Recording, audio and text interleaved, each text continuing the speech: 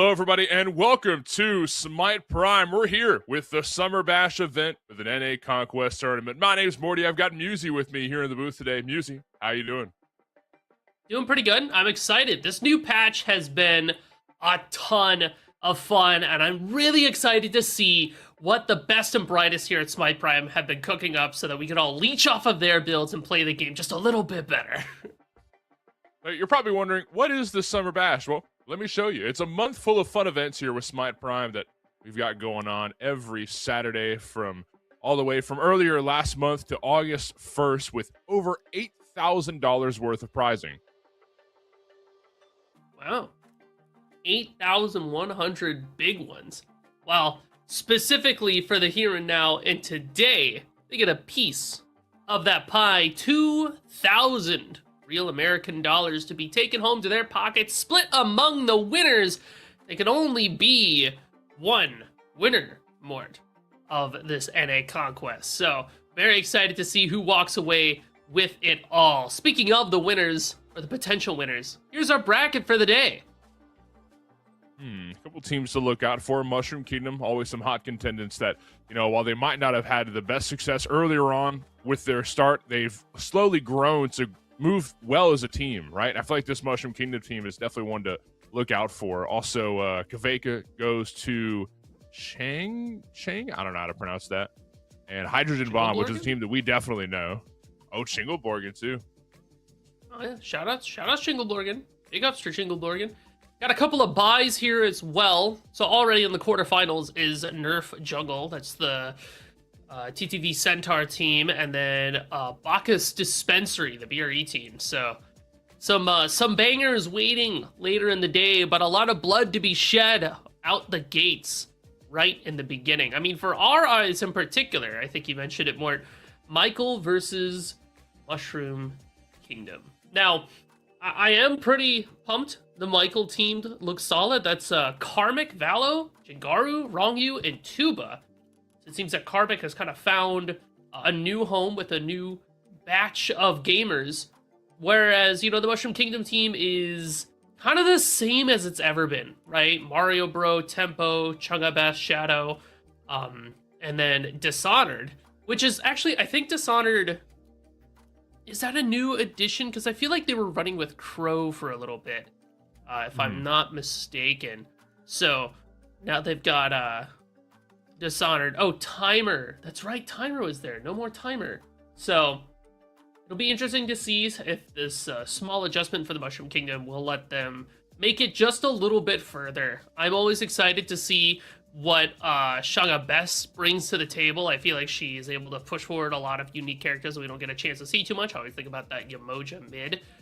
But when it comes to mid laners as well, Mort, Kronos is in the game, is able to be picked, and he has made it very clear that his time is now, because this guy just does so much. I mean, just a ton of damage and crazy amounts of attack speed. I've never seen a character build Nimble Ring so effectively. Yeah, exactly. I think the Nimble Ring, it allows for this playstyle that's more centered around attack speed and intelligence. We don't get to see that all the time, but definitely going to be a guy to watch out for. Not just in mid lane, but with the aspect of relativity, maybe even in support as well. But that wasn't the only change that we've had since our last SMITE Prime event. We've also had a change throughout the base stats for a lot of the gods, a lot of health and prots all taken down. It has been a big change of pace as far as how early game goes specifically.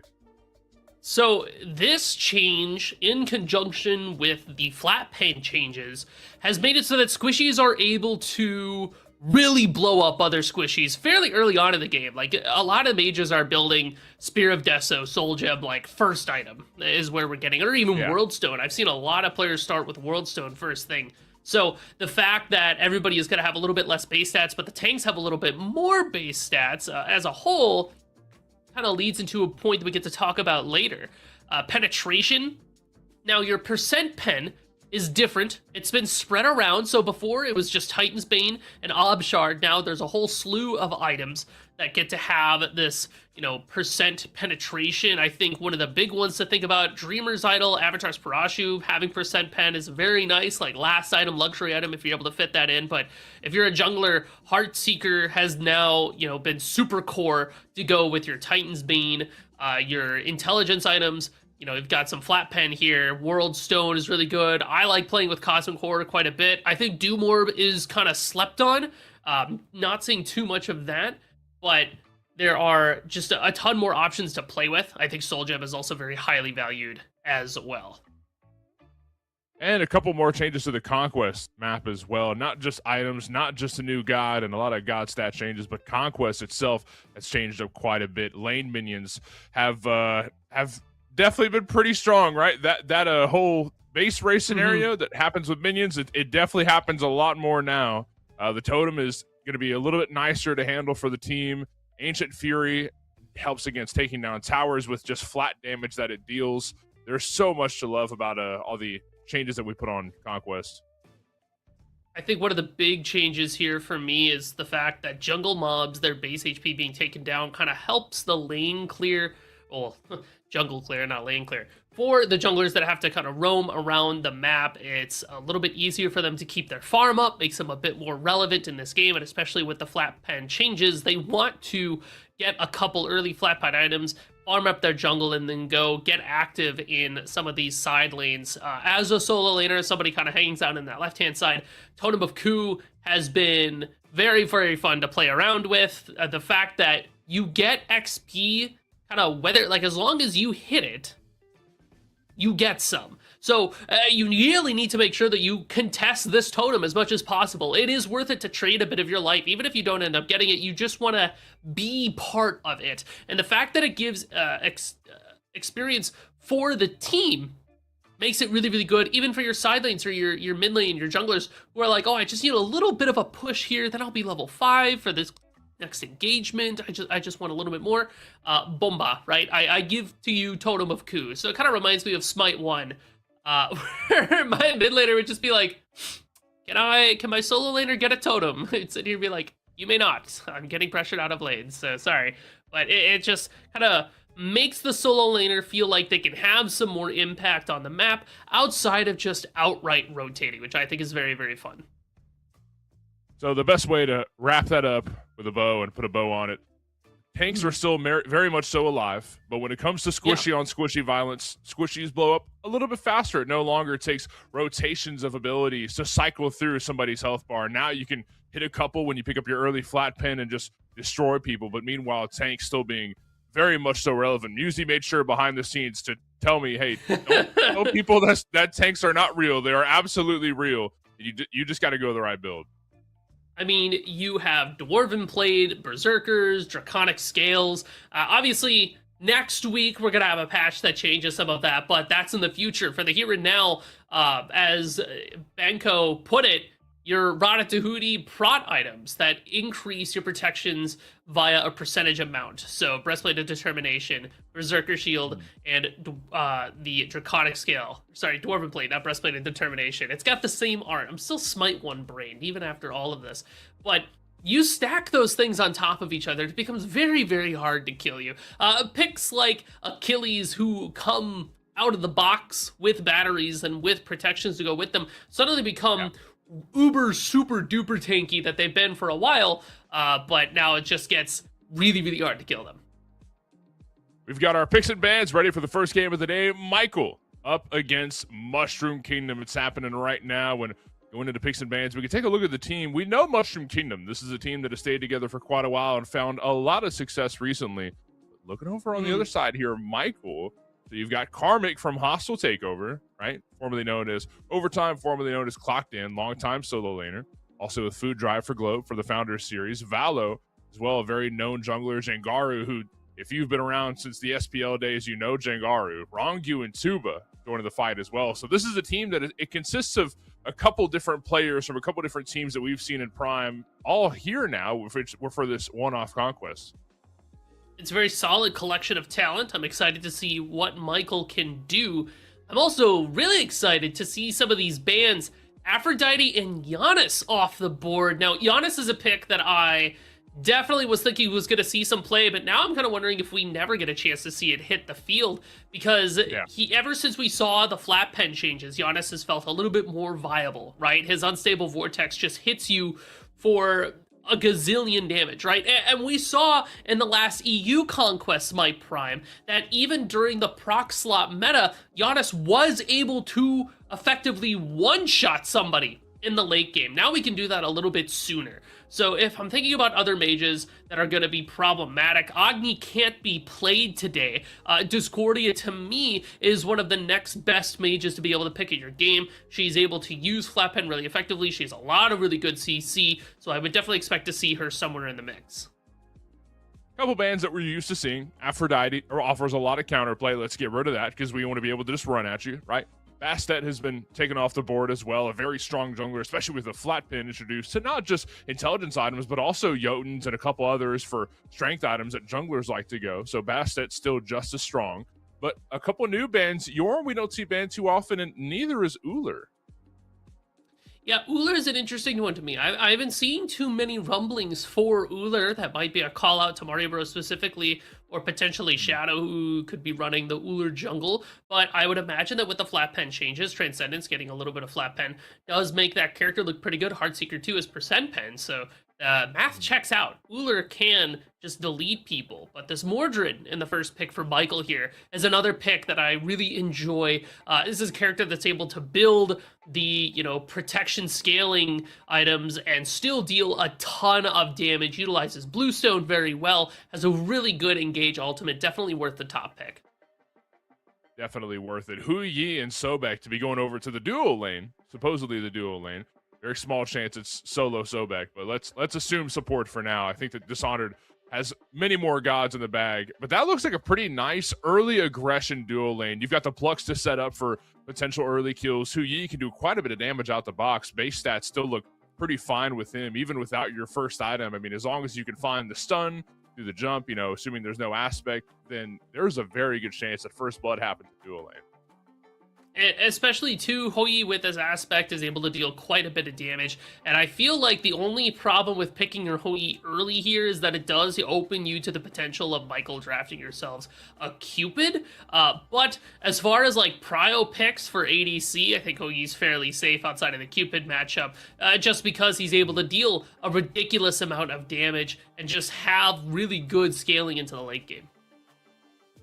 Jengaru will probably be getting this Newt pick in the mid lane, and Horus going to Rongu. And we've seen Horus quite a bit throughout Smite Prime since Horus has been dropped into the game, with some success, some without as much success. One of the few players who made Horus look really good every single time was Rongu.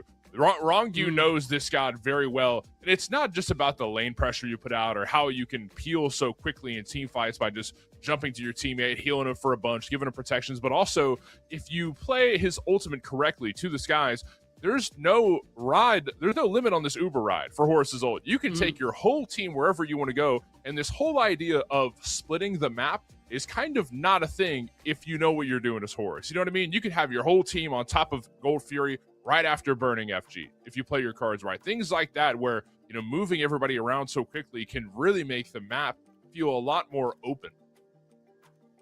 Meanwhile, Mushroom Kingdom respond with the Yemoja Achilles, and I cannot help but wonder if it's going to be Yemoja mid or Shunga best.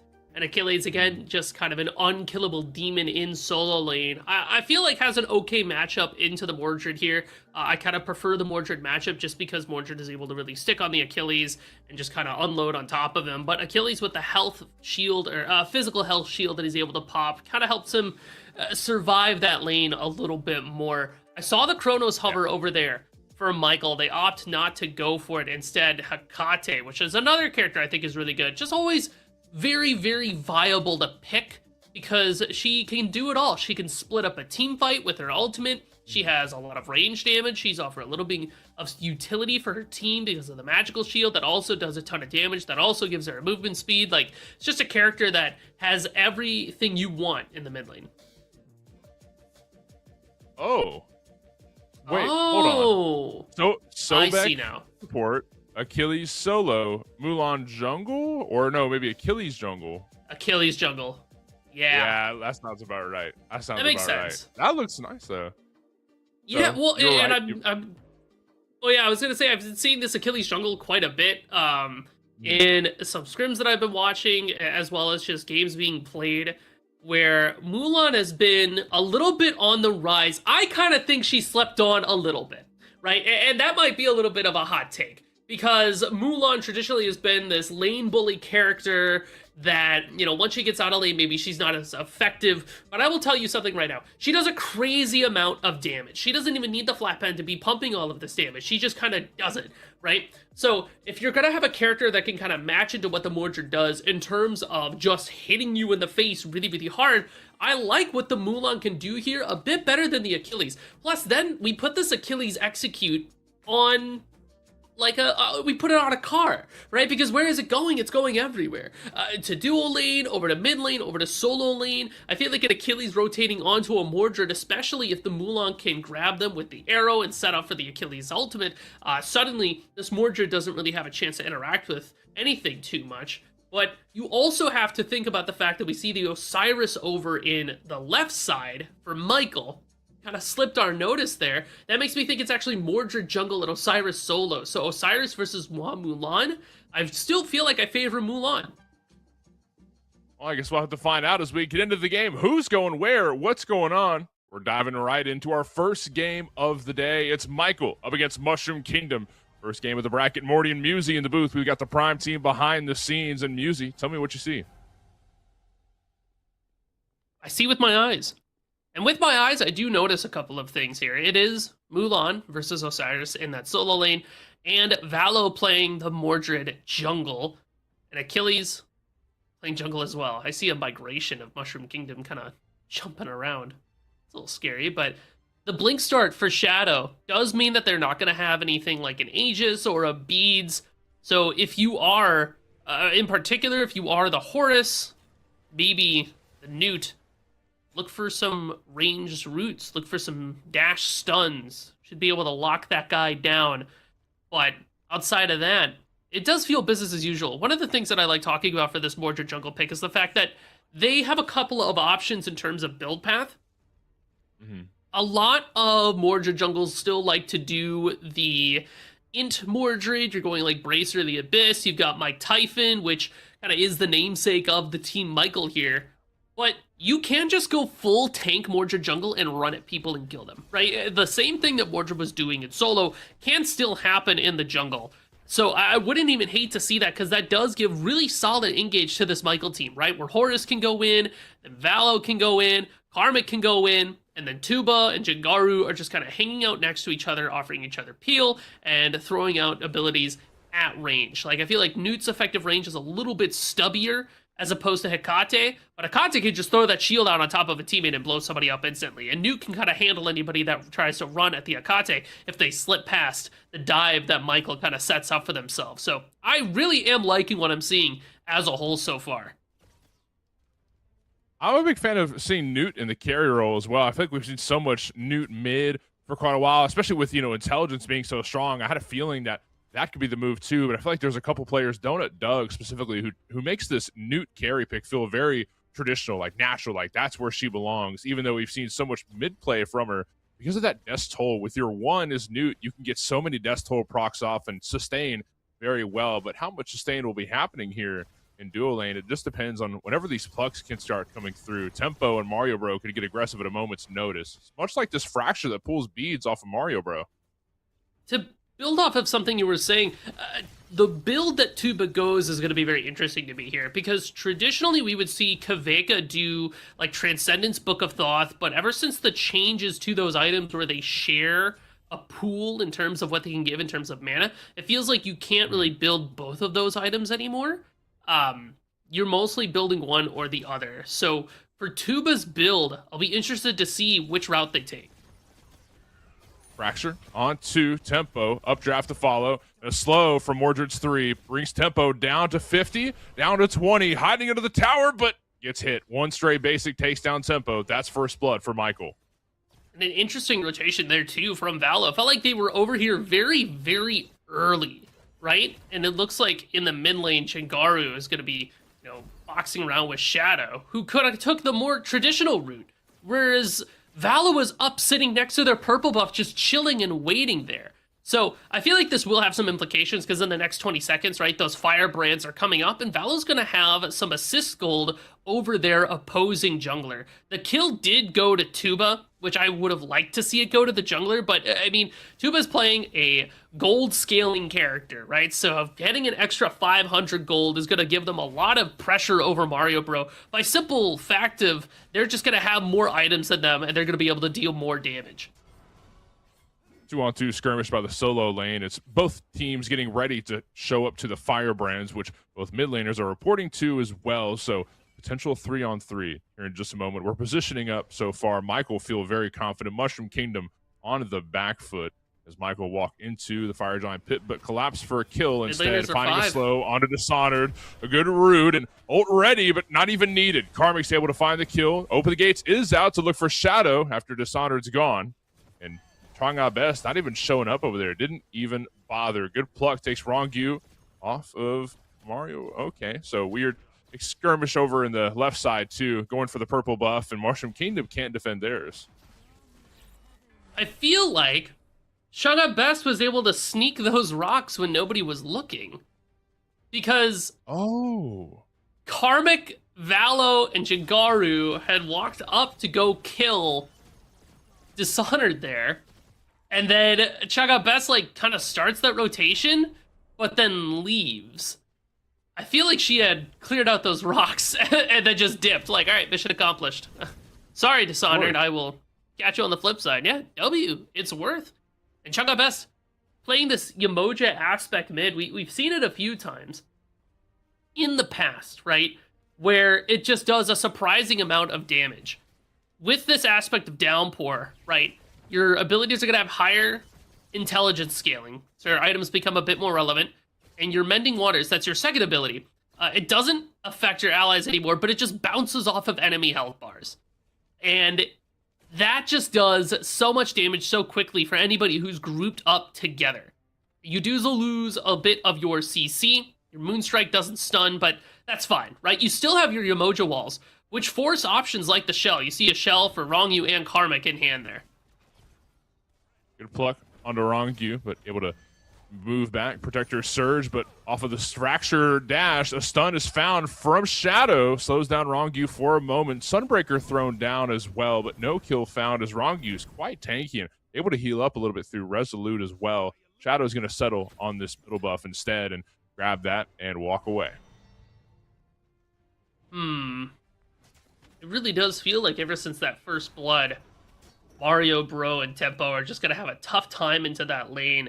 Horus and Newt as a dual lane just have so much damage and a lot of CC. Newt's CC is very, tough to deal with. When she throws out her second ability, it roots you if you hit it in the center, but if you don't hit in the center, it's got a little bit of, a slow going on there. So as long as you get hit by the circle, it's tough. It's a giant circle, by the way. That thing is the size of a baseball field.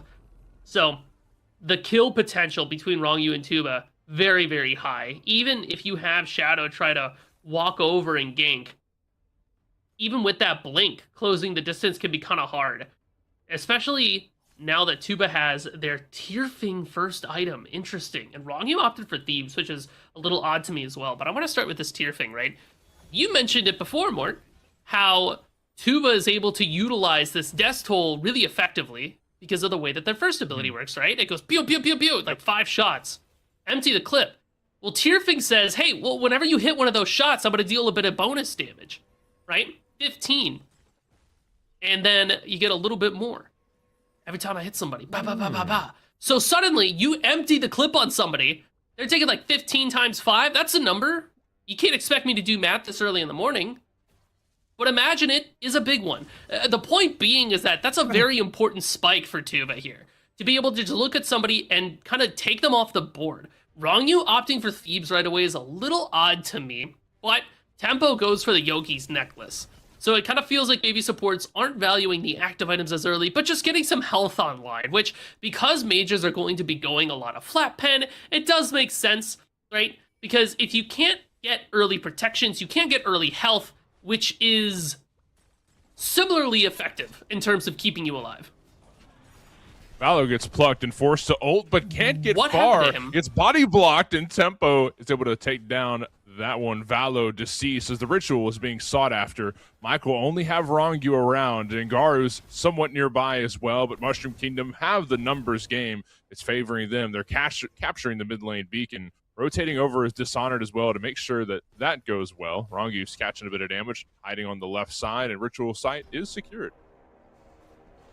Michael have a little bit of time if there are any rocks up to get on the map. There are not, so they can't even tie with Mushroom Kingdom. Karmic. Okay, ult for ult, but in XE range. Shadow still chasing. Can we find it? Yes. And connection is secure. Karmic is dead. That's a kill for Shadow. Looks like Rongu went for the ultimate as well. They're forced to back off. So it's a loss and another loss there for Team Michael. Man, it is crazy how quickly Valo died there in the mid lane. You really have to make sure that you are paying attention, because once you have Spirit Desolation online for Shanga Best, and she does have it there, you got some flat pen, a really solid in spike. If you are a early game anything, you kind of get pieced up a bit, right? 10 flat penetration, a little bit of cooldown rate, but also think about how good this is for a character like Yamoja. Oh, I kill somebody and my non-ultimate cooldowns take 3 seconds off. My ultimate cooldown gets 10 seconds off. Yamoja, the character that simply wants to spam and kit dump, if she kills anybody inside of her ultimate, it's going to be devastational. It's like when Zeus catches somebody in an ultimate, they got Spirit Deso, and then all of a sudden they ult again, and you're like, that's back up? Are you kidding me? It's scary, scary stuff for Michael. So you just got to make sure that you give Shanga Best the respect that she deserves. You can see Jingaru opted for a Book of Thoth first and then the Spear of Desolation. It's a little bit slower for their damage, but it does help them scale a bit towards the late game. Oh, open the gates, utilize. Pursuer of the week from the left side. Valo looking for a flank, hits 2 on the knockup, and a Moonstrike to follow through. So Valo takes a little bit of damage, but is still continuing the chase down Tempo, who is finally killed. Shadow takes down Valo in response. Nobody's in the river to take the rebuke. Rongu shows up a little bit late, but better late than never, right? At least he's here. Arm Carver from Valo got a lot of damage across the board there, especially with that Bluestone. He's able to get a ton of value. You might have Yogi's Necklace Tempo, but your health bar can be shredded regardless. Kind of crazy. But you saw again, like Yamoja ultimate goes up, and Valo has beads, no shell. So the Mordred, if they don't have ult, they definitely get caught in there. And I would expect that they die pretty consistently off of an ultimate like that, just because there's nowhere for them to go. Very, very scary. And I know Shanga Best was posting on Twitter when the patch came out. They had been very excited to play this. There was, in fact, a healing. And we're seeing the Mending Waters now. I mean, they're not healing as much. They're dealing a lot of damage, but still, getting the value off. Excuse me, are we building Rada Tahuti second? My god! Hey, I've got 3,000 gold. Why not just build Rada Tahuti? Sure, I guess. I mean, it's interesting because this item is like, usually you build this later in your build so it can scale a bit better, it has that extra oomph. 5% penetration, which usually isn't as relevant until later in the game. But 25% intelligence from your items, 85-inch, slap it on top of it. It feels like Mushroom Kingdom want to force a fight soon off of such an important power spike for Shanga Best here. The question is, what can they force on the map, right? Pyromancer is up and available. Gold Fury is too, but we haven't been seeing too many, like, positionings to go for it. Feels like every time Mushroom Kingdom's able to get a kill on Michael, they end up suffering a loss in turn, or they can't really take it anywhere else. I attribute a lot of that to the fact that their dual lane is just kind of in a tougher spot as opposed to their mid lane, and Mulan has not really been able to rotate out of lane, although it does look like Mulan has stabilized versus Osiris. 12 minutes into the game, it's 3-3 with a very minimal gold lead for Michael, less than 1,000, and it is still anyone's game. A little bit of a slower early on, and I think you mentioned how part of it is because of itemization. We're looking to get Book of Thoth stacked up for Jengaru. We're still waiting on big objectives to fight around. The Gold Fury, Pyromancer are all available, and another round of Firebrand spawning in just a moment. Karmic and Valo already on top of it. Dishonored watching from the side, but not going to walk in. Oh, will walk in, but will they catch a stun? Is there going to be a fight that emerges from this? Dishonored gets stunned, but Valo is not feeling it. Let him walk away. Yeah, it doesn't look like Valo values the kill onto Mulan, right? Well, and you kind of look at the map, you see the Mushroom Kingdom is like in the area too, ready to respond if it comes to it. So Michael have been winning these small time objectives, right? We've been invading purples, we've been getting rocks. Now the question is, what can we turn that into? It looks like a Pyromancer pull, but Mushroom Kingdom is here to try to contest it if they want to. Frenzy Dagger available for Achilles. Just got to get in there. Less than half health on the Pyro. 2,000. Rongu and Valo are taking it away, but Tempo walks in. Maybe looking for a pluck, gets stunned off the fracture. Moonstrike over the wall, does some damage. Chang'e best. And no way, Chang'e stole it over the wall. Valo says, I've got to pursue the weak for you. I'm looking for revenge. While Shadow takes down Rongu with a fatal strike. Jengaru getting chased down, putting into X-ray range. Chomp goes Tempo, lurking in the waters. Gets the kill down. 2 members of Michael. About to make it a third as Karmic is getting chopped away at, but able to find a 2-man stun from Dishonored and Tempo. Throws a bit of damage and then walks away. So unfortunate for Michael there. They lost 2 members and the Pyromancer, but Chang'e did fall in the process. They were able to find Umoja. So it could have gone worse, but Michael started that Pyro. They started that Pyro because they wanted to fight Mushroom Kingdom, right? That is the entire point of that Pyro pull. Let's pull the Pyro, let's get him in here, let's get some action started, let's get the ball rolling. But Chang'e Best stealing it over the wall was not according to plan. And then Umoja waters go up. She pops that ultimate, and suddenly all hell is breaking loose. Mushroom Kingdom are able to surge forward. Shadow, eternally useful because they have that execute. And then you have the double execute there too. Tempo chasing after Akate. When you're in that lurking in the waters, you're able to slow who's ever in your giant circle. Akate, notably, no real movement abilities, right? She doesn't have a dash or anything like that. She can pop that shield, a little bit of movement speed, but beyond that, not too much. So Sobek is a really good pick into her for that engagement. Valo's ulting? Oh. Pursue the weak. Whiffed. That's a shame. I think Tempo dodged that pretty nice with a charge prey. Now we're going for the Oracles. 3 members of Michael. Well, make it 4 around here by Gold Fury. They're not starting a burn, but at least showing face, trying to get vision. You don't want to overcommit to that because the Queen Naga has just spawned. We're 15 minutes in, Muse, and a lot of objectives to look at still. See, now we're on a bit of a timer. Queen Naga, when you get it, does give you some permanent strength and in scaling, which would be very handy for any team that's able to secure it, but also that Moonstrike ritual so that you're able to pop that consumable it drops and get some extra damage on objectives via the meteors that fall down when you hit damaging abilities. But a first Gold Fury would be really nice to get out of base, so it's kind of like an option paralysis. To make matters worse, the ritual in the mid lane will be coming up soon. Pyromancer's coming up soon, so the bases are loaded. This is what I like to call the turning point in the game, where this is like a very big deciding factor for me. Whichever team walks away with like at least 1 or 2 of these objectives kind of gets to dictate the pace of the game for the next 5 minutes or so, because it really sets you up for the Fire Giant to come. Chang'e all alone here in mid lane, and Rongu was hiding in the bush waiting for a fracture opportunity. But a pluck from Tempo into the team. Not a lot of response, though. I don't think that Shadow or anybody was expecting it. Wait, Michael are burning Queen Naga. It's down to 2K. Is that just a distraction while Rongu moves back to the team? Michael grabs the Naga and then runs for their life right after. Shadow blinks in, looking for a stun. Doesn't find one. And now walking away, safe and secure. Michael got exactly what they wanted. Mushroom Kingdom tried to take advantage and go towards the Pyromancer. They're burning it very quickly, mind you. Valo goes in with a Pursue the Weak. Skyfall in response. Knock up 1 off of Pursue the Weak. Open the gates. Does not connect with anybody, but it does give Valo an out.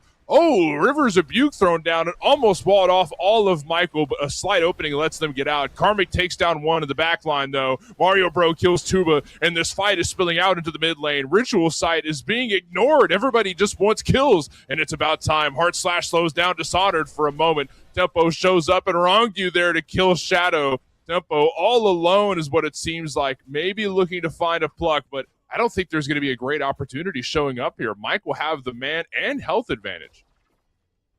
No ultimates in hand for anybody. Mushroom Kingdom just kind of waiting around for their opportunity, but it might be Sobek who gets jumped on.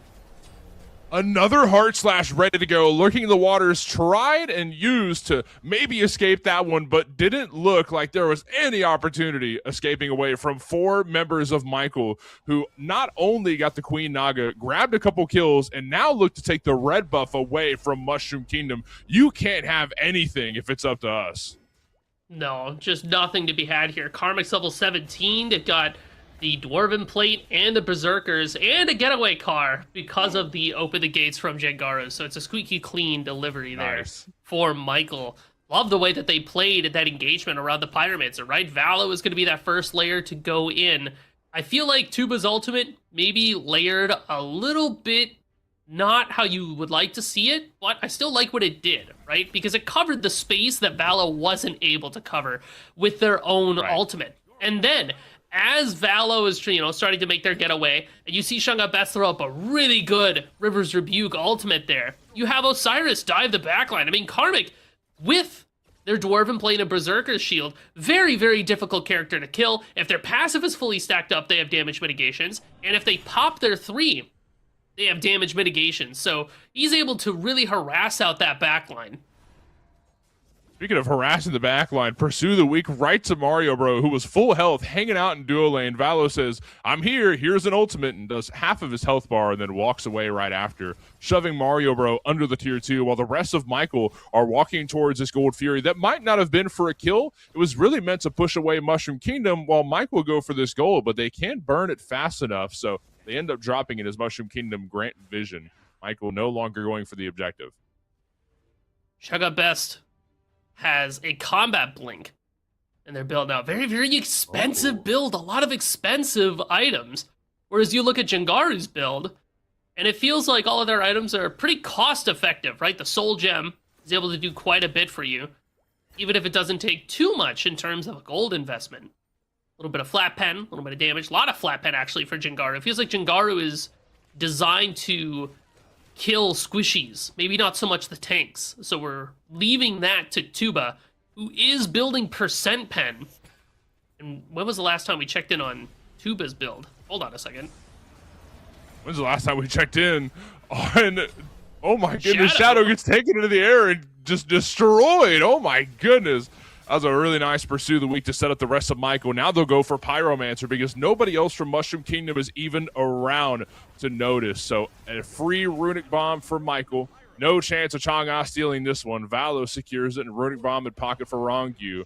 But will they be going for fire? No, they're hopping into the skies. Dishonored's in trouble. Look at where the bird is going. Is it a bird? Is it a plane? It's the entirety of Michael diving under your tier 2, but able to get away through her own ultimate. Dishonored barely able to escape, but now with 5 members of Michael in the weird side of the jungle, they're forced to go back to base. Something that I talked about before that I feel is going to become ever relevant now is the fact that Shadow doesn't have beads. If Valo wants to find an alt target and guarantee a hit, it's Shadow, right? We just pursue the weak, we hit the Achilles, and then we follow up and kill him. And Shadow is going this, like, pseudo, kind of like a bruisery jungle build, where you've got your Void Shield, but also you have Avenging Blade, you've got Dagger of Frenzy. I see Engrave Guard there, as well as some magical prots. So I know we're going to be getting even more protections, but none of this is CC immunity, right? So we don't have an answer to this Mordred ultimate. And Jengaru in a really bad spot, able to find an escape route through the Fire Giant pit. But Tempo says you won't be escaping today. Able to hit a pluck and take one down. Rivers of Buke thrown down as well with 4 members on top of Michael's backline. Sunbreaker thrown down, and that makes everybody from Michael escape. Mushroom Kingdom did not find more than 1 kill, but they took a lot of resources away from Michael. Tuba has finished up their Titan's Bane, so now we have some percent pen to deal with the Mulan, as well as Sobek, and even Achilles to an extent, whereas Jengaru is just all in on flat pen. Look at that World Stone there as well. So we're going to be reducing our ultimate cooldown so that we can have even more Open the Gates, which is such a pivotal teamfight ultimate. Just completely ruins the positioning of a team fight by swapping places with people. It's very disorienting, but also gives you a little bit more of that max mana, which is very relevant to the Book of Thoth that we have in our build before. So Jingaru, like I said before, very much so scaling, right? Scaling and scaling, getting little bits and building blocks to make it to that late game. You look over on the other side of the water there, Shunga Best, Obshard, right? There are so many big ticket expensive items in the hands of Shunga Best that is going to make her hit like a freight train with whoever she connects with, right? I mean, yeah, we're lacking a little bit in terms of flat pen because we've only got the one flat pen item, but we make up for it with the fact that we have a ton of percent pen and a lot of cooldown just attached to the Spear of Desolation. We're not really looking for sustained engagements. We're looking to pop our ultimate and just explode on top of everybody and then leave. And we do see Magi's picked up for Shadow. So there was that engraved card that we saw there before, a little bit of CC immunity, very much needed for this Achilles. Now that Valo feels a little bit more emboldened to just look for ultimates on top of the Achilles. It'll help dissuade him and give this Achilles some more room to breathe and some more space to play if Valo decides to choose them as the target. Check out Michael as a team walking up towards the Fire Giant pit. They pick out Shang Best, who gets taken down while Karmic is running down Dishonored. So Michael setting up for what could be an FG burn, or at least they're just showing up to maybe look for kills. They did get one, but can they find more? Karmic continuing to walk up, and Michael haven't made up their minds on what their big game plan is. Is it the tier 1 in mid lane? Is it the Pyro? Maybe an FG. Pursue the weak, force out as Valo gets plucked under the tier 1 tower. Looks like Michael are committing to the Pyro burn, and they're doing it rather quickly. Mushroom Kingdom do have eyes on it, but don't have the means to take it away, especially not with Chang'e Best around to throw a Moonstrike over the wall. That's a good pick and a good objective secure. Karmic still zoning in the front line. He's very tanky. He's able to make a lot of space, but not really able to do too much unless the team follows up. And I think that's what they're going to do. Sunbreaker thrown down. Jingaru knocked up for just a moment. Dishonored in a bit of an awkward place. Open the gates thrown down. And like you said, disorienting. Michael are turning Mushroom Kingdom over on their heads. And Tempo seems to be all alone. No, Dishonored got to the back of the fight as well. To the skies takes Rongyu back to the team. Karmic still zoning in the front line. This guy has more health than he does mana. He's been up there for minutes now. Like I said, Berserkers and Dwarven Plate. We even got a Glad Shield there as well. So if he falls below that 60% health threshold, not only is he getting attack speed as well as percent increased protections, he's also going to be getting a bit more damage because Glad Shield sees the percent increase of protections and says, cool, I'm going to do some more damage. So we are dealing more damage with every sickle that we throw. We have Golden Blade, so we're hitting people and getting some extra damage. Now we also have our upgraded Sundering Axe, so we have some sustain. Karmic playing this Osiris, very, very hard to kill this character now that they're in the late game. I mean, they've got so many damage mitigations, so many scaling protections, and an ultimate that's on a 70-second cooldown that he's able to pop whenever he feels like. The only way that you're really able to take this guy down is effectively from something like an Achilles ult, or Tempo and Shunga Best just gang up on this guy and CC chain him all the way to bananas and back. But it just feels like it can't happen because Michael plays the team fight so well. Like, they just constantly shifting and scooching people around via Horus ultimate or that open the gates. Open the gates did not connect. 4 members of Mushroom Kingdom up against Michael's 5. Ritual Sight is being dominated by Michael. Mushroom Kingdom have no intent to run up to them and try and take that away. They'd rather keep their lives and save their resources for a more important objective. Speaking of, we haven't seen a single Gold Fury in 26 minutes. What is up with that? You know, you talked earlier about how Chang'e Best is going for this expensive build. I mean, it'd be pretty nice to finance it with a Gold Fury. Extra golden pocket would certainly do the trick there, but it felt like we were never able to look on that left side because Tempo and Mario Bro had to take an early knee because of the rotation from Valo, right? Like right at the start of the game, right at the 2-minute mark. And the ripple effect from that has been devastating too, because while Valo was able to find some early kills of the dual lane, we were also able to follow up around that 3-minute rock mark where Dishonored went down. And just off of those couple of kills, Michael have been kind of chilling throughout this whole game. I mean, you know, chilling in terms of the fact that, like, they're winning.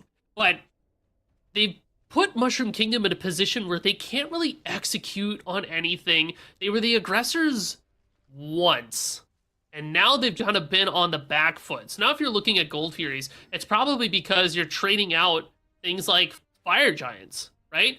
Maybe not a Pyromancer, because now the Gold Fury is an Ancient Gold Fury. It's definitely worth contesting over just splitting the map. But if I have to choose between FG and AGF, I'm going the FG every day of the week. And Michael have a ton of shred to take down an objective like that. Michael also have a ton of members over by solo lane. 3 members took the teleporter up to the pusher on the right side, walking up to the tier 2. Karmic goes into the jungle with Tuba, and we're looking for a pick onto 1. Tempo seems to be a bit of a rough spot. So does Dishonored, who gets yoinked back to the team. Pursue the Weak knocks up there 2, and going for a ride afterwards. Rivers of Buke thrown down, but it won't slow down Michael. Amazing player from the Horror Soul. Tempo is still trying to get out of there. Plux 1 says, get out of my way, but can't find the escape route. Down goes Tempo as well. So both frontliners dead for Mushroom Kingdom. It's just Achilles and a 500 health Shanga Best, who has no intention of walking up to that FG. Shadow, on the other hand, grabbing red buff and might walk up in just a moment, but I don't think there's much steal potential that Mushroom Kingdom has. Maybe a Sunbreaker? That's really the only means, but Mario Bros not even around. So FG is getting secured, and Michael just got it.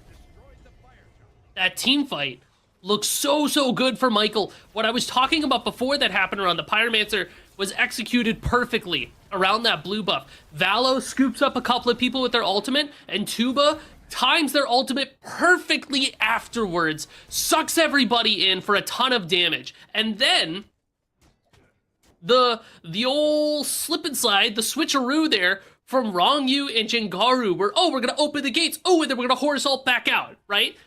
Disgusting. The mobility that this team has when utilized properly is very hard to play into. Mushroom Kingdom does not have the same kind of movement that Michael has available to them. They are very much a lock you in a place team, hold you down, pump damage into you, you can't get away from me. Whereas Michael is like, cool, I'm gonna Horror Assault out of a Chugga Best ult, I don't care. Yeah, I'm just gonna leave. Good luck, right? You look at Dishonored and Shadow, we have stuns, we have roots, we have executes. That's how we want to play our game. Whereas Michael says, hey, I just airdropped a Freddy Faz Karmic into your backline. What do you want to do about that, right? The solo laners get a little bit quirky at night, especially now that we have a Spirit Robe. So Karmic is nigh unkillable as this Osiris. It is going to require, like before it was, oh, yeah, the execute would be nice. No.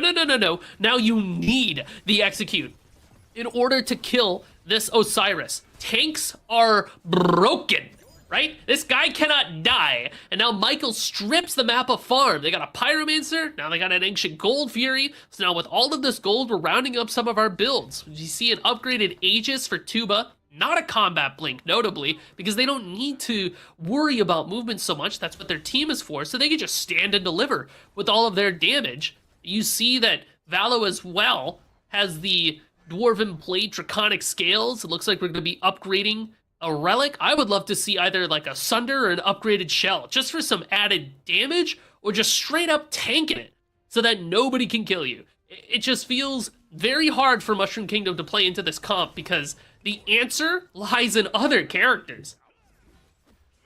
Stuns, roots, and executes. That's going to be the name of our late 2000s Smite Prime boy band. 30 minutes into this game and approaching the left side of the map. We just took down the tier 2 and now walking up to the mid lane, looking to take down another tier 2. Open up this map a little bit more. We've grabbed enough objectives. We got a Gold Fury, we got a couple Pyromancers and FG. Let's start taking down towers. Let's really start nailing the coffin into this game. And down goes another tower. Michael walking away right after, though. So now Mushroom Kingdom are in a position where Michael is going to be knocking on the Phoenix doors. You have to ask yourself, like, how are we defending this? I mean, with your ultimate from your Yamoja, it is very good at locking down options so long as you can force away some of these shells that they have, right? So you need to force Rongyu and Karmic to shell somehow and then lock them in with Shanga Best, who has a ton of damage. 2 Killing Stones in their inventory. So we're getting a Dreamer's Idol as our next item. This is the greediest mid laner build I've seen in my life.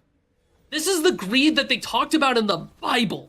Like, that's a sin. You can't do that.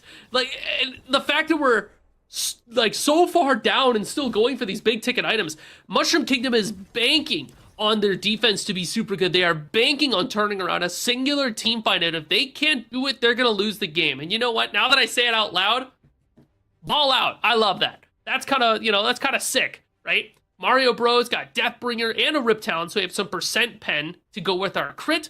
Looks like Titan's Bane should be around the corner for them. And Dishonored's pretty tanky too. If you talk about unkillable God King Osiris, Mulan is able to play there as well. But you'll notice we don't have as many scaling protections. It looks like we opted for like a Yogi's Necklace, Phoenix Feather beat to kind of be a super healer, which I don't mind, but remember who you're playing into, right? Osiris, who has so much anti-heal, to kind of turn all of that off. So the Pridwin is there too, because you don't see any erosions from Wrong You, Karmic, or Valo. So we're going to get the full benefit of those shields. Now with the way that Michael is grouping, it makes me think, well, Mort, it's going to be time for that siege. The Dreamer's Idol online for Shanga Best. Is it going to help them? Let's see, we're walking up. Left side, Phoenix, and a lot of damage thrown down from one Runic Bomb, still saving two. Open the gates, utilize Sunbreaker out as well, and Valo's going in for a Pursue the Weak, but turns right back around and says, now is not our time. Michael tried for a quick little siege on this left side Phoenix. I thought it was interesting considering, okay, EFG's not up yet, and maybe this is a good try, but didn't go successfully. So they're going to recall back to base, spend some of the gold they earned, and then go for the EFG. Yeah, that Enhanced Fire Giant's going to be very polarizing for the rest of the game. Mushroom Kingdom have a lot of AoE with Shanga Best and Mario Bro Ultimates. Michael, similar story though, right? You look at Tuba's ult, you look at Jengaru's ult, that open the gates, it covers a very wide margin. But if you can catch Mushroom Kingdom as they walk into the pit, maybe you can find a pick here. Doesn't look like there's a ward in that bush, so Mushroom Kingdom looking for ambush tactics here. Ambush tactics, the rat strats, will they thrive into the late game environment? 34 minutes in and circling around EFG. A lot of ultimates online. We're missing tempos and Mario Bros, but still a good amount of resource across both teams. A lot of relics ready to go, a lot of ultimates as well. So looks like teams are operating at full strength to make sure whatever they want goes well. We'll be looking at the ritual site first as Karmic and Valo show up on the left side looking for a pick onto Dishonored, who seems to be out of position, and in goes Shadow with a blink stun, but turning back around, Valo finds a nice knock-up onto Dishonored, who gets chipped away at and killed by Tuba. Mushroom Kingdom down their solo laner, and Michael walking up still, but looking to the back line. Jengaru gets picked by Chang'e Best, blinks in to find the kill. Rongyu takes the rest of the team right onto Shadow's head top. Fatal strike away, but it won't take you far. Karmic takes him down too. So 3 members dead of the Mushroom Kingdom. Michael looking for a siege. The way that fight starts, look at Karmic's positioning. Positioned above where Mushroom Kingdom was in that mid lane, forcing people to look at him. And then Dishonored is like, oh, yeah, I'm a solo laner too. I'm going to go do the same thing. But Valo gets that loop-de-loop around, completely isolates them out and says, all right, cool, kill that guy, right? And Karmic is going to live way longer than Dishonored every day of the week. So Karmic can get away with that, while this Mulan really can't do that. So for as much as Mulan's able to bully out in lane, she does fall off a bit in the late.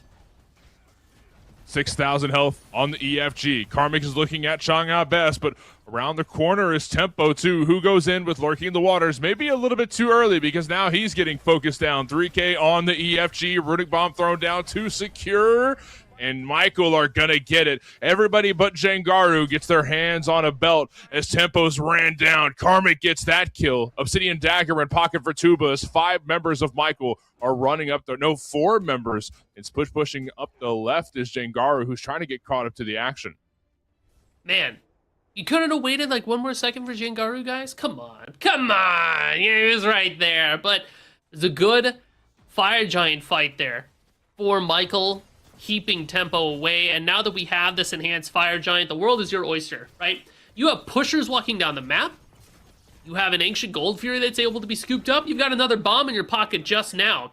So the play here, in my mind at least, is if we get that Ancient Gold Fury, we hit the fast back, and then we take teleporters if they're available, probably up that left side, because that's the one pusher that hasn't really been acknowledged yet. We can wrap this in. We put a bow on it, right?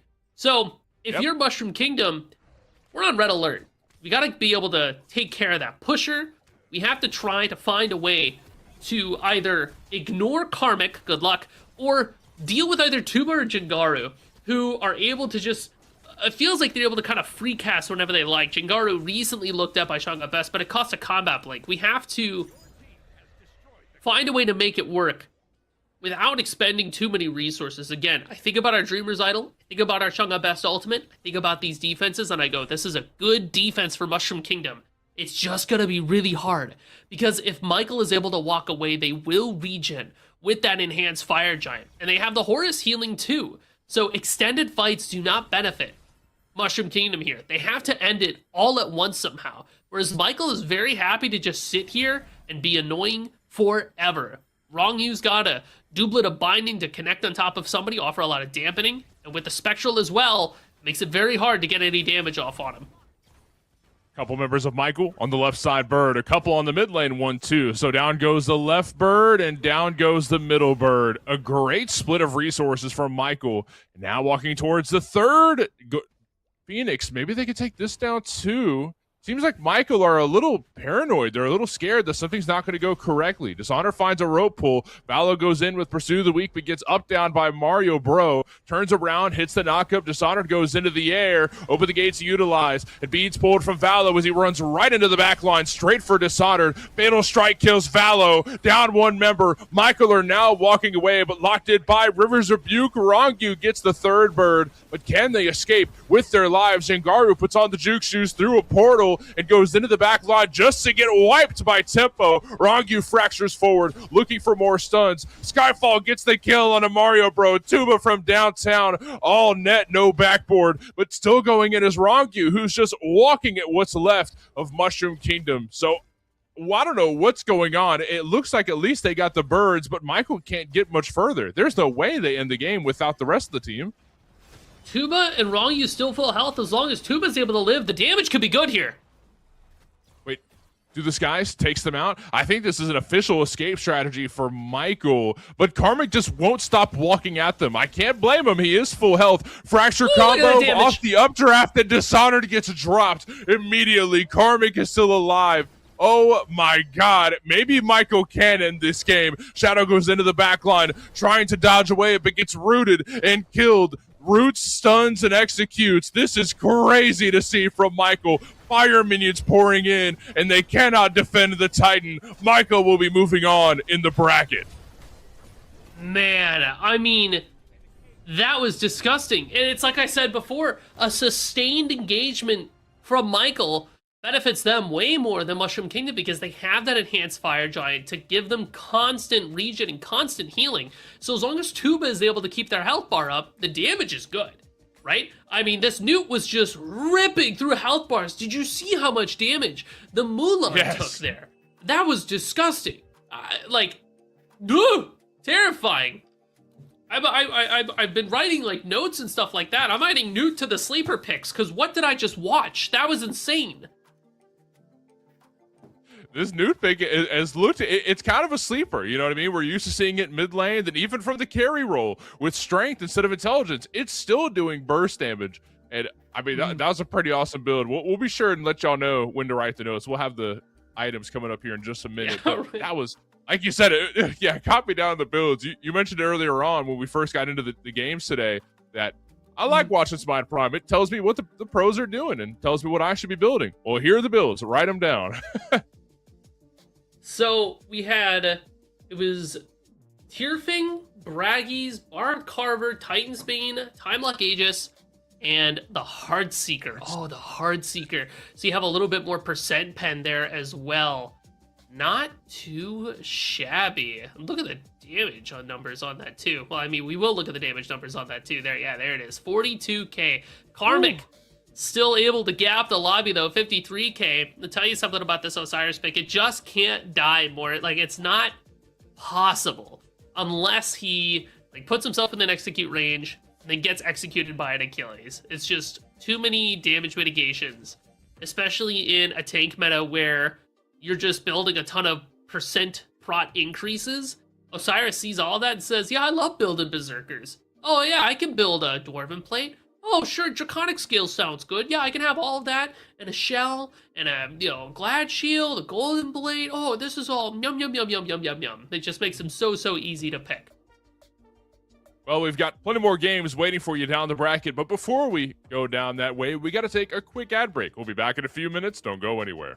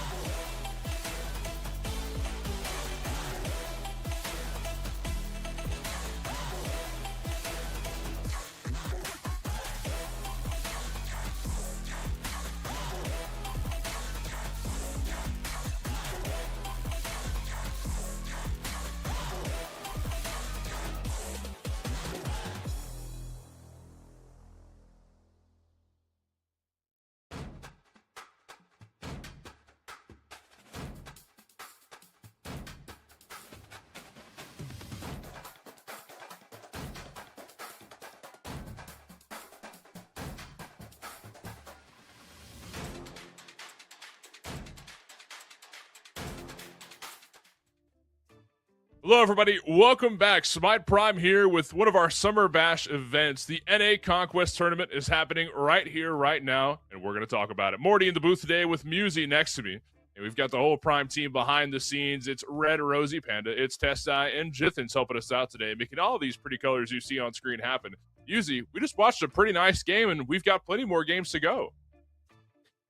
Very informative game, I believe. You know, I think Newt has a lot of potential in the future. I'm excited to see how that goes. But if there was any doubt about what tanks could do, I think Karmic's Osiris showed us that, well, the sky is still well and truly the limit for what you can pick and play. Because, man, they just look so good. Bracket's ready for us, so we can take a look at who is moving on. How's the bracket looking so far? So I love Roma. I do too. They're moving on to take down Nerf Jungle. I love Romania. Okay. And then we've got Kaveka goes to Chengdu. That's where Kaveka is now, up against Hydrogen Bomb. And that's a team that we definitely know, Hydrogen Bomb. But this Kaveka team consists of a couple new players. Say, it'll be interesting to see how the new Kaveka comp is able to kind of shape up after some of their changes here. But it is you mentioned Kaveka goes to Chengdu, because that is where Kaveka is. I think they're just kind of hanging out there in Chengdu right now, but still got some time for Smite Prime. But it is kind of some names that we all know and love from Kveka Goes to Chengdu, right? Because obviously you've got, you know, that John rowing action still there, Inbound, Wake, Globe, like, oh, I'm loving all of this to be had on that roster there. I think Inbound is on the bench with Coast there, because I see Tito as well as Cherry. So honestly, another really solid team. I'm excited to see how they do. I feel like Cherry has been looking better and better every time I see them, especially in support. They seem really comfortable there. Picks and bands ready to go. Let's take a look and see what's waiting for us as we get a closer look at the rosters here. I've always been a big fan of watching Globe. I feel like Globe is kind of like an innovator, and I got that first thought from back during the Founder Series days. We go back and look at what happened in Vegas, and Globe is playing Shock Aspect in mid. Like, and granted, you know, back then we had a bit more of a limited god pool, but it's cool. You know what I mean? For us, you know, it's the first time for us seeing it. We're like, that's crazy. You can do that? That's viable? So Globe has always been trying out these new things, kind of like how you talked about with Chang'e Best last game. Some of the innovators of what's happening in the mid lane compared to, you know, we're used to seeing the Merlins and the Discos, whatever, but the fun picks are always fun to talk about as Afro gets banned away. First ban of this Picks and Bans, Kronos to be joining her on the red list. Yeah, again, just another one of those characters where if you have a Kronos player on the other team, probably take him off. The character just does a ton of damage, just absolutely rips through people, and has a ton of movement speed as well, especially with their accelerate. So they're very, very tricky, very hard to pin down there. So I don't hate seeing them off the board for similar reasons that I like the Giannis ban as well. Dude is very, very mobile with a ton of damage and that unstable vortex. And with that through space and time, you can 100% just kind of one-shot snipe somebody, especially because everybody's just a little bit squishier now, especially the squishies because of flat pen.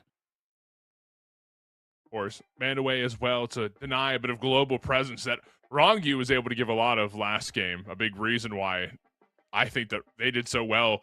Rongyu on this Horus pick is just so good, but Horus is not going to be picked by anybody this game. Instead, taken to and the rest of the bands. The Giannis, I don't think we see today. You know, I think there is a little bit of prio on that too, because Globe has also been running Giannis since he came to Smite 2. So that's, you know, another reason why we banned it away. But just in general, I feel like Giannis able to just destroy people is, we're not going to be seeing it anytime soon. But same thing with the Willix, who also is benefiting from this flat pen early on. Another jungler that can really dominate from the get-go. You get one nice pluck from Gravity Surge, and then your snowball begins from there. Hu Yi is going to be the first lock-in for Hydrogen Bomb, and this is one that Hydrogen loves to play with. Yes. I mean, Hydrogen likes to play with the aspect. They can play without the aspect. A lot of flexibility there. But Hu Yi is just one of those picks that is generically safe, I think, in ADC and gets a lot of damage off. Plays very well into the Jing Wei. And if you want to go for a counter matchup, you're like, all right, cool. Well, hey, do you play Cupid? You want to try to play Cupid into me? So kind of forces them to look at something along those lines there. Bastet and Aladdin, and there's a couple different ways we can look at this. Now, this could be Aladdin jungle with Bastet spect. Is that how we say it? Bastet aspect, like, maybe moving her to support, or this could be Globe taking Aladdin mid. I wonder if it is Bastet aspect. You know, I like Batspect, but I kind of want to keep that for when Camazotz is in the game and they have an aspect. You know what I mean? Some future planning there. Bast-spect? Oh, says Tess. Okay. That's not bad at all. Bast-spect. That's kind of hard to say. We'll say it for the one time. But what this Aladdin's able to do, I think Aladdin's a character that also got really strong with this latest patch, just because squishies are able to die a little bit more quickly. Flatpen's really good. You can go full into Aladdin and just kind of own people really, really hard. So I'm hoping Bastet Aspect support Aladdin jungle, because while Bastet Aspect support maybe not the strongest thing, but being able to carry people over with the cats, it is very, very annoying to play into for sure.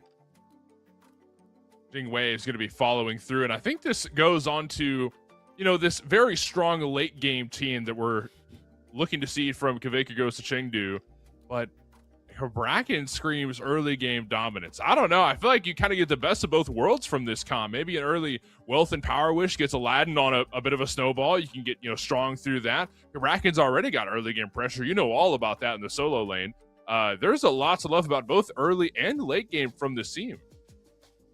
Cabrakan is just one of those characters that is very polarizing in solo. He can kind of do it all, right? Yeah. Pressures you out in lane. He doesn't really have too many bad matchups. I might even wager he doesn't have any bad matchups, to be honest. Like, he just plays very well into a lot of what's good right now.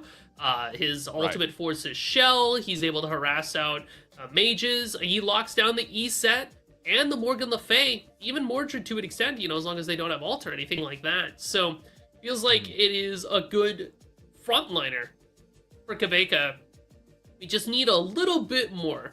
Maybe I don't want Bastet support, because I want another big tanky health bar to play with this Cabrakan. One thing that you were talking about for quite a while was the E-set solo, right? You saw that picked up by Banco and thought, okay, so maybe there's a possibility there, and then MLF mid. But now I'm looking over here and thinking, what are the odds it's E-set mid and then MLF with her aspect of the Cursed Crown? Maybe that makes her the front line that Hydrogen Bomb needs. And then we look on the other side with Cabrakan and Yorm. One of those is probably the support, but we thought it was Bastet support this whole time. There are a lot of wrenches thrown into the plans for both teams. Fusey, I'm a little confused here. You know what? I feel like it might be Cheerio playing Cabrakan support.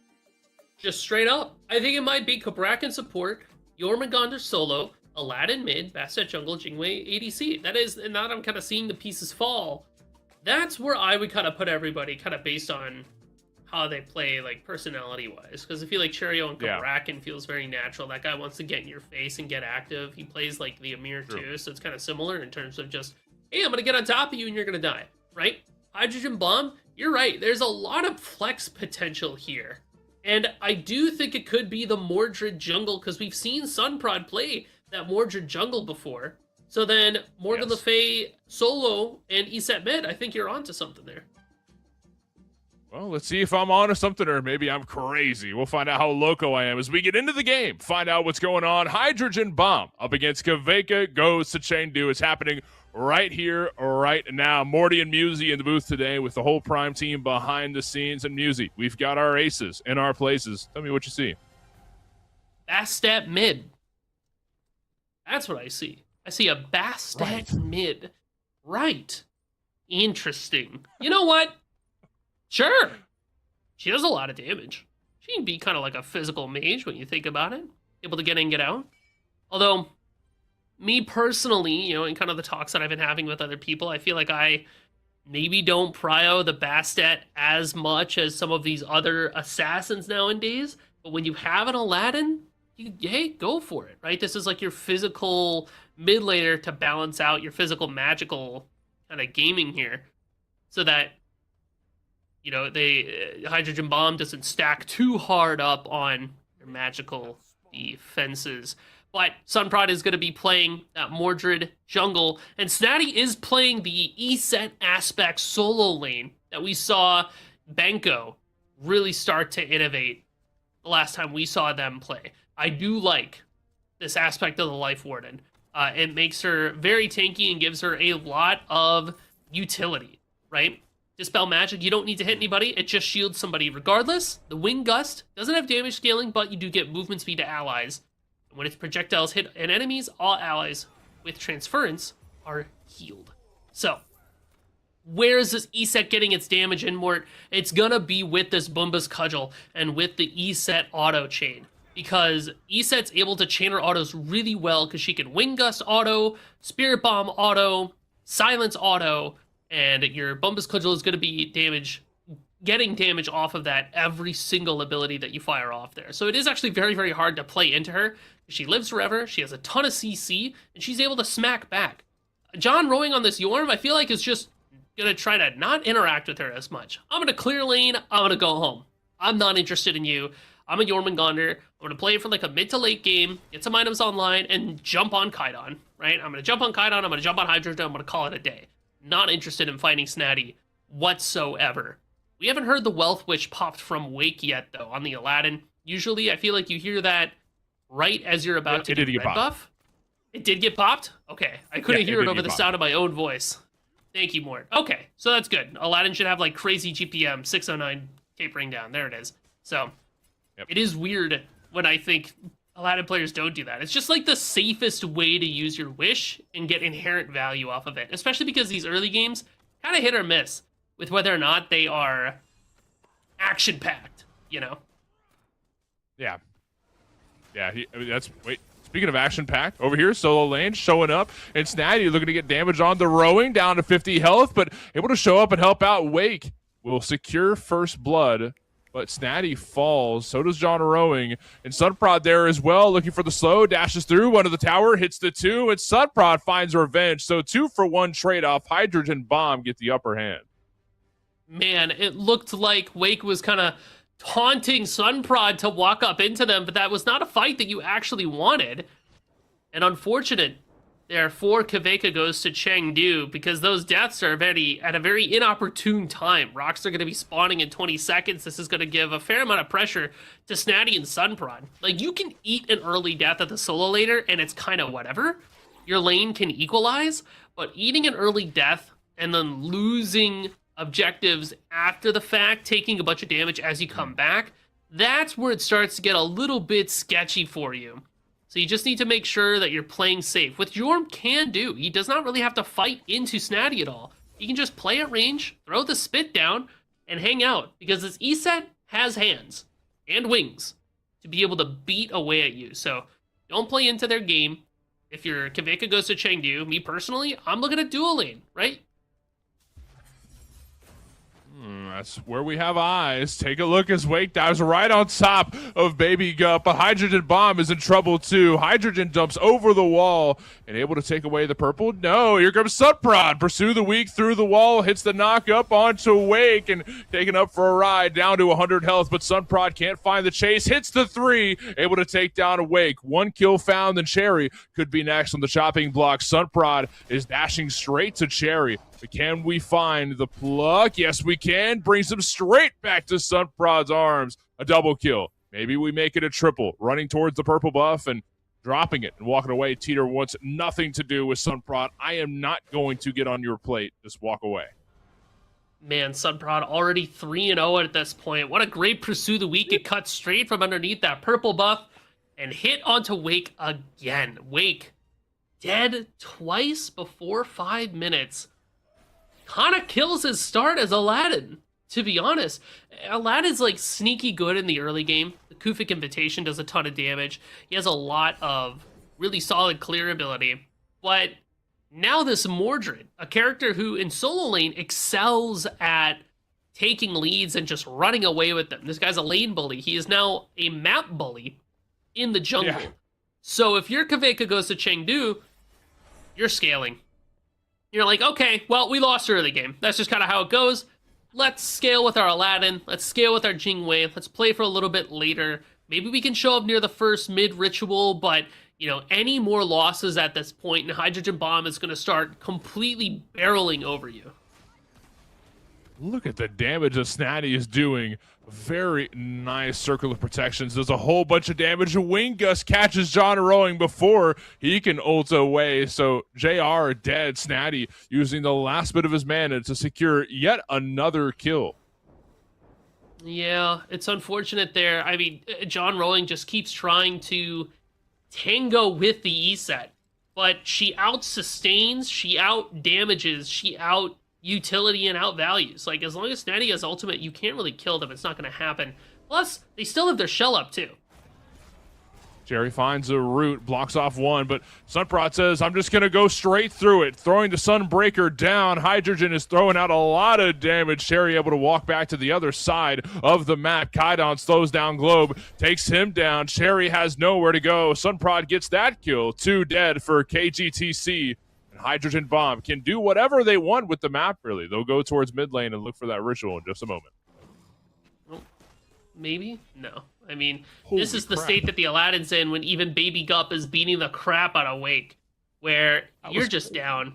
You're down and you're out. Barb Carver's up for Sunprod, so the damage is just going to keep on pouring in. Whoever Sunprod decides to go on is facing a very, very tough scenario. But now that you've got so many early game wins, where are you taking that? You'll notice that we haven't really looked at gold quite yet, but this mid-ritual should be up in less than a minute here.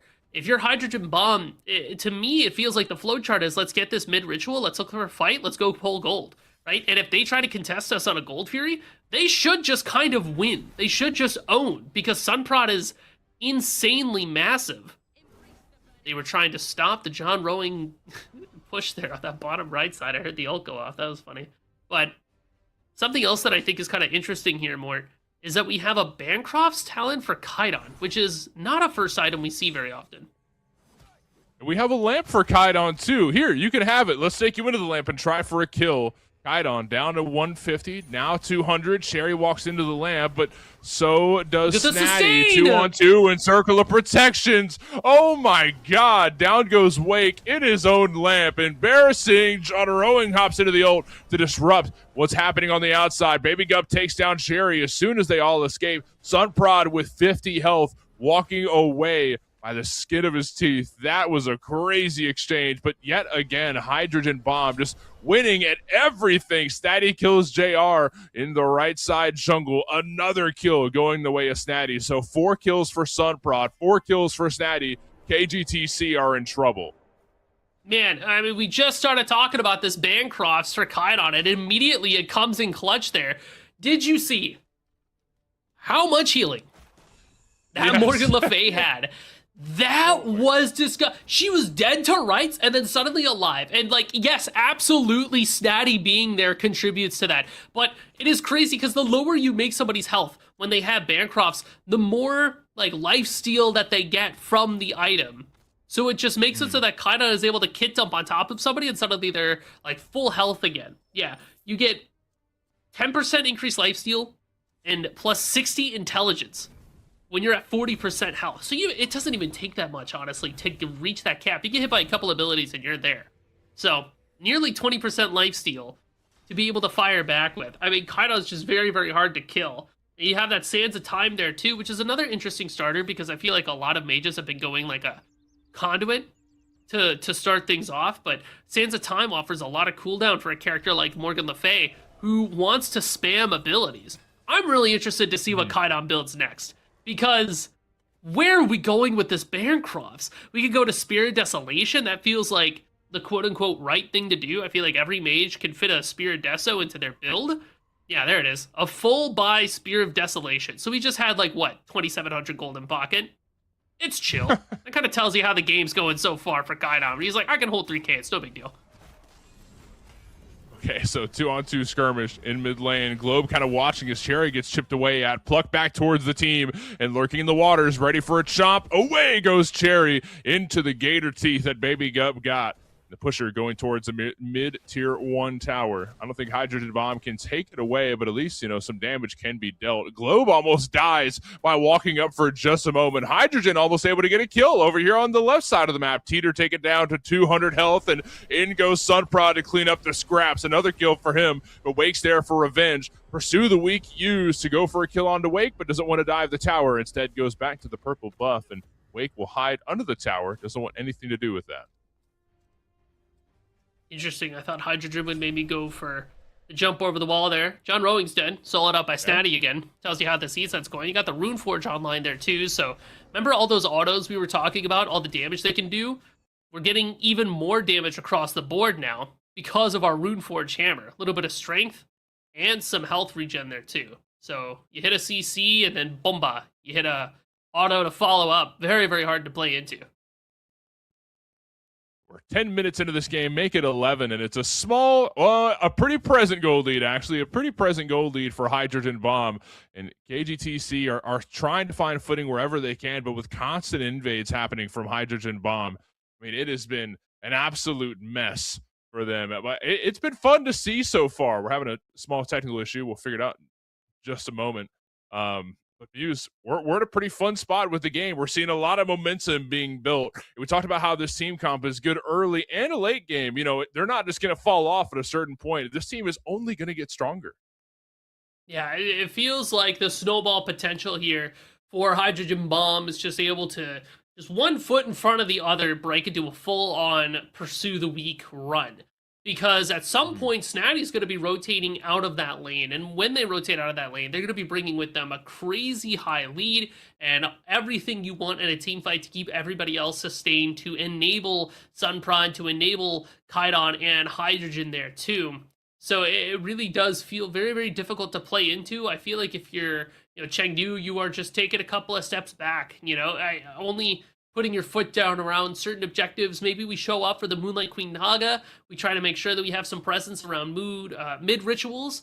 But beyond that, it feels like maybe we just gotta let it go for a little bit until we can stabilize a little bit, stop getting picked out, stop getting caught, and start farming so we can get some items so we can be a little bit more on the competitive side in terms of these engagements, because it really does feel like at this point, they're just getting run at and then they die. They get barreled over. There's not even too much of a response. But you have really good late game scalers, right? I mean, Jing Wei, you have the Aladdin. Like, it's all here. The pieces are here. You really are just playing for like 28 minutes at this point, which is never something you want to say out loud, in the middle of a game. But you do have to acknowledge it, that at some point, you just got to say, listen, we're not winning this anytime soon.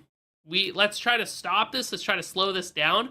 But with the understanding that it's going to suck, but, winning is going to matter a bit more than the friction that it's going to take in order to get there.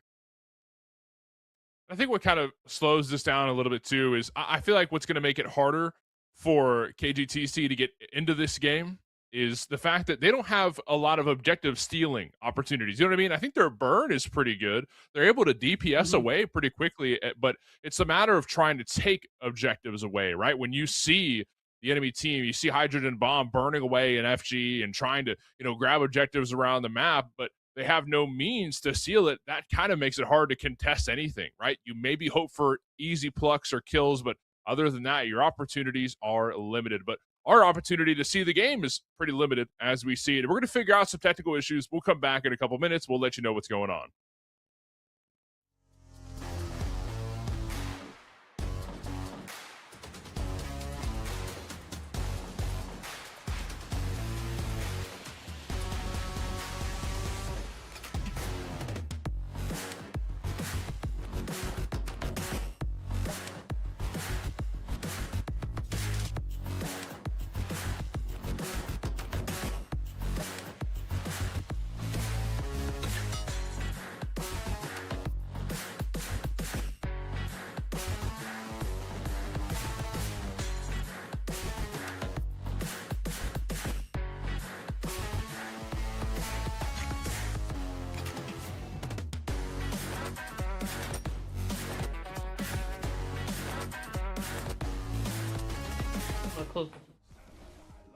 Hello, everybody. We're back. Sorry for the quick disruption, but we're here. A couple of names missing, but I'll shout them out. I won't forget. Trust me.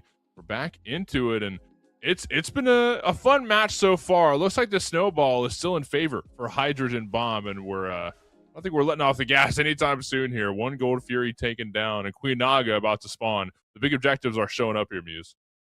Looks like Sunprod did take a bit of a knee here. So you see 5-1. And then building more off of the build that I was interested to see from Kaidan is going to be the Soul Gem after the Spear of Desolation. So even more lifesteal. So that's kind of cool to see. Very sustaining Morgan Le Fay here, as it looks like the objective burned down. Queen Naga is getting chipped away at. It's burning rather quickly for what I assumed Hydrogen Bomb could put out, and they did a good job there. Good objective pull. And we find a kill right after Chariot, but out of position. Goes into the backline looking for a pick on a Kaidan. Hydrogen takes down Chariot, and Globe looks to pounce back to the tier 1 tower, but Hydrogen catches them as soon as they land. Pursue the Weak takes Wake Up into the sky. Wake Up, you're dead. Hydrogen gets a triple kill in the mid lane right after the Queen Naga. What else can they grab? The Ritual Site about to spawn, and Pyromancer is their next objective. A Runic Bomb in pocket for Sunprod. Things are looking up and up.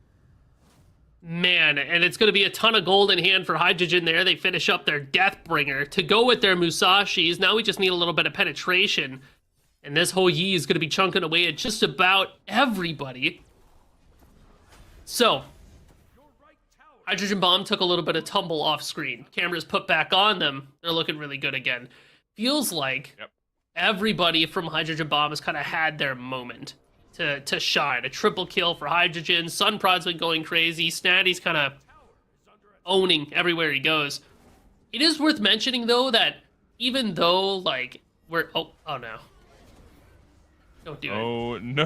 Okay, Globe. No, you've got to get back, but can't get away from Hydrogen Bomb. A great kill from Kaidon will let them have complete control over the ritual site in the mid lane, where they'll send pushers down in about a minute or so. Gold Fury and FG, both objectives to be looked at. Cherry hiding in the bush, and nobody knows better. Wait, what's his game plan? Don't get caught. Don't be seen. That's the game plan. Like, gulp. They're right behind me, aren't they? Oh, we dropped the Gold Fury. Uh-oh. That's all right. We got it. Yeah, good job. Good job, Hydrogen Bomb. Another Gold Fury. So, okay. This game is looking pretty rough. Kaveka goes to Chengdu. And the age-old question to be asked at this point is like, well, how do you turn this around, right? How do you fix this game? Your jungler is not too terribly far behind in terms of levels and experience, but the gold difference, I imagine, is going to be fairly significant.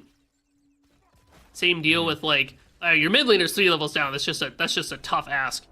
I mean, it's like I said before we went to that break. We just gotta buckle up and get ready for the 28-minute mark. We have to find a way to survive the next 10 minutes. How do we do that? You keep the birds up. You probably give things like tier 2 towers, and you might have to give up the FG as well. You are playing Jingwei, so you can split the map really well, because you could just farm. If somebody tries to go on you, you ult away, you dash away, you back to base, you go back to lane afterwards after they leave. So splitting the map really does feel like the best way to play into this. Pursue the weak utilized after a stun from Snatty. Takes Cherry into a really bad spot, and Cherry has no way of getting out of this one. Throws the walls down just for cosmetics. I just wanted to mess up the feng shui of the solo lane, but another kill going to Hydrogen Bomb. It does add a certain je ne sais quoi, all the server racks and stuff like that. It's very techy, very... You know, it's kind of homey when you think about it. I like it. Yeah. I like what it adds to the plays. It's very cool. Maybe a dead snake, too. That could be heat. A little snake rug. Snake rug? Yeah, that would be pretty heat. I guess that's Hydrogen Bomb agree. Maybe some FG belts would be nice to hang in the closet. We'll be taking those here in just a moment. And Sunprod pursue the weeks away to try and zone away Globe. Baby Gup takes down FG. Obsidian Dagger in pocket for Hydrogen, and still chasing after Globe. Sunprod is bloodthirsty. He's just running into the jungle. It's got all a bunch of prots. I mean, Glad Shield, Barb Carver, Nemean, Killing Stone. Oh, are we doing Sphere Negation? That's kind of neat. It's kind of interesting. I like that. Just to keep him up and alive for longer. So you can see too, Jingwei on the left-hand side. They're going to be splitting the map. That's how Kaveka goes to Chengdu gets anything done here, because they really just can't fight into Hydrogen Bomb. Everybody's too big. You have to give up so many things. This looks like a dead bird in the making, to be honest, Mort. Yeah, pursue the weak. Yet again, I can't believe that's back up already. Sunprod is going in, but couldn't quite find the knockup. Rack and wall thrown down to force Hydrogen Bomb under the tower, but Hydrogen Bomb want to be under the tower. Snatty is tanking it away and shaking off every single tower hit. John Rowan goes into their ultimate to try and create some space, but it's not going to stop the burn on the mid lane Phoenix. Sunprod goes in yet again. Baby Gup does the same, but just creating enough space so Hydrogen Bomb can get the the Phoenix in the mid lane. Now they're going up the right side. Can they do the same there? More than likely, you've got FG for a little bit longer. However, ults not really favoring Hydrogen Bomb this go around. They don't have any, like, Pyro Bombs either, so they have to do this Phoenix the old-fashioned way. Cherry blinks in to find a stun onto Hydrogen, but walks away right after. Lower health, and when he walked in, Teeter is getting poked down a little bit too. Hydrogen are having a bit of a rougher go at starting this burn. They just can't outright eat the shots. The potent damage from KGTC is a little too real. Circle of Protection's thrown down to buy them a little bit of breathing room He does a pretty nice heal on top of that. Cherry again walking in, looking for some type of engage for the team, but can't find a stun onto anybody long enough for them to get locked down. Hydrogen Bomb take down the tier 2 yet again. Oh, the Phoenix yet again. And look at Globe returning to the back line, gonna get chopped in just a moment. Sunprada will get that kill instead, while Cherry is getting zoned and killed by Snatty. The damage is just too real, too dead, and almost making a third. Wait, no, Wake shut down Hydrogen. What is happening up there in the front as Baby Gump watches? Too low health to do anything. Teeter flies down from the skies looking for some damage with John Rowing focusing on Kaidon to the back line, forces away Aegis, and Wake kills another. Kaidon is dead, but dagger in hand, steals it away and uses it in the right time exactly. Wake gets the dagger revive and then walks away right after, but Hydrogen Bomb do have some fire minions pouring in. That doesn't mean they feel confident with starting the burn. They lost too many members. It felt like Hydrogen Bomb was playing around maybe a little bit longer than they should have because they knew that they could get away with it at the end of the day. But Wake finds a couple of kills, and that is going to catapult them towards some very important items. You see that Ratatouille online for the Aladdin now too. So our int scaling just went bomba. So now our Aladdin is kind of a player again, which is good in terms of being able to find and hunt some of these squishies.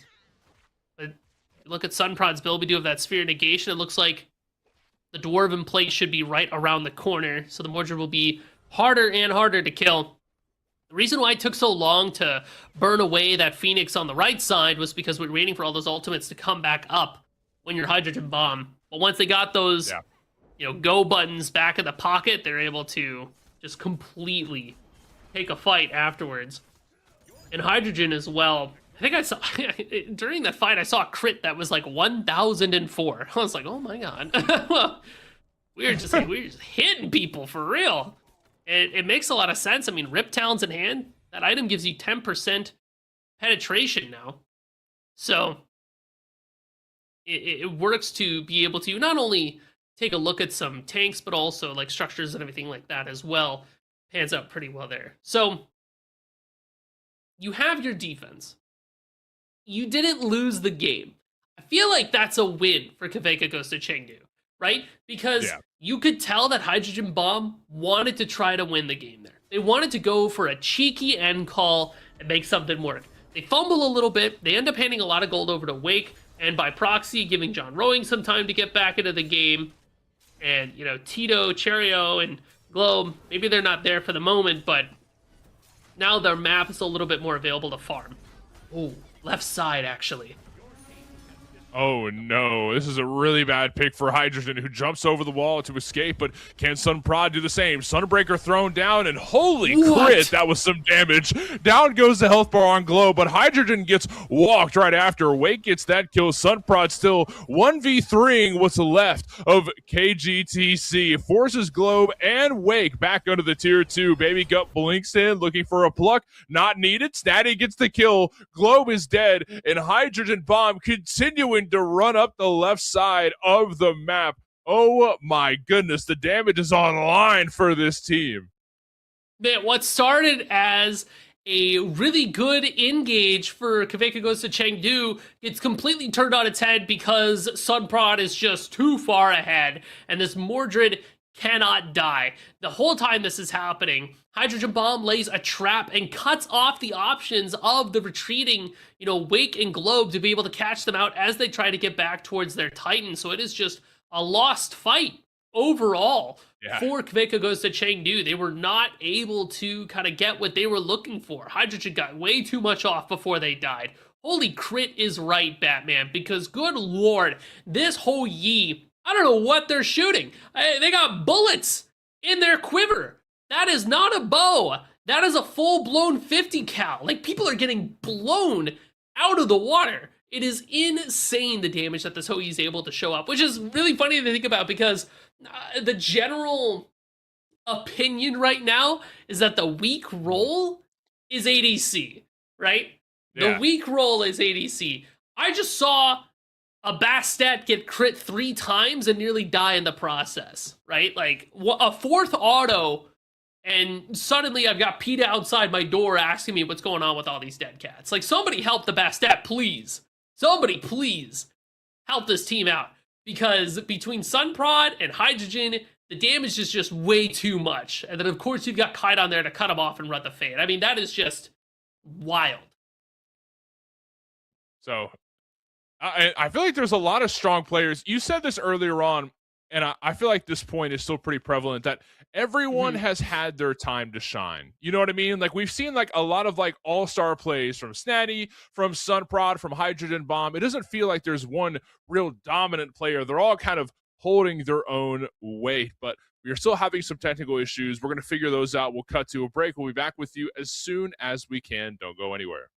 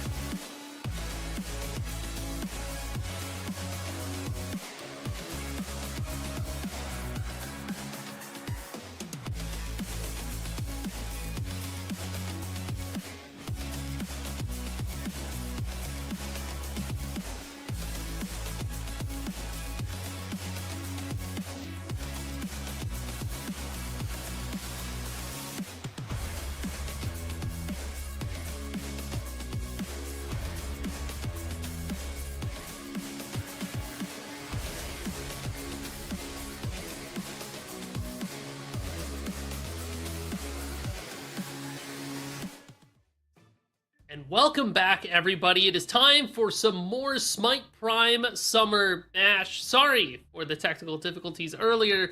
If there was ever a doubt in your mind, it was Hydrogen Bomb that walked away with the win at the end of that game. My name is still Musey. I'm joined here actually by Spirited Book next to me in the booth here. Hello, Book. Welcome into the mix. Good to see you. Tess, Jithins, and Morty on the cams, making sure that we can see everything and everything goes as smoothly as possible. It's been an exciting day so far, Book. I think you'll be very interested to see the bracket that we got coming at you here, so you can kind of get a lay of the land for what's going on so far for the Smite Prime game that we have today.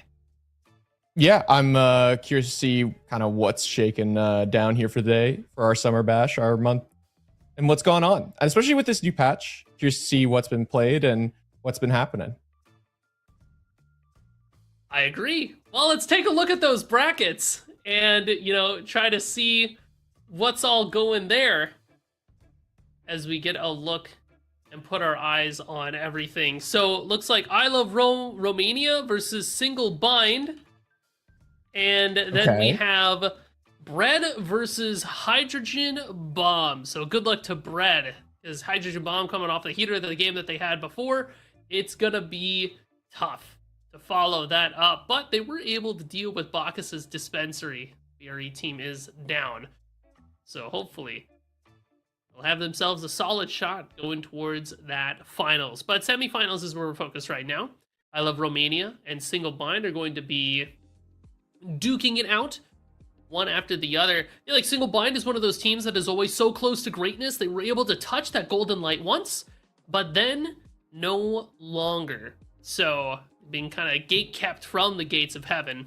I Love Romania, if I'm not mistaken, that's going to be the SAP 7 team, the EU team that's going to be hanging out with us over on the NA servers. They looked very good. We saw them in the last, Summer Bash that we had together. So I'm curious to see what they're able to do now. Yeah, I think SAP 7, kind of one of the previous winners in the EU tournaments with that roster, been very successful there. Curious to see how that kind of works out here today against this Single Bind roster, who's been just pretty consistent as of late. And curious to see how some recent changes and maybe to the meta has shifted things. Maybe SAP 7's God Pool is a little more on the nose, so to speak, with our recent int changes to the int items and the flat pen added. I feel like the Yanis has risen in priority across the way. Moswell's Merlin, I think, has also gotten a little bit of a buff because of the recent changes. Hey, you know what's interesting? You mentioned the Giannis. It has been banned pretty consistently so far today. Like, we haven't seen a Giannis hit the field at all. Good. And you're 100% right. Like, Unstable Vortex hits like a truck. He's got a ton of mobility. When is he gonna get through again, or at all? We're gonna find out. Picks and bans are coming at you really fast here. And what else has been taken off the board, Book, has been the Aphrodite has not been able to see the light of day, but Kronos has been able to slip through the cracks, but not always picked up. Yeah, I think Kronos just isn't in the best spot right now, not kind of in the best spot for ADCs. In ADC, you don't really want to be farming a whole lot, and that's what Kronos has to do right now. I think is spend a lot of time farming. Kind of fits into that style of Jingwei where it wants to get a ton of Devo stacks online and then be relevant, but just isn't as effective in that state. He kind of wants to spend more time farming, get some of those, little passive meters up, get a little bit more into the one. But you mentioned it, kind of been banned, kind of been picked, kind of get left alone. This time it's going to be banned by I Love Romania. True. And again, there's that Giannis ban on the other side, Single Binder taking that Smart. off the board. I mean, we know for a fact that SAP 7 can slap with that pick. Noteworthy. One of the other picks that we've been looking out for that I've been hearing rumblings about is a Ra. I've heard word that Ra in the EU is very valued right now, so I'm kind of hoping we get to see SAP 7 pick it up for himself, knowing that he's really good at some of these line ability characters. But with Aladdin and Huyu off the board, it's going to leave some picks open for first pick. Yeah, traditionally we'd see SAP 7 once Yanis was off the table lean towards that Poseidon. I wonder if that might be the angle that he also looks towards, but You mentioned that this character's been banned all day. Aphrodite taken here, and I love this already. Just probably going to go into the support role. We've seen it a lot there as of late. Can lean a little more on some cooldown, and int items can probably play more towards that damage role if they need to, but can also just lean fully on the, support style, getting in that Cersei's, potentially going for a shell as well, leaning towards a lot of cooldown to just spam those heals. I like this identity already for this I Love Romania team. Just a solid first pick. And I wonder if we get a chance to see the Pwash at all for single bind. I know Moswell likes to slam that ever since it came out. I feel like it's like an okay pick into the Aphrodite, but the response from single bind is going to be the Thor and the Jormungandr. So a lot of CC to be had. Yeah, I think this makes sense. A lot of zone control as well. A lot of AoE CC, like you mentioned. You want to talk about that real quick? I think that's worth talking about. I think so. I think Nuwa is in a good spot right now. I think has some recent changes because of the int items, obviously. Flat pen a little more relevant, makes the ability to deal more damage to squishies, which I think for a while has been one of the issues I've had with her is, if the game goes late enough, she'll do good damage to squishies, but not to the extreme you would like out of a mage. This time around, though, I think the Nuwa going to do a ton of damage, and it just free hits. You need to buy an Aegis here if you're the carries on the side of single bind. If you don't, you are going to receive half your health taken away by this Nuwa. But that does mean I Love Romania's mid laner has to spend a lot of time in the mid lane just farming it out, getting items online, getting that flat pen, getting the eventual percent pen online. Sap7's gonna have to spend a lot of time just farming it out, and single bind have a composition already drafted here that wants to scrap and be active in the early mid game.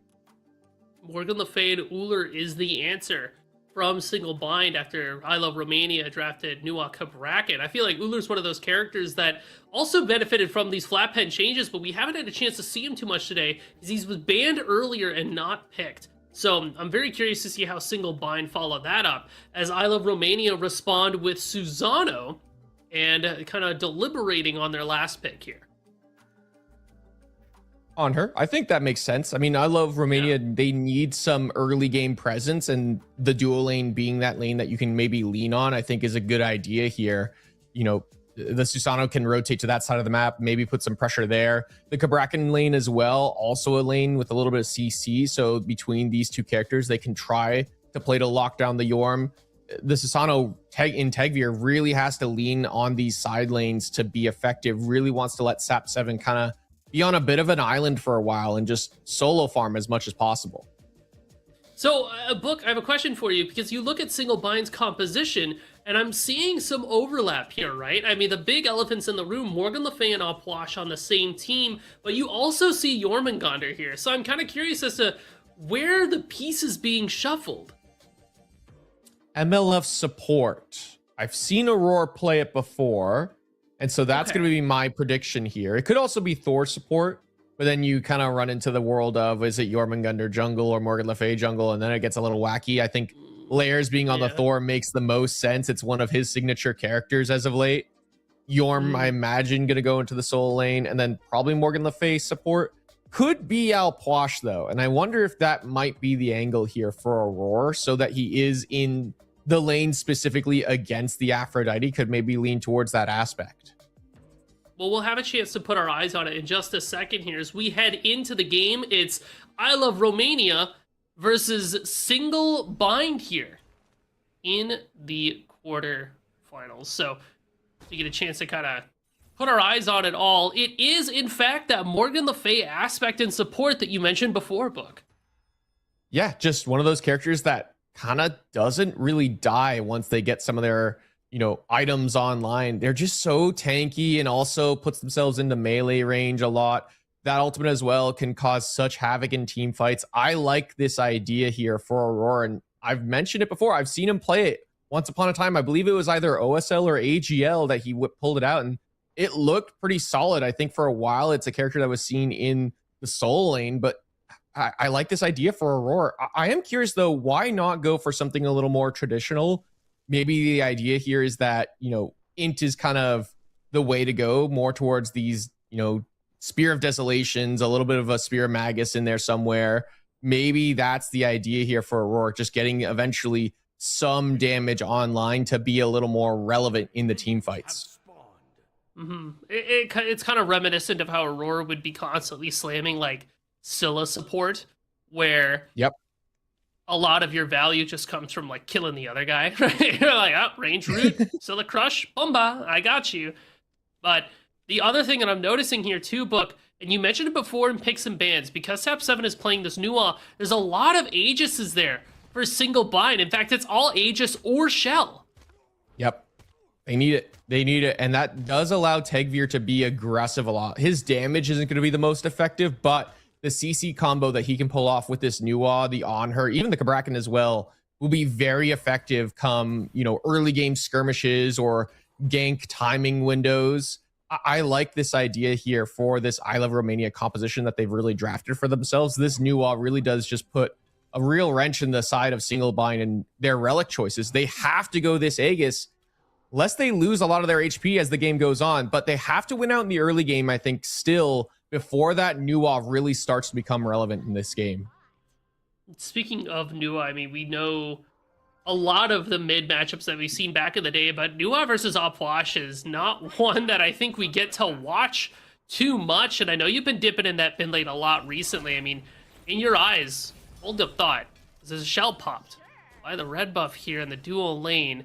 Any Q duking it out here, Aurora, Donut Dog vying for space, but looks like Happen and Benny Q are okay. The shell did a lot of work there. But between Nuwa and the Opwash, like, who kind of wins out in the lane? Do they get bullied, or are they just chilling?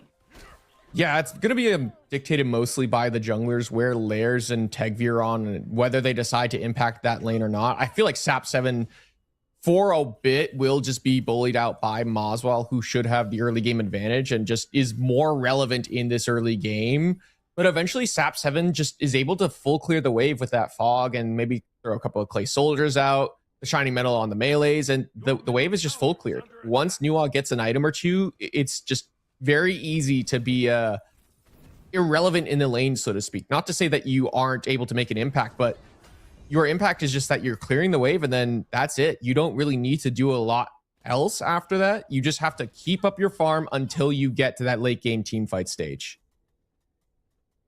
Very quiet start for everything so far. We had that early skirmish there in the dual lane, but nothing really came of it quite yet. With that 3-minute mark on the way, it does kind of allure us to the fact that rocks are going to be spawning. That's why you see Tegvir hanging around in this right side, kind of goading Remakami to walk forward a little bit. Mentioned that CC chain that Tegvir has and the lack of beads from the team, but doesn't look like anybody's willing to bite quite yet. No, and Remakami has to be a little careful because he doesn't have beads, but more importantly, he doesn't have Aegis as well, or ultimate, so he can be susceptible to a gank here. Tegvir being here first means that they have the clear prio, but you can see Lairs trying to hover, just deny Tegvir that pathing, but ultimately, these two are going to be at the rocks first, but look to mid lane. Will Moswell be the one to rotate out, or is he going to keep pressure on Sap 7 and stop him from rotating on over? Zav and Tegvir are kind of hanging around that bottom part of the fire pit, while Lairs gives it up entirely, opts instead to confirm the blue buff for Remakami. And both teams walk away from the firebrands to confirm their own blue. They're not ready to risk anything. Single Bind will eventually have the brands for themselves, so you can see the mid laner slowly but surely walking over there. Yeah, I think that's how that should go anyways, is hold that Doug and Aurora looking for an invade. Jump away, Benny Q trades places with Donut Doug.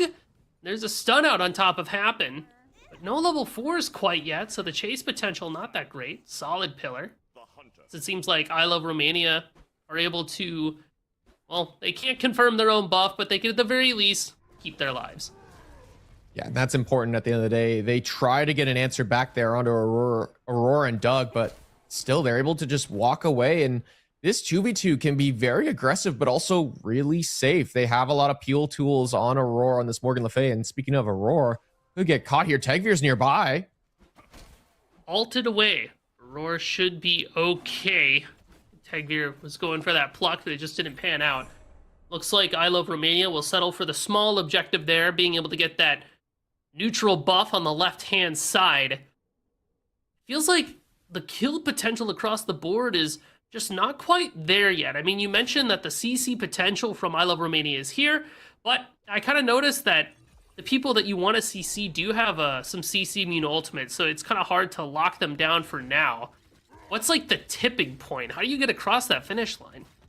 I think once some of these players start to get some of their first items online, you can see Lairs now has that Jotun's Wrath, which means they could start, or sorry, Jotun's Revenge, so they could start to be active across the map here, you know, using that ultimate kind of whenever, and just be effective, I think. And like already you can see hovering this left-hand side, looking for a potential play, doesn't really spot it out, so he goes back to farm, and now could look towards mid lane. Sap7, I gotta imagine, is a prime target for this Thor. Or on the right-hand side, maybe looking for a play onto Zav. Again, lockdown CC between this Thor and Jormungandr as well is very effective between these two. An interesting idea here for Tegvir has gone for the cowl as their starter item, just a little bit more mobility once they're not really nearby anyone. I like that identity here. An Avenging Blade first item for a Sasano, one of the characters we think often as a character that wants to lean on a lot of, you know, CDR and just be effective, instead going for just a high strength item. He's always fighting in the jungler because he is the jungler, so he's going to get the full passive benefit of this item. And Susano, one of the characters that wants to be weaving in the auto attacks anyways. So I like this idea here. Tegvir, I think one of the premier Susano players is hold that. Remember Kami. Thor up, Thor down, wall out, spin to win. The damage isn't there. Zav barely hanging on. Shoutouts, percent mitigations for Cabracket passive. But, like you mentioned before, Book, you got that Jotun's Revenge, so the ultimate will be back up in no time.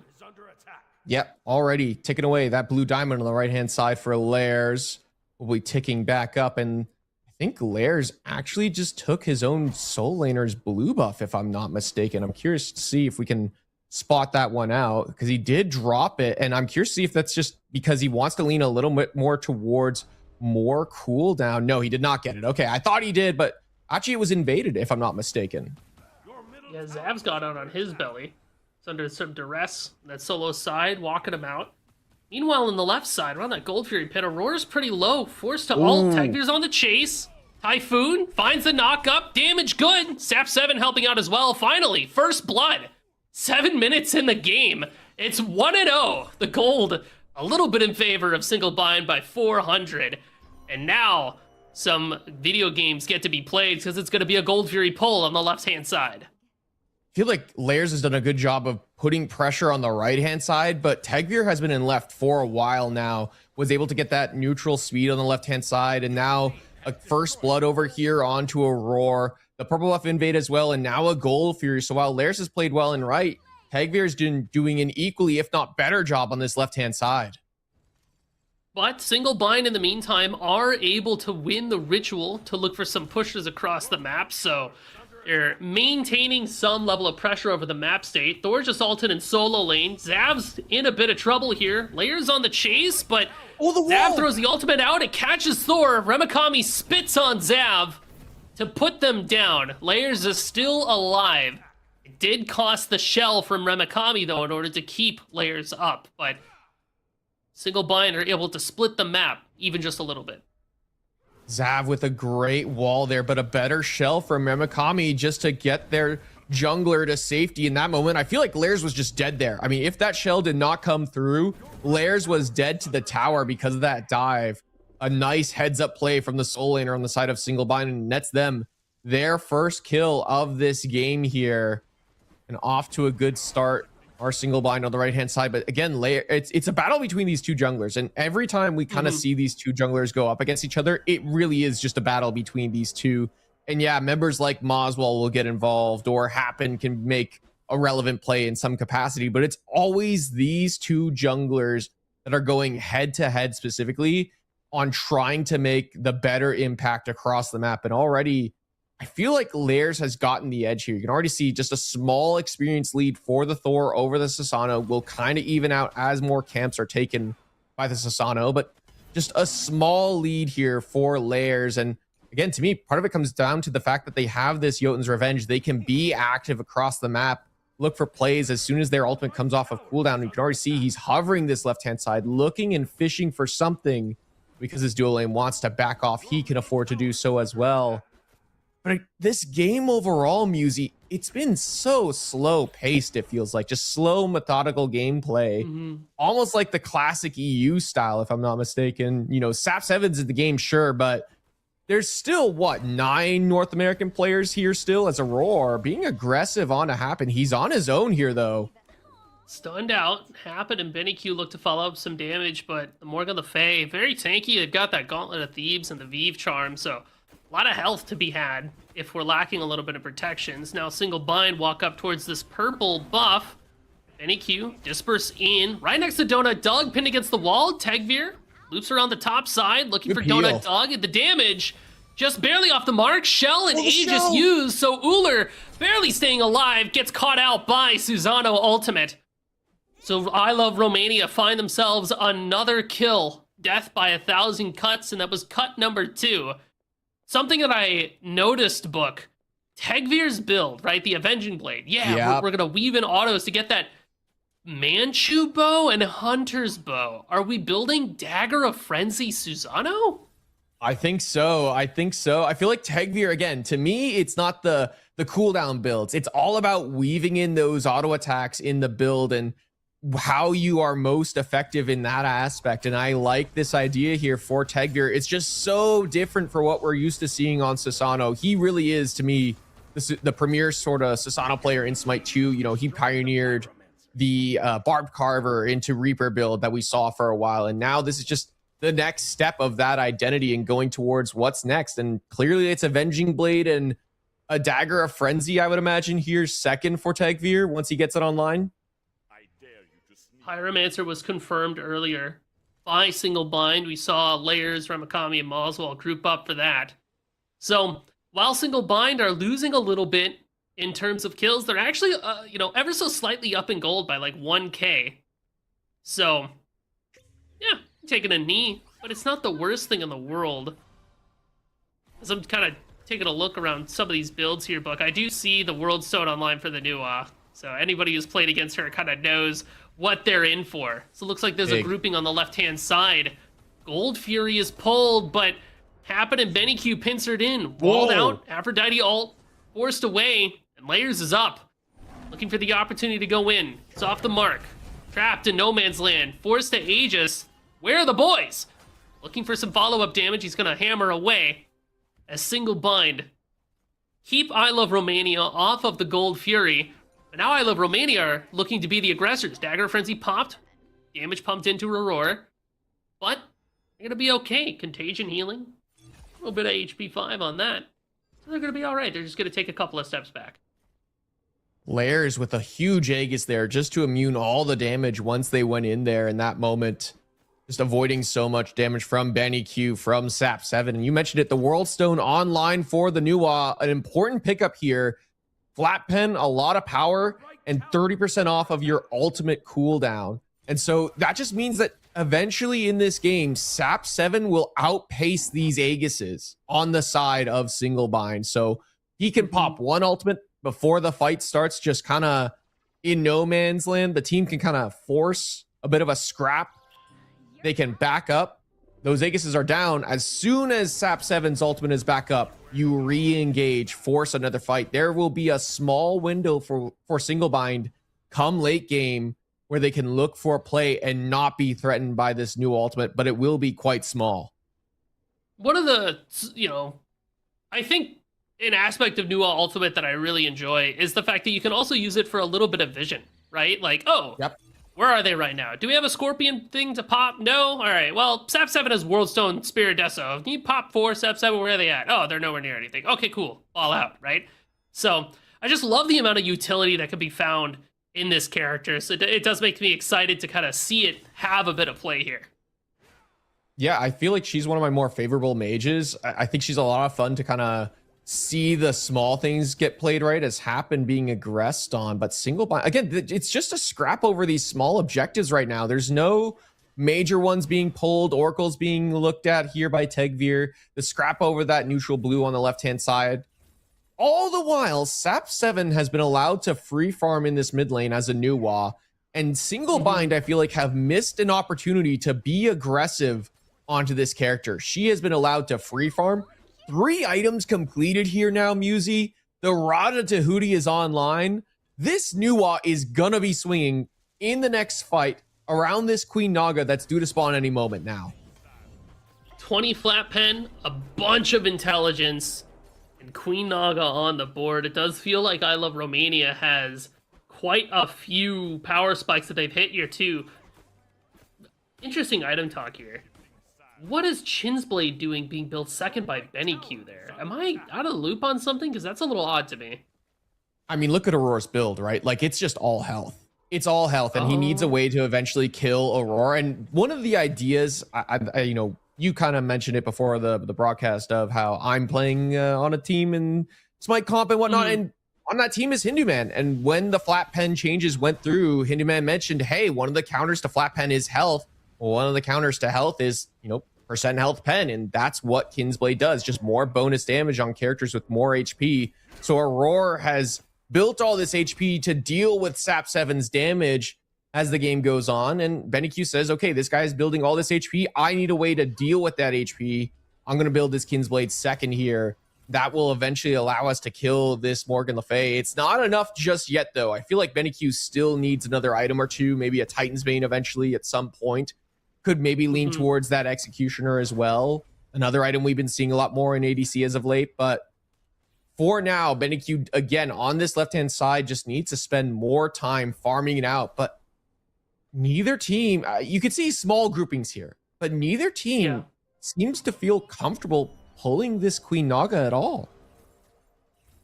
No Queen Naga pull. There are some ults. On the left-hand side, Benny Q forces Aegis out from Donut Dog. The auto is good, so On Her wins the 1v1. Meanwhile, in the mid lane, the crypts have been opened, single bind, by a lot of space, so that they can maintain victory over that mid ritual. That means pushers are going to be coming down here. That could be the opportunity that single bind need to look for a bigger play. Layers, walls out, hammer in, on top of Happen, who's knocked up by Aurora. They don't have Undying Love, but they do have a lot of protections. They're going to be able to walk away from that single bind. Just take it a step back. Your right tower is under attack. Stampede was burned as well, but again, single bind, despite getting this pressure in the mid lane, these advantages, they don't also seem to feel too comfortable going towards that Queen Naga. In fact, they're hovering the left-hand side, looking at these oracles. Probably not even going to go for this Gold Fury, though. There is a bit of a grouping. No, the call is made. They're grouping to pull this objective, and Outwash has good burn in this ultimate and great secure with the explosion. 6k health on gold, single bind, drop it. It's like once they saw I Love Romania walk up, they were less interested in taking the fight. Ultimates were just coming online, not quite available on demand like maybe they would have hoped, and the patience plays out for single bind, who's ahead anyways, right? I mean, it's 18 minutes, it's 3-1, but single bind maintain a 2k gold lead or so. And they're happy to sit with that. Nobody claims the Moonlight Queen Naga, the consumable. Ripe for the taking there. Looks like I Love Romania should be able to get the Moonstrike ritual for themselves. So at least they get a small victory on that end. Yeah, interesting that neither of these two teams are prioritizing that. Maybe both of them are just saying, look, it's all about the late game. But if you're single bind, I worry a little bit in that idea, because again, there's a ticking time bomb on the other side, and this Nuwa, who's only getting stronger, working on this Soul Gem next, which will start to do good damage, provide a bit of extra, cooldown in the build. Sap 7 only allowed to get stronger here as Aurora on his own could get looked at. Gonna ult away. Looks like Benny Q jumps in after them. Not quite able to close the gap, though. It looks like Benny Q did also beads in that engagement, and aggressive use of purification there to try to get there. Single bind, as easily as it looks like they can be caught, they just as easily slip away. And it looked like I Love Romania also had popped that Moonstrike ritual too, kind of anticipating a fight. Anticipating Benny Q ult. Donut Dog forced the Aegis, turning around though. Why? Because Aurora's here too. No ult in hand, but Layers making that rotation over. The question is, can we get there? The answer is no. We're just kind of backing off as I Love Romania pushes forward, goading single bind into an engagement. It's all just posturing. Nobody actually wants to fight. They do have an advantage here to I Love Romania with Donut Doug backing the base, and that Aegis being down here means there is a window that they can look to be aggressive, shove out this left-hand side, maybe look to rip the objective. Important to note as well, I kind of mentioned that this Nuwa is scaling, so is the On Her. Devourer's Gauntlet versus this Transcendence build on the side of Single Bind and Donut Doug. And Donut Doug really has been a proponent of being as strong as possible in this early game. And that is the difference here, is eventually Benny Q will outscale this Uller. Again, he perma-scales because he continues to last hit minions, just slowly build up a little bit of strength over time. Just continues to get stronger and stronger. Donut Doug is stronger right now versus Benny Q, who will eventually just become unstoppable alongside this Nuwa. Single Bind need to start being a little more active, I think, in this early game. Start to pull a few more objectives, because again, the game's just going long here. Neither team seems comfortable fighting. I Love Romania are happy to take some of these engagements too, because Happen is just connected to anybody who takes a bit of damage. Aphrodite is able to heal them up, and we see the doublet of binding there as well. So not only are we kissed, we're wearing the same shirt. So dampening to their connected target and healing to whoever they kiss. Looks like some damage comes out here. Aurora takes quite a bit. Zav comes through, stuns out layers. They're forced into the sky with their ultimate, and they're gone. So, Single Bind, I mean, seems like they don't want to take a fight. Shards? Good lord, that was 500 damage on a new ultimate. She's so back. Let's go. Yeah, and she's not even full build yet. 4 items, still only getting stronger here. This Pyromancer will be pulled by I Love Romania. Remakami's nearby, though. Can he find the spit? Destroyed the Pyromancer. Looks like Remakami can't seal it away. Tagvir confirms it out for I Love Romania. Meanwhile, on the left-hand side, Donut Dog and Benny Q. Looks like for a second there, Benny Q could have been in a tough spot, but Donut Dog misses the axe, so not quite able to find the kill there. As we sit here in 22 minutes, it's 3-1. Single Bind, still up 2k gold. So, you know, for all the fighting that we're not doing, at least we're farming well. We're pulling Gold Fury. And we're dropping it. All right. This is just the slowest game I think I've ever casted. And I casted an hour-plus long game. Good wall there from Lairs. Forces the ultimate out of Happen. Nice little victory there, but will it amount to anything with the pacing of this game? I'm not so sure it will. Your right tower Probably not. under attack. We're chilling. A lot of cooldown in that Aphrodite too. Happens like hanging out. True. So it is very reminiscent of watching some of the EU games where the pace of it was like very slow, very methodical. We are playing for the late game where both teams have an understanding of we're just gonna play for EFG. Whoever gets to win that gets to win the game. All right, sounds good, guys. You know, we're just hanging out until that moment. Well, damage check. Ooh. It's all right.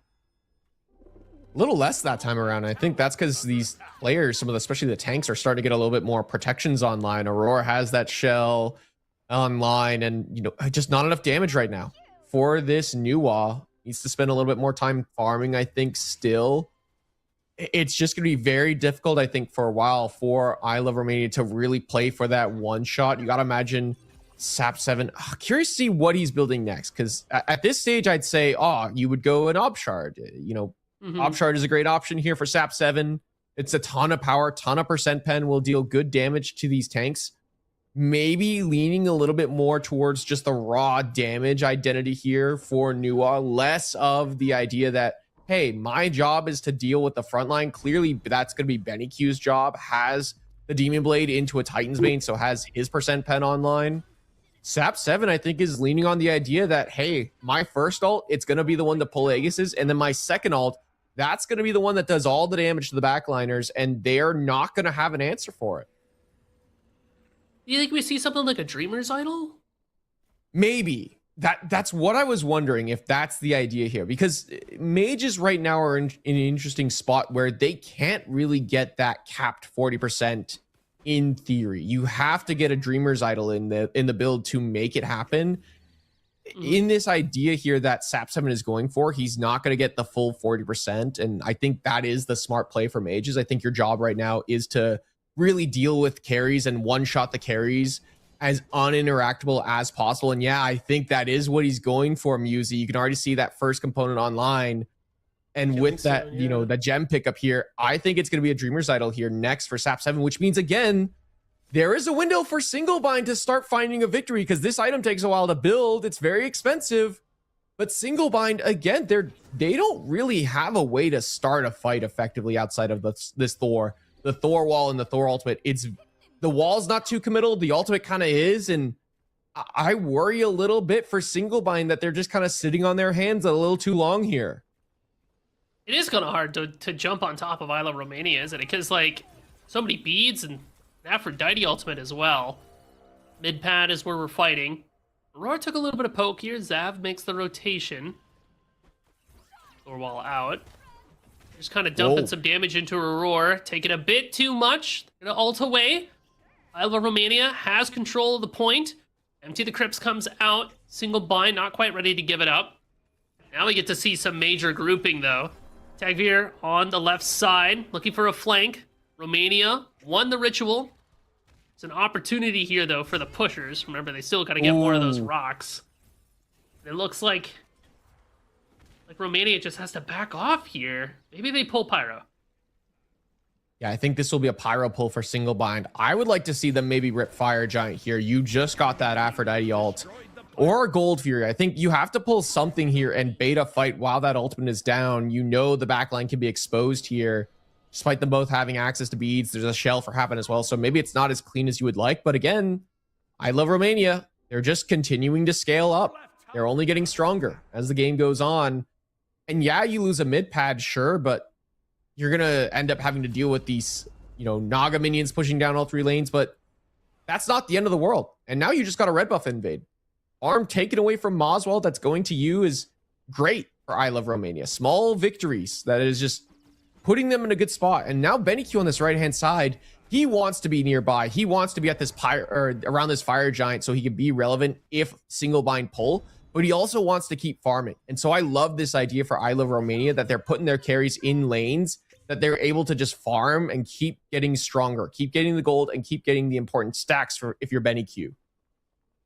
Benny Q also looks like they finished up their Titan's Bane, so we do have percent penetration available for our ADC, as well as health shred, as well as crit damage, so all the pieces you want in your damage carry to just hold left click on top of somebody and take them off the board. I Love Romania and Single Bind 3-1 at 27, about to be 28 minutes. Single Bind slowly but surely extending a gold lead. It's now 2,500 instead of the 2,000 that it was before. The chart slowly but surely ebbing downwards, but like you said, Book, I feel like this is a place where Romania is comfortable. They are 100%. Well within the zone of playable gold. Damage check. Look pretty good. It's getting there. It's only getting stronger.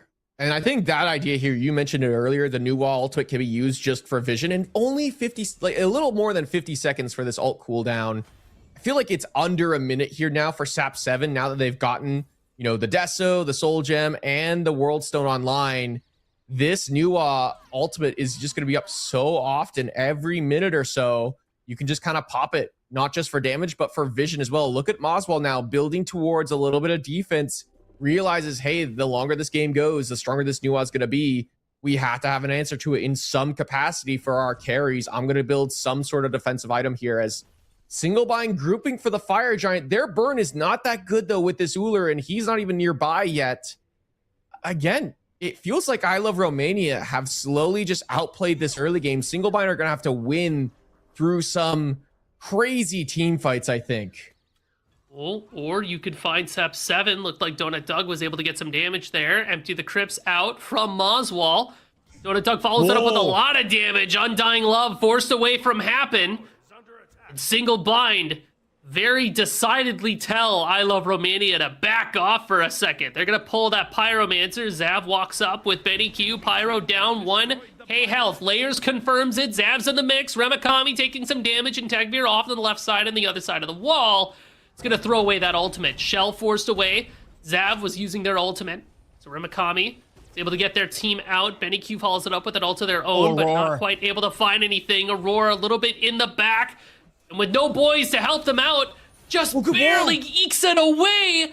Good lord. Single bind, backing up. I Love Romania, giving chase. Who's in the back? It's Aurora, sundered out and put down. Unfortunately, I Love Romania was able to cross the distance and get there, but Layers is up? Where are you going? Group up for Thor ult. Who's the target? It was Aphrodite, Undying Loved away. Now, Thor, forced to Aegis and put down. Layers is out of the game for a bit. Single bind, still looking for a little bit more. Can we find Sap 7? Spit out from Remakami, gives up the chase, turns around, realizes he's got teammates behind him that don't belong to his team. Knock up, damage onto Tagveer. Zab putting the damage into Jormungandr. Can't quite get the kill. Moswell finds Tagveer and Betty Q off to the side. Tries to avenge their friend, burns the beads. Moswell jukes left, jukes right. Sap 7 jukes into an arrow from Donut Doug. As Donut Doug jumps after Kabrakin. Yo, chill. That's not your game, dog. But it won't be enough. Donut Doug picked off from Happen, and Zav running away as fast as his little Kabrakin legs can carry him.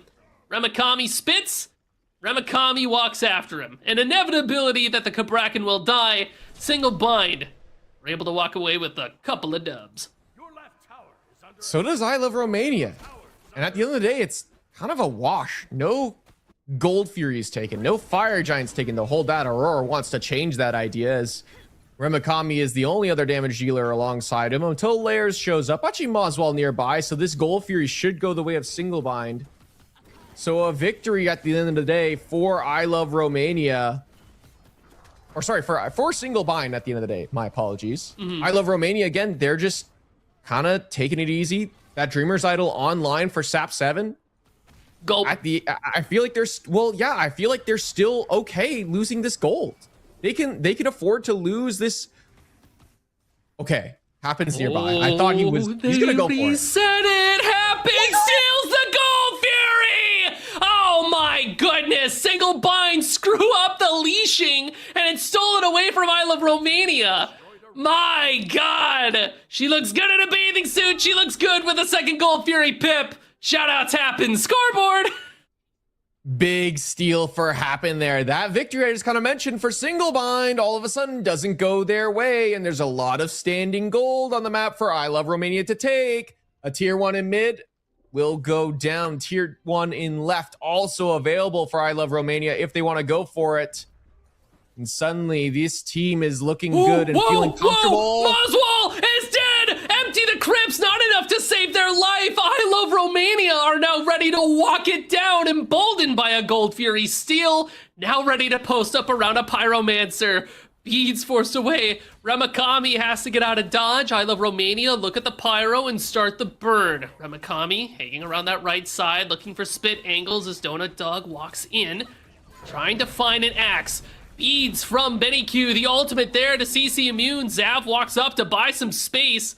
Jormungandr ult back towards the back line. I Love Romania sticking together, looking for their opportunity to go in. Zav takes a ton of poke there. Happen will kiss them. And Tagveer will confirm the Pyro. So it's a win for Romania overall, and Moswell will think twice before stepping up. I feel like I Love Romania got to be careful here. Single Bind are grouped in the area. Fire Giant available. And yeah, this is a window. They have to try and go for it here. Moswell's up in 4. Wonder if he has fast available to him. He's got to get here quick. I Love Romania trying to contest. EFG pulled and then dropped. I Love Romania walks up, Stampede. So now we're running up. We're sprinting in there. Kabrakin and a pull from Tagveer. It's good. Zav taking a bunch of damage, but tanking through just as much. Layers is up in the air. The crypts have been emptied. Moswell gets some damage in there. Layers in the back, falls down and gets blown up. Zav, in turn, will lose their life. It's a tit-for-tat situation between the two teams as I Love Romania fall back. Layers needs help going to the back line here. I feel like Remakami has been helping out his carries pretty consistently here, but it's just left Layers on an island when he's diving forward aggressively, trying to lock down a target. At the very least, Layers buys time by going in like that, forces the members of I Love Romania to back off, have to hesitate and worry about a Thor ultimate.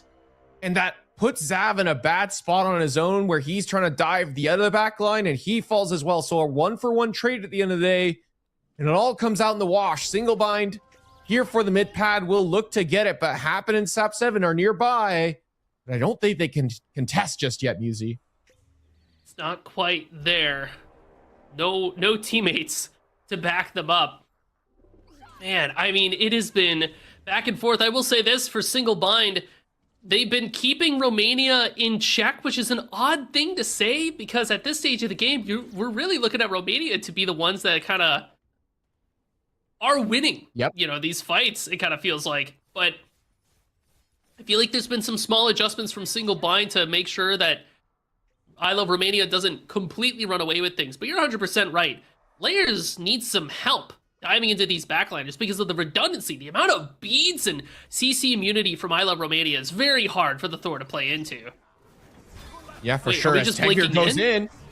Oh my gosh, he went for the pull. He's going after it. Donut Dog is down. Tagveer charges up the ultimate, knocks up some people, and Layers is in the sky.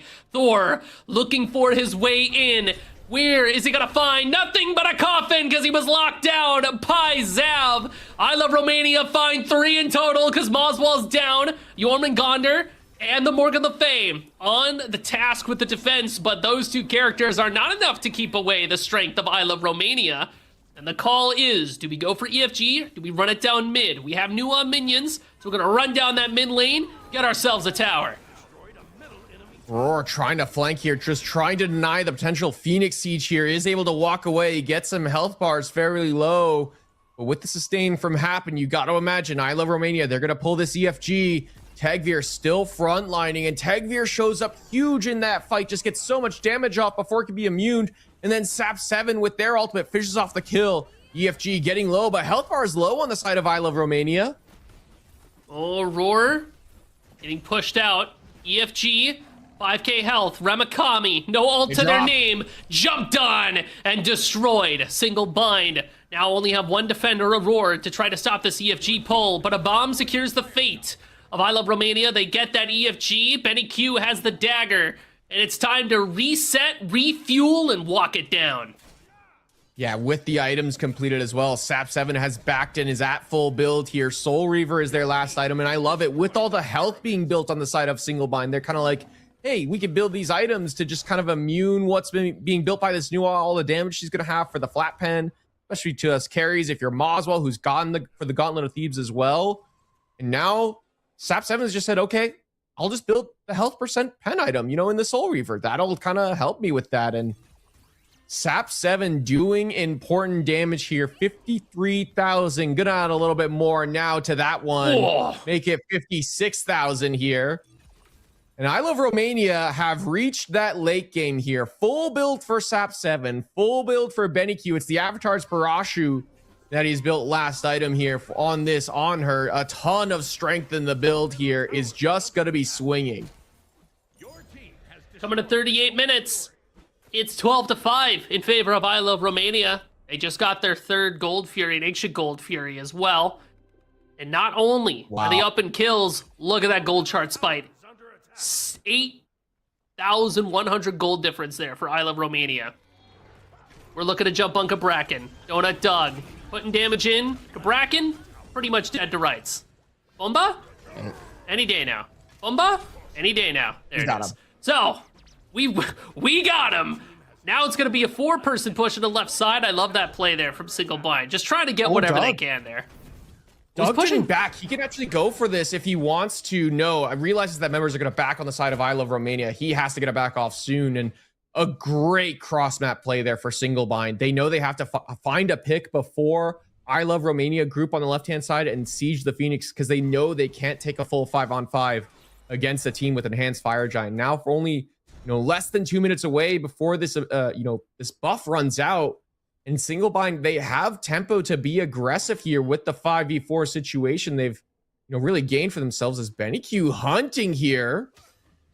Ooh, looks like Benny Q wanted to jump in after Aurora just to show some presence and be like, listen, man, I'm not afraid of you. I'm not afraid of any of you. Single Bind go back to splitting the map. This time Donut Dog's over in the left side, but 4 strong with EFG for another 80 seconds. I Love Romania are still feeling very strong. Oh, for sure. But what do you do now? Because there's no towers to really take outside of that right-hand side tier 2 that's already weakened. They might just go knock it down. But, I mean, gold is not irrelevant, but it's getting to that point. I mean, 6 items for the carries on both sides. Only the frontliners and the jungler of Lairs having to finish up that build as Tegvir gets stunned. Oh, Ramakami is there for a knockup as well, but Tegvir is still connected to happen, so they're healing up quite a bit. An Undying Love is still an option. EFG still ticking away in terms of keeping their health bar up. So Single Bind are just kind of hanging around here. Maybe they hang around a little bit too long, though. Ramakami, no more Submerge. Is I Love Romania going to go for it? We're kind of waiting.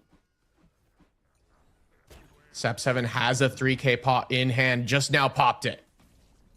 Okay. Ultimate is down, though. Roar. Aurora's behind them. Benny Q's half, disperse over the wall, and Jormungandr, World Serpent in. Blink forward from Susanna. We can't find Donut Doug. In the back, Benny Q picked up. Moswell shuts down Tegvir. It's a good fight for Single Bind, but it's turned around on top of them. Donut Doug is going to fall. Happen chased away by Ramakami and Aurora. Eventually, Aphrodite crumbles under the pressure. The lone survivor is Sap7. A beautiful defense from Single Bind. This, I don't know if it's game necessarily, but they're dead a long time on the side of I Love Romania. Wonder what Single Bind can do. There is an open Phoenix here. A tier 1 in mid still available. I don't know if they can go for this, but I think they might try. At the very least, they're going to go for this Phoenix on the right-hand side. Only Sap7 to defend. Ultimate available, but I don't think it's going to be enough to defend this Phoenix. Has to focus on the Titan, I think. The Titan's going to have like 10% damage mitigations. It's 2% for each structure that's up. So that thing's nigh unkillable, it feels like. 10 seconds till everybody's back on. You're right, Book. They get that bird. They get out of dodge, especially because EFG is going to be coming up soon. Nua Ultimate. Ow! That was not very nice. But it'll be down for the next EFG fight. A Single Bind look to that Pyro. They need this quick. They need to find some more secure. They've got 2 bombs already. They need to get this one, and they need to back soon because I Love Romania are on the map first. They still haven't backed. Just now getting some of their backs off our Single Bind. Doug dying on the left-hand side there was really important. I feel like with Doug available, that Phoenix on the right-hand side goes down a lot quicker. And maybe you can threaten an end, or at the very least, you wipe the map of even more towers. There's still that tier 1 in the mid lane here for I Love Romania. And a big fight at the end of the day, like you mentioned, for Single Bind. They're kind of the team that gets outscaled a little bit here, and still, they were really relevant in that last team fight. Killed off 4 members, only Sap7, the lone remaining one, able to survive. I feel like Benny Q needs to maybe look towards an active Aegis. Is there one of their options here to just try and avoid all the damage between Lairs and Ramakami? The Aphrodite ult will not be enough, I think, to survive all this damage on the other side. It does feel like whoever Happen is connected to, you go for the squishy that isn't connected to Happen, right? Like if Happen's playing with Tegvir, we're going to look at Benny Q. If Happen's looking at Benny Q, we're going to look at Tegvir. Maybe we'll look at Sap7, like whoever we can get on in the backline. And Ramakami's got the ult to make it happen as Single Bind. An Ancient Gold Fury. It'll hit tier 2s, but it'll get more gold. That was a lot of damage. That was a lot of damage to Doug specifically. A little less than half his HP, but at the very least, Sap7 isn't getting any stronger now. Has the 3k pot in hand, and actually Doug on his own Left side. would get looked at here. His back was stopped. Oh, Tegvir's on the chase. Donut Doug. He is able to get away. That was scary for a second there, because if anybody dies, it is explosive in its consequences. A bird is exposed. The Titan is exposed for Romania. The EFG's up, so positioning is very important. Happen had to use the ultimate and the stampede as well in that moment. Doug is able to just kind of walk away after that little skirmish, is able to keep the relic intact, Aegis available to him still, so he's not really under a whole lot of instant threat from this new ult as Aurora just walking forward as Lairs just wants this red buff. Playing for red right now. Getting a little bit of poke off. Single Binder able to get away. Oh, Zav ulted. It's not good. Do they One know? less tool down. They must have heard it. Oh, we paused. Everybody freeze! So, no Cabal. Posted up around this EFG. This is a lot closer than I think either team was comfortable having. Like, it is neck and neck. Yeah, very close between these two teams. Zav doesn't have ultimate, but everyone else on the side of I Love Romania does. Same with Single Bind. They'll feel comfortable. They just want the Pyromancer. They want a 4th bomb before they go and rip another Fire Giant. But right now, they're just kind of sitting in a comfortable spot. Zav is nearby, doesn't have that ultimate again, is slowly ticking that diamond back up here. Pyromancer will spawn and will likely be looked at here by Single Bind. Rembakami just playing bouncer here around this corridor. The enemy team has destroyed Donut Dog confirms the Pyro there for Single Bind. Small thing to note here, there are pushers on the map right now in that left and mid True. lane for I Love Romania. So Single Bind do have to acknowledge that before we can really play for the EFG at whole, but it feels like I Love Romania are not quite ready to go for it yet. 4 bombs in pocket for Single Bind, Book. Wow. Yeah, I think that's why I Love Romania don't feel comfortable going for the runic or going for the Fire Giant. They don't have, they have some secure tools, right? They have a bomb themselves, but they're not going to outconfirm 4 pyro bombs on the other side. And yeah, some members of Single Bind are splitting up across the map to deal with the Naga minions that are pushing, but Single Bind can get there pretty quickly. You have a lot of mobility in this composition outside of this, you know, Alposh that is just the only real immobile target here. And so Single Bind, they can afford to slowly split the map. While I Love Romania, we've seen it time and time again. How long now have they just sat in that bottom right-hand quadrant of the map, right? Like, how long have they been in that specific quadrant of the bottom right-hand side? It's been a while now for all 5 of these members. I see the hover for the Gauntlet of Thebes. It just clicked for me as well. So Boswell has a bit of health to go for themselves. Oh, we're pulling EFG. Sap's Are we ult. actually pulling EFG? Sap, no ultimate available. We're backing up. What you mentioned before, Book. Health is the answer to Flat Pen. I do like this pickup from Moswell. I feel like Thebes does quite a bit for this upwash. Yeah, I think so too. The Soul Reaver was the attempted answer here for Sap 7, but you can already see Sap 7 not doing as much damage on this character anymore. I feel like the Ob Shard is really, the lack of Ob Shard specifically is really starting to hurt Sat 7. I think he might need to look to invest in that item as Fire Giant being pulled here by Single Bind. No new ultimate available. Pulled, burn, down to 8k. Romania walks Dreamers? up. Pop that Dreamer, but we don't have ult to follow up with. We're just pressing buttons. Single Bind picks up EFG again. It's down. Zav walking forward, kind of trading places. We still have 4 bombs. 8k health. Are we committing? Nua ultimate. That is a pause. Question. Unlucky there. Sap 7, Unlucky. no Dreamer's Idol. Yeah, really unlucky. No ultimate now. I feel like this Nua is just going to sit dead in this team fight now. And I'll tell you what, the other side has been doing a really good job in Single Bind. They're doing a great job of just slowly pulling the objective, backing up, re-pulling, backing up. It's now around 8,000 HP. Very patient. Do I Love Romania pull here is my question. Are we going to hop out of this pause and are they going to the ones immediately pull? I don't think they can afford to commit, but might they bait the attempt at, hey, let's go walk up and pyro bomb, steal it. And then immediately I Love Romania is like, okay, fight. Let's get in there. Let's make some plays. Let's be active here. We've kind of just sat on our hands for a bit. I think I Love Romania need to start being proactive. They need to start forcing stuff. They've kind of sat on their hands, like I mentioned, for a while now. And ever since that fight that doesn't go their way, where they're trying to siege and then trying to find Benny Q, it feels like it's just been, or sorry, trying to find Donut Doug specifically on the left-hand side. They found him, but after that, it feels like I Love Romania have just kind of sat back and let the game go to Single Bind.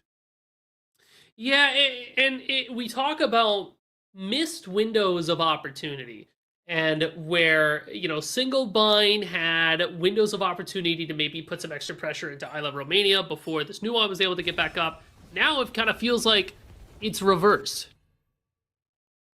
So when you're I Love Romania in this moment, you had a very powerful window that maybe now we missed. And this is kind of something that I think we both almost expected going into a matchup like this, where we said it earlier.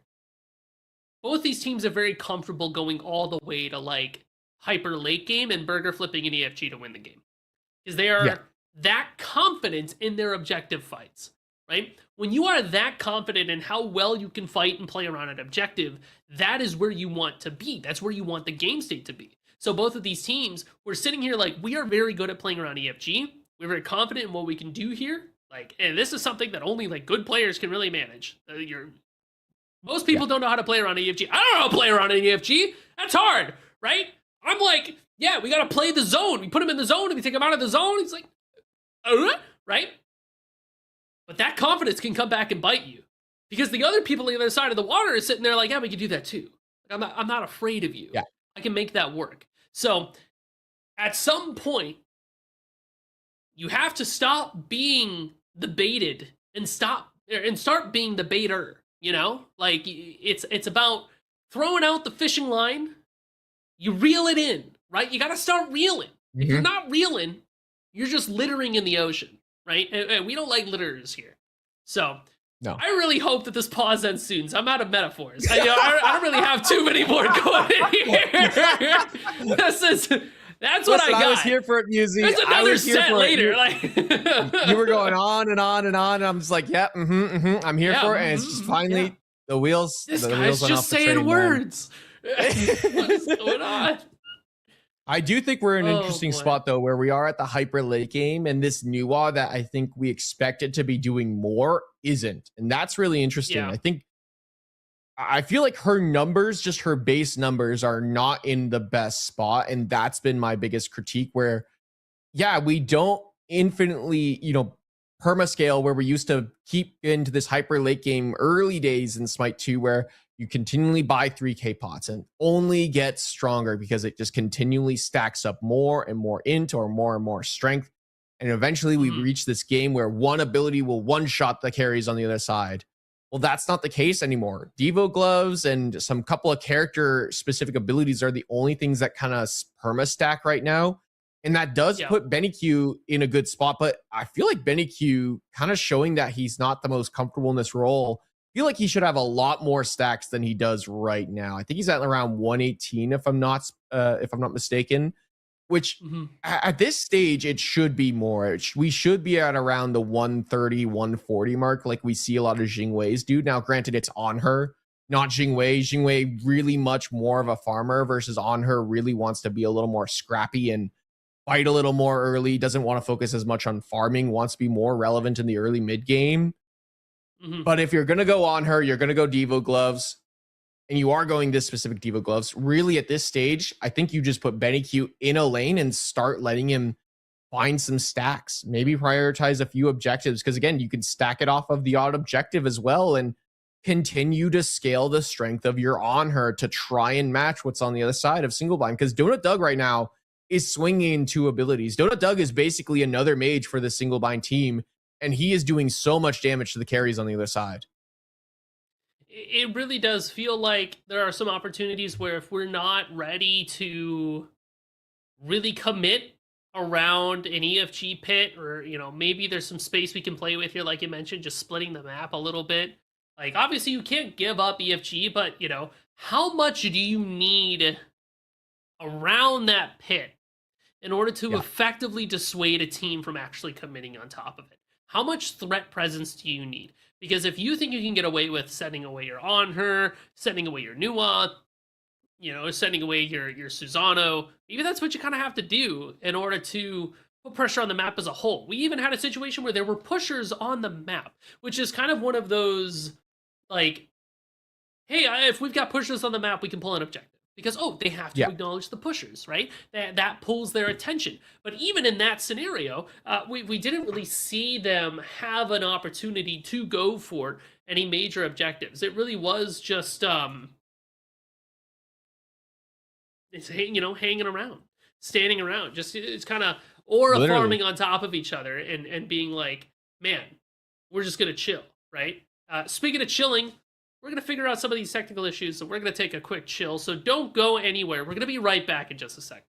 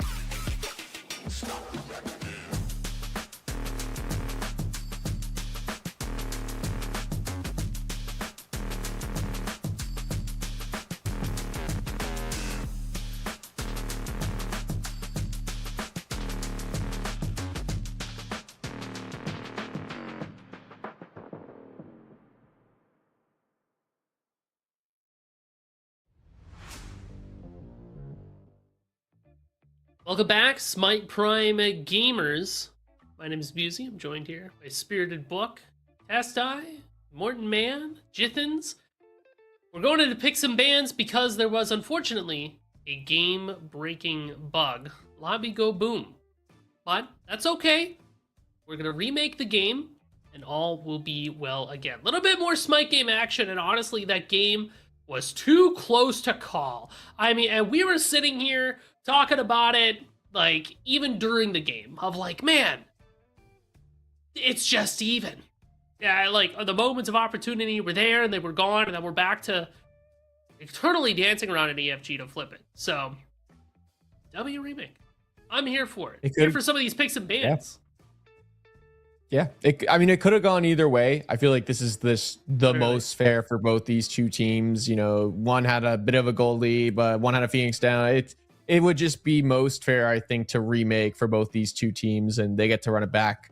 And yeah, picks and bans yet again. I feel like both these two teams might be looking at that last game and saying, how can we change how things kind of went, I think, a little more in the early game. Both teams very clearly content on farming it out to late. Wonder if one of them are going to say, hey, maybe we shouldn't do that because clearly this team was a little better in the late game. Maybe we kind of change things up a little bit. I'd like to see maybe a different mid pick here for SAP 7. I think as the game went on, that Nuwa damage really started to fall off and single bind really optimized well into it, itemization wise, especially for Moswell with that Gauntlet of Thieves. I'd maybe like to see something. I'm obviously Yanis, but that one's banned away. Maybe the Poseidon would be a better option here. Have a little more utility in the early mid game. Looks like Jormungandr is going to be a little bit of a different ban as opposed to the last game. So no Jormungandr for the single bind here. The single bind sit to themselves and go, who do we want to ban? We'll ban the Nuwa. So SAP 7 will not be playing it regardless. But it's still going to open up that Aphrodite first pick for I Love Romania. Yeah, I was totally down for an Afro ban here, I think, for single bind. Instead, clearly they're happy to go through the trade of, hey, if you're going to get Afro, we're going to get Thor and something else. Maybe, I mean, just the Nuwa is an interesting idea. I mean, look, it sucked. It sucked in the late game, and it sucked in general to have to go all, 3 sets of Aegises to deal with this character. And so that does open up a little bit more versatility in terms of the relic options here for single bind. And maybe that's the idea here for this team of saying, hey guys, we can go for some different options here now if we want to.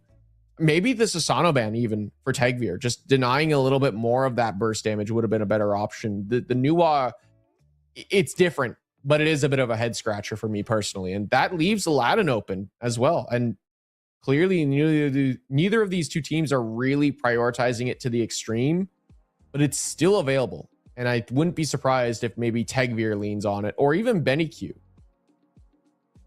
Single bind lock in the Thor again, as they are deliberating what they want for their second pick.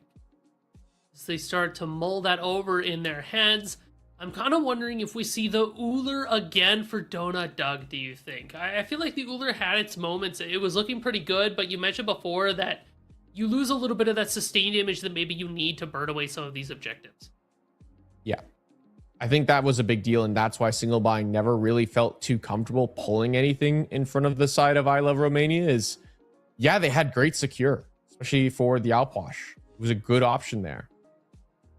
Even the Uller helped with the secure, but that burn damage, the ability to just take objectives just never really was there for single bind. I think they could really benefit from a different ADC potentially as well. But that being said, the Uller was doing good damage, especially once they got full build. Donut Doug was swinging, nearly one-shotting carries, doing good damage to frontliners as well with their abilities and their combo specifically. Maybe it is the option to just go back towards that pick and say, hey, look, it's still going to do well. It's still going to do well once we get a couple of items online, be effective, some CDR as well. And I think that's why we saw it really struggle in the early game. It really just didn't have any CDR in the build. And so I wouldn't be surprised if the Uller just kind of really is picked again. Like you mentioned, will it be picked again? I think it will be.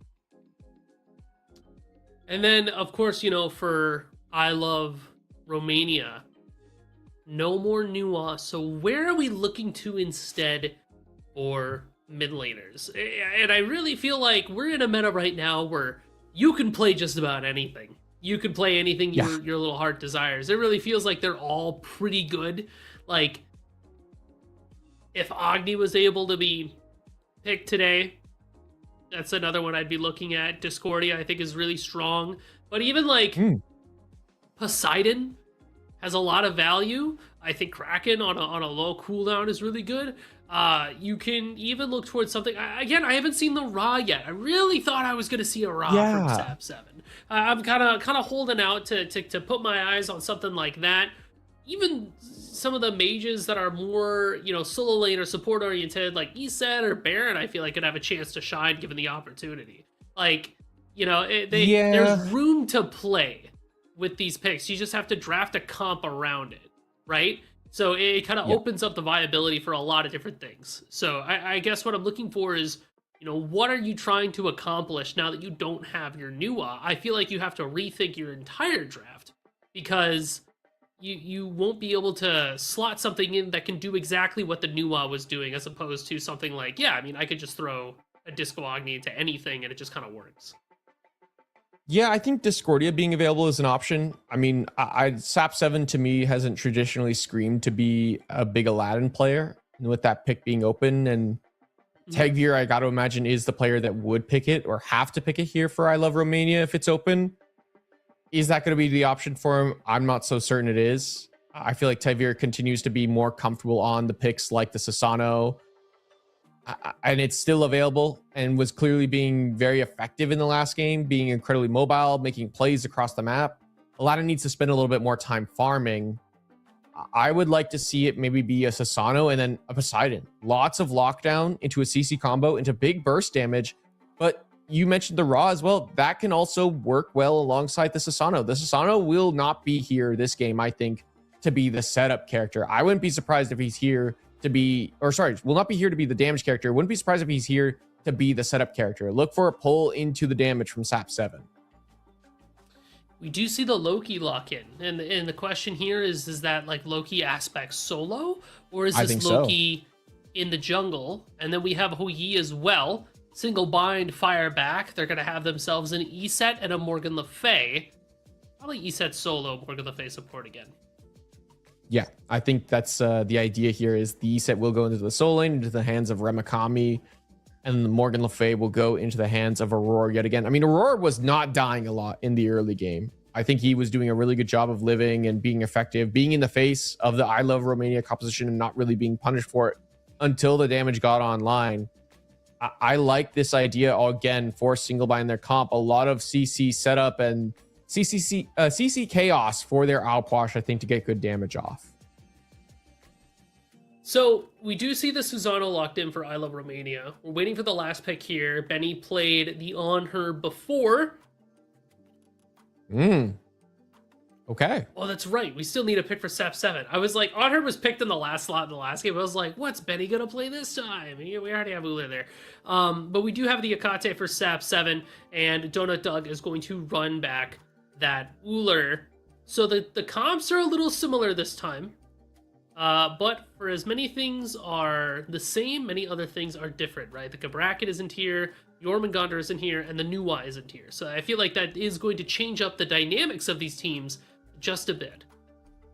Yeah, I almost like I Love Romania's comp a little bit more than their last one. I like the Hecate more than the Nuwa. I think she can provide a little bit more utility and team fight potential, and I do think Hecate has gotten a lot better with the item changes. A character that can really swing onto the back line, but also can play front to back. A very versatile mage. That ultimate is huge. A great way to pull beads as well. And now you have good damage dealers in the Sasano and the Hou-Yi that will force single binds carries to make decisions like, okay, do we go beads or Aegis? Last time around it was, okay, we all have to go Aegis. This time, there's a choice, but single bind, their carries have to make that choice and be comfortable with that choice. And they're just going to have to live with it at the end of the day. And Doug, I imagine, will have to go towards the beads, especially if Benny Q goes towards non-aspect, which I think is the better version of Hou-Yi personally. I think we're seeing a lot of aspect lately, and it's great damage, but I think adding more layered CC to the combo from your whole team fight makes Hou-Yi non-aspect a little bit better. Well, it's time to do the time warp again. I Love Romania versus Single Bind as we head into game here. The semifinals between these two teams. It's me, Musy, it's Book. And Book, I feel like we kind of see everything where we expected to see it. Yep. No craziness. I mean, it's Loki aspect in the soul lane, E-set aspect in the soul lane. I mean, Aurora's once again piloting the Morgan Le Fay. There's no shenanigans with Moswell playing anything weird like this Morgan Le Fay mid and then Aurora playing the Alposh in support with the aspect. No, it's just everything is where it's supposed to be. And Musy, there's no real crazy frontliners this game. There's no tanks. Last game there was a Jormungandr. This time it's just kind of everyone's a squishy that's going to prioritize, and some of them will prioritize some health and defense and utility items, and some of them will prioritize a little bit more damage. It's a very interesting spot in Smite 2 right now where there's one team with let's see, 1, 2, 3 mages. The other side has 2 mages and 2 assassins. So curious to see which team kind of comes out ahead with this very different style of play that we're used to seeing. It is interesting too, like the Loki aspect is known for building like a ton of tank items, but yeah, you're right. He's not like a frontline tank. The Loki is not making space in the sense of like, oh, I'm going to get in front of everybody. I'm going to brawl with this tank that might be in front of me. We're going to duke it out. No, I feel like the Loki is definitely a little bit more accustomed to playing as Loki is a little bit more used to being, where you're like, I'm going to find an angle, I'm going to harass, I'm going to put pressure on this area by simply being here. And threaten with my assassinate. Holy damage, though. Good lord. As level 1 in a dream. Don't let that guy get behind you. Yeah, a lot of damage there in the early game from this Loki, but that does mean Remakami hits level 2 first and is able to have first clear priority on the right-hand side, just continuing to pressure out this Loki. And this is kind of the ranged versus melee early game matchup that is expected when you see an E-set in the soul lane, and if you don't really find a way to match it with a mage of your own, you're kind of forced into this weird spot where you know the E-set's gonna clear early as Tagmeer finds first blood onto Moswell in the mid lane. Oh, blink and you'll miss it. Where did Moswell go? Unfortunate that mid 2v1. Moswell looks like they used their beads as well, Book, so a repeat gank from Tagmeer could lead to some pretty big things. Yeah, and so much earlier action this game compared to last one. What, it was like the 3, maybe 5 minute mark before we saw action. And right side, though. Oh, that was so close. When I saw that the Spirit Ball happened before Zav had used their Flurry of Blades, I thought for a moment that the E-set was going to be cooked, but the Shell would keep them alive. Meanwhile, Layers hoping to harass out the dual lane. Unlike last game, Book, we are not playing as patiently as before. Both of these teams just got done playing for like nearly an hour. They're ready to wrap this up within the next 20. Yeah, I kind of mentioned between games of, hey, like, wouldn't be surprised if this one's like a 20, 25-minute game because, yeah, like you mentioned, it went so late last time and neither team really had a clear-cut advantage. Now it's all about this early mid game for these two compositions. Hecate can get active once she's level 5, already there, has that diamond ready to go because the early kill in the mid lane is... These two dual lanes are scrapping it out, but I feel like Doug and Aurora getting the little bit of the better end of it right now. But of course, Happen has that sustain available. Tagmeer, though. Solo side, Tagmeer comes out of the bush, finds the pull onto the E-set. Wing Gust not good enough. Remakami Another one is put down. Now, that will give I Love Romania priority over these rocks, so it'll be an early win for Order side. I mean, you know, last time we saw this game, it was really, really chill. Now, we already have a couple more kills that we did at like 7 minutes, right? Like, it's pumping. Yeah, Tagmeer adapting really well to what happened in the last game where, you know, it was, I believe, Lairs that was, no, Tagmeer was there first on the right-hand side, finding another kill onto Remakami, who just respawned and was walking back to his tower. That is a toughie. Now Sap 7 scrapping as well. Moswell didn't have beads, but don't need him.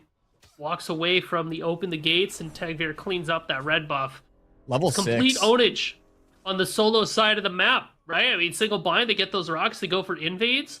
Now they'll have the timers on that side too. So you could expect some repeat plays from Tagveer. I mean, Iset doesn't have beads. She gets pulled in by Susano every time. Yeah, I mean, this is just like so much different from game number 1, where we talked about a little bit about how it's always a battle between these two junglers when they go up against each other. More damage, more fighting on the left-hand side. Happen. Undying Love used. Aurora, whoo, not able to get the kill off the last swipe from their ultimate. They're chasing after them, though. Damage out. No mana. Aurora has to back up. Happen just barely holding on. Thank you, Aphrodite healing. There was a healing, and it happened in the dual lane.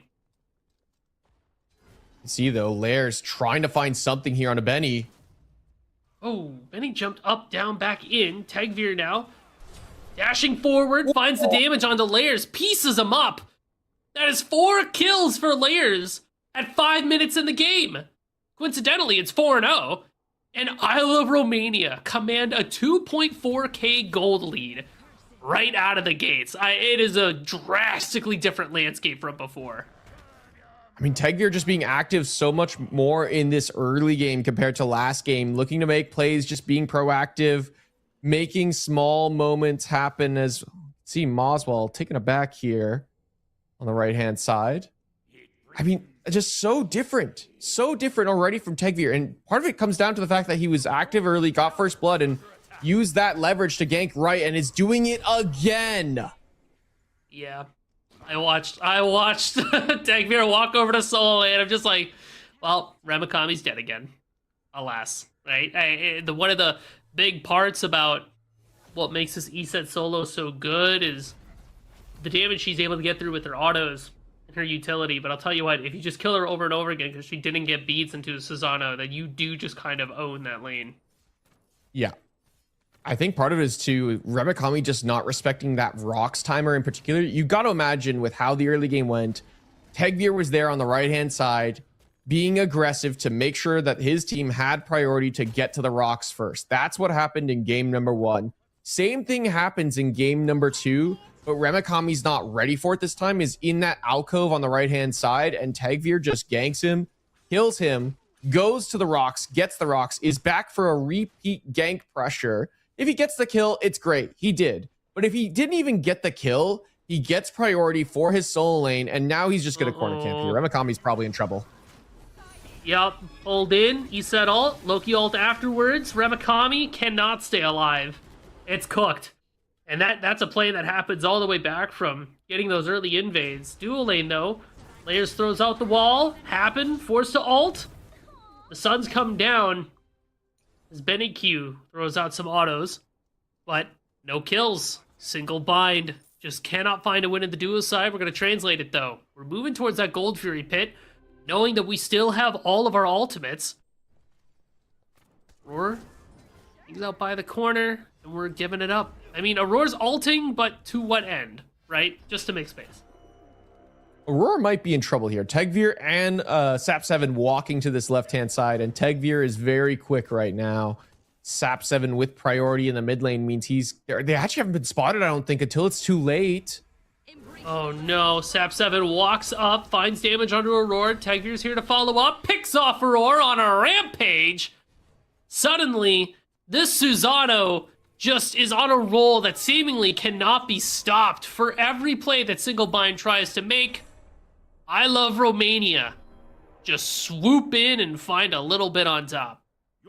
Yeah, Tagveer just putting on a clinic in this early game, being proactive everywhere on the map, translating that lead that he's built for himself from the right-hand side now to the left and getting himself a kill there onto Aurora. It's none of them good pressure.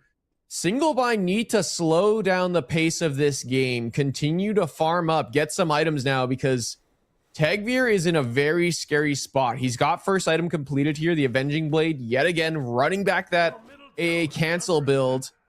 And even Lairs here, trying to get these rocks, and isn't here in time to really commit to them. Lairs ulting now. Thor looks for Loki, pops him into the Iset ultimate, but Tagveer here to clean up after the fact. Ult and autos are good! Double kill for Tagveer as he just continuously adds bodies to the canister. The solo lane harbor butcher, Tagveer, is just going crazy. Yeah, continuing to gank. That right-hand side is ready for layers. A double kill going the way of Tegvir is huge for the Susano. I feel like Zav is happy to take that trade where it's like, yeah, it's a, you know, a 1-for-1. Oh, then it's a 2-for-1. Yeah, I die, sure, but my enemy soul inner is 0-5, and I already have a 2-level lead. It kind of doesn't matter if I die there because it's Tegvir, the one that has that shutdown gold available to the team, that if Zav dies, it's not the end of the world. Yeah, he's very okay with taking an early dip there. Especially because, I mean, when your low-key aspect with the lead that you have, the E set is just, you know she's going to die again. You, like, know it's going to happen. It's like an inevitability. You're not too stressed about it. Because, you know, big boy Tegvir is going to come over and own them yet again. But first, we're going to pay a visit over to duo lane. As Tegvir and Happen pick up that Gold Fury. Benny Q dukes it out with a roar. Knocked up. Putting damage in. Whoa. Roar answers back with an ultimate. Forces the leap away from Benny Q. Meanwhile, in the Gold Fury, Tegvir confirms it. Looked like Donut Doug wanted to go for a steal, but not enough mana, not enough gas in the tank to really play for it. But it's going to be a skirmish in the mid lane. As Tegvir gets in there, looks for some damage, and crosses back. It's the crypts that have been emptied. And Thor, that ults in to his death, by the way. Sap 7 decides to take one home for themselves with the shield explosion. And I Love Romania seem unstoppable. Lair's going in there just trying to force something off of Tegvir, but then immediately gets blown up. I feel like Lair's just playing a little bit tilted now almost, just kind of trying to force something to go his way, and nothing has gone his way so far in this early game. It has all been Tegvir so far, just continuing to be proactive, looking for Aurora now as well. Here's Moswell with the chase. Damage onto the Susanoo. They'll take the wind spread away, and they are safe. So, very, very slippery character from I Love Romania. It's 11 minutes in, 10-1. I Love Romania are up 5k gold. Meanwhile, dual lane. Benny Q ults on top of his head for beads. But he's okay. Like I said before, 5k gold lead there for I Love Romania. The question is, now you've got this crazy lead. Where are you pushing it?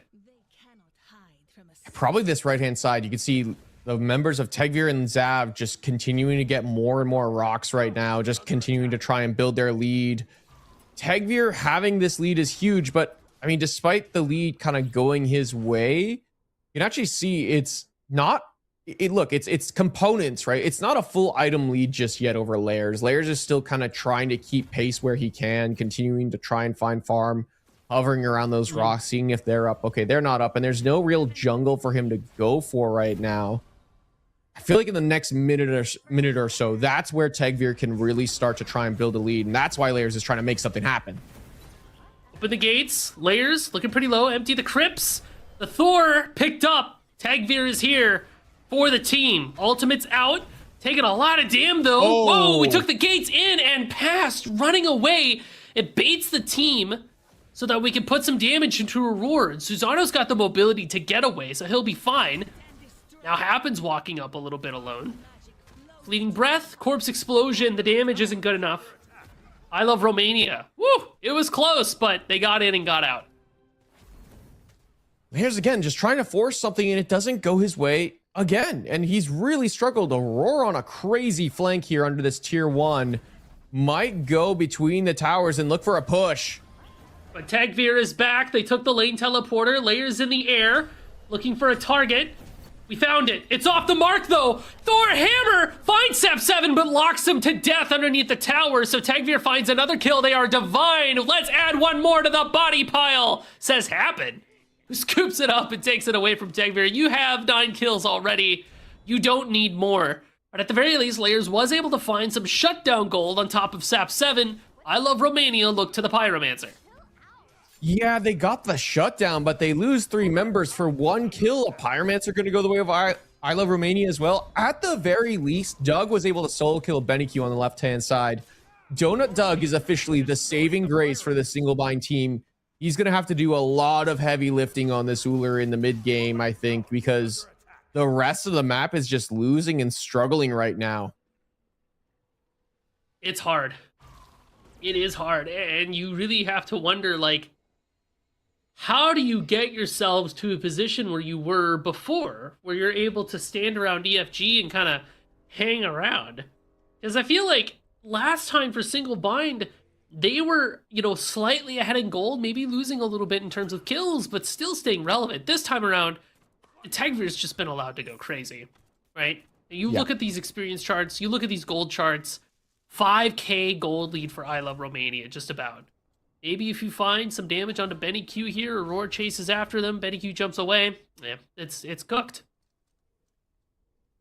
This three-man core unit of Tagvir, Sap 7, and Hapid just roaming together around the map, getting pressure in mid lane and translating it over to the left-hand side. Tagvir nearby wants to kill Doug. He knows that Doug is going to be the saving grace here. Great wall, though, onto Tagvir.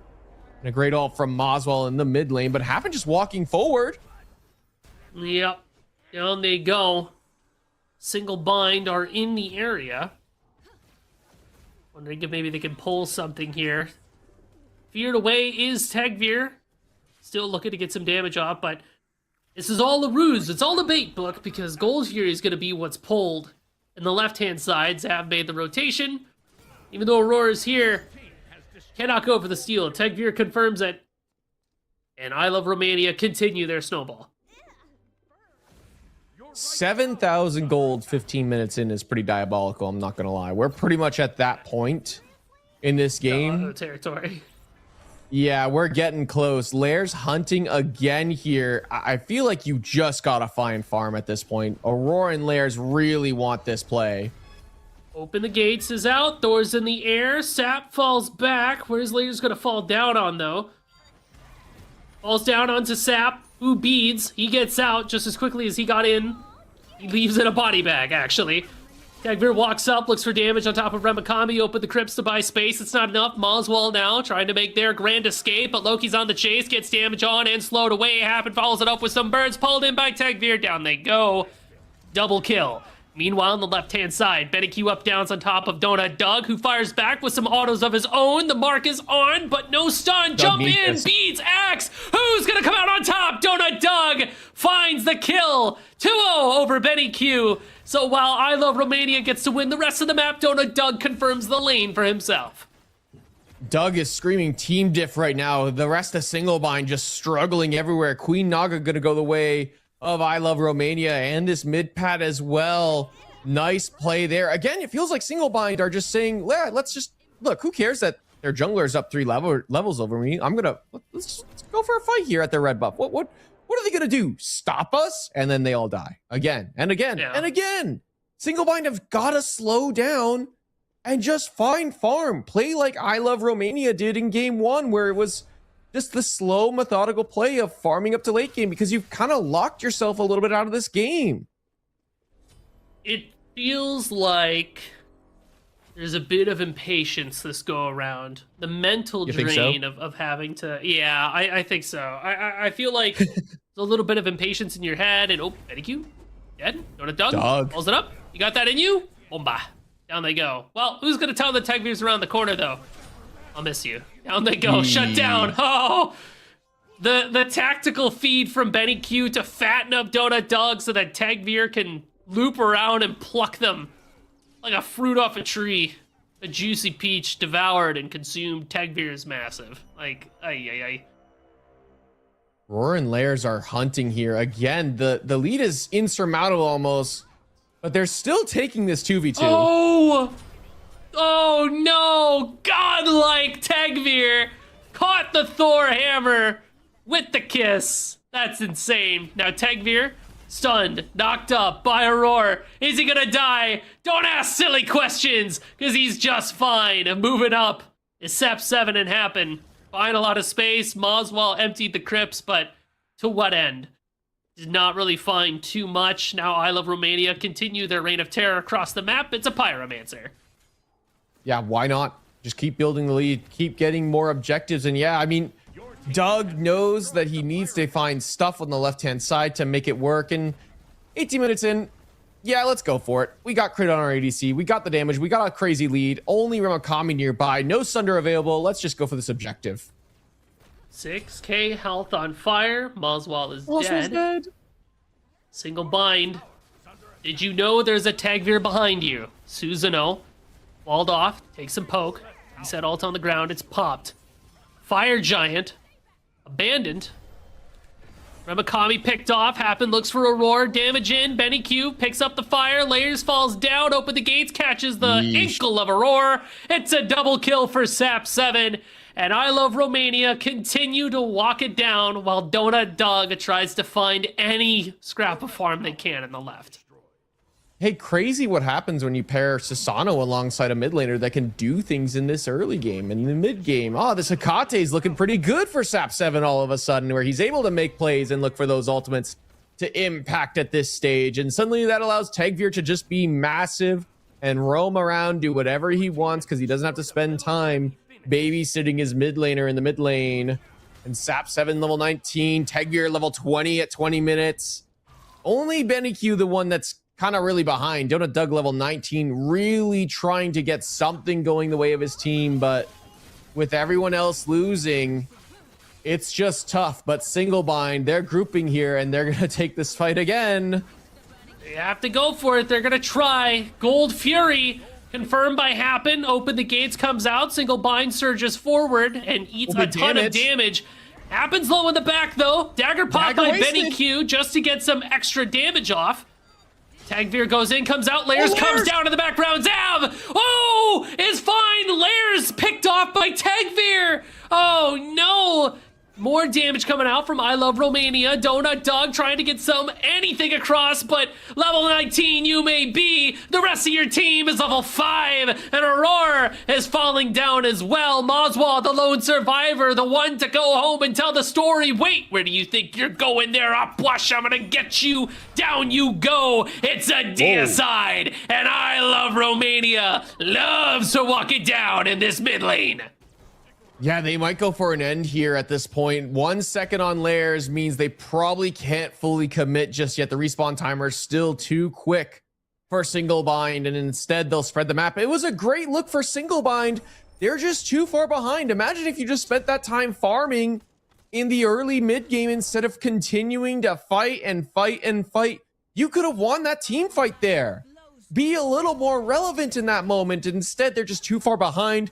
Layers gets one shot trying to dive in there, and Single Bind just fall apart as soon as their jungler is dead. All the burst damage already came through, and then there was no more after that. They didn't kill anyone. And I Love Romania, it's officially beyond uh-oh territory. We're in a scary spot for Single Bind. Is there anything that can be done if you are Single Bind? I mean, there's got to be something you can do, right? There's always a way, Musi, as I've learned. I recall a specific moment where I said specifically about this team that they had a less than 1% chance of winning, and then they won that game. He's gonna die. Don't worry about it. Yeah, he's dead. Ramakami's dead. Yeah. There's nothing he can do. But there's always a way back into the game like this. The problem is, does Single Bind have the tools and the mental fortitude to find that way? And I'm not so sure they do this game in particular. I think they're tools that lead them well into the late game. I mean, look, that time it was Gibalanke with an aspect. This time it's Owlpwash that's 0-6, level 17. I don't know. This is certainly a toughie. Zav is not here, though. And this is a 4v4. Open the gates comes out. Doesn't hit. Forces beads. Aurora's at the back. Taking a lot of damage. He'll be the first to fall. It's a rampage for Sap. Take the portal in. Phoenix dead. Sap taking a lot of poke here, but dealing just as much damage. Catches Donut Dog before they reach the fountain. Ramakami gets the shutdown, but the damage has already been dealt. I Love Romania are just gonna walk back away. Got some towers on the left side to clean up. That's a big shutdown there onto SAP7, though. Some gold at least going the way of Single Bind, something to their name. And I recall a time where I said this team had a less than a 1% chance of winning. And then a play kind of similar to that happened where someone, I believe it was Happen, was jumping away, accidentally hopped in a Hecate portal forward, died. And then Single Bind were able to turn around. Shades of that game potentially, but I Love Romania just so far ahead. You're going to have to make multiple, clumsy mistakes like that if you want to get back into this game for single bind. And down the right hand side, Phoenix, they have to do a little bit of homework before they get to the, even try and contest this fire giant that's due to spawn. It is a tall mountain to climb here, Musey, if you're single bind. But at the very least, you've kind of started to punch in some of the holes that you need to get your hands and feet into to start climbing that mountain. 24 minutes. Remakami. Not looking good. What? Holding on for quite a bit longer than I might have suspected. So they're picked off. Now it's going to pull the FG, is where I Love Romania's attentions are, but Single Bind will respond by taking a look at the Ancient Gold Fury on the left-hand side. Zav and Benny Q stick to the FG. Aurora chased out by Tagveer, Happen, and Sap 7. So it's going to be a trade across the map. 25 minutes in, Book. 33-6. FG for I Love Romania. A gold lead. Bigger than any amount of money I've ever held in my life. Single Bind have to prepare the final defenses. That's a toughie there, Muse. Not gonna lie. That's a toughie. It's a toughie. That's a cell phone right there if I've ever heard it. But yeah, well, Remakami's up. It'll be a 5v5 at the very least. Here at the burn. Happen walks in. Oh, found the blink stun. Health bar low for Donut Dog. Picked up by Zav. Open the gates. Swaps places. Remakami eats a ton of damage.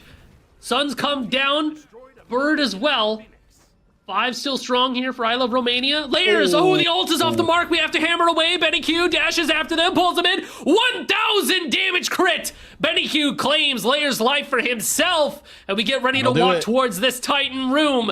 Moswall doesn't have the ultimate available. Buying for space is gonna be tough. We Cersei's Hexstone in. Aurora leaves just as quickly as he entered. He died as he lived, pressing W key. Now it's just Remakami and Moswall. Health bars for I Love Romania looking pretty low. Open the gates, it's off the mark. The Titan down to their half health. Moswall still throwing out damage. Benny Q jumps in. Eastside is dead. Moswall is next. And I Love Romania clean up the game. Tagveer goes deathless there. 20-0 by the end of that game on the Sasano. Just hyper carrying that entire game. That is a toughie, to say the least, for the side of Single Bind. And especially because they were so resilient in that first game. It's just an unfortunate situation, and they have to remake, and now they end up losing. They're out. And it's the other side that's going to go all the way up to the finals. And that is a scary performance if you're the team on the other side just waiting for this series to finish. And you see that performance.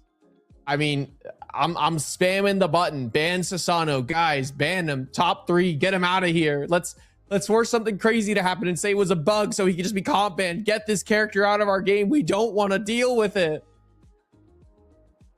He did a lot. And just think. Aladdin was open and available.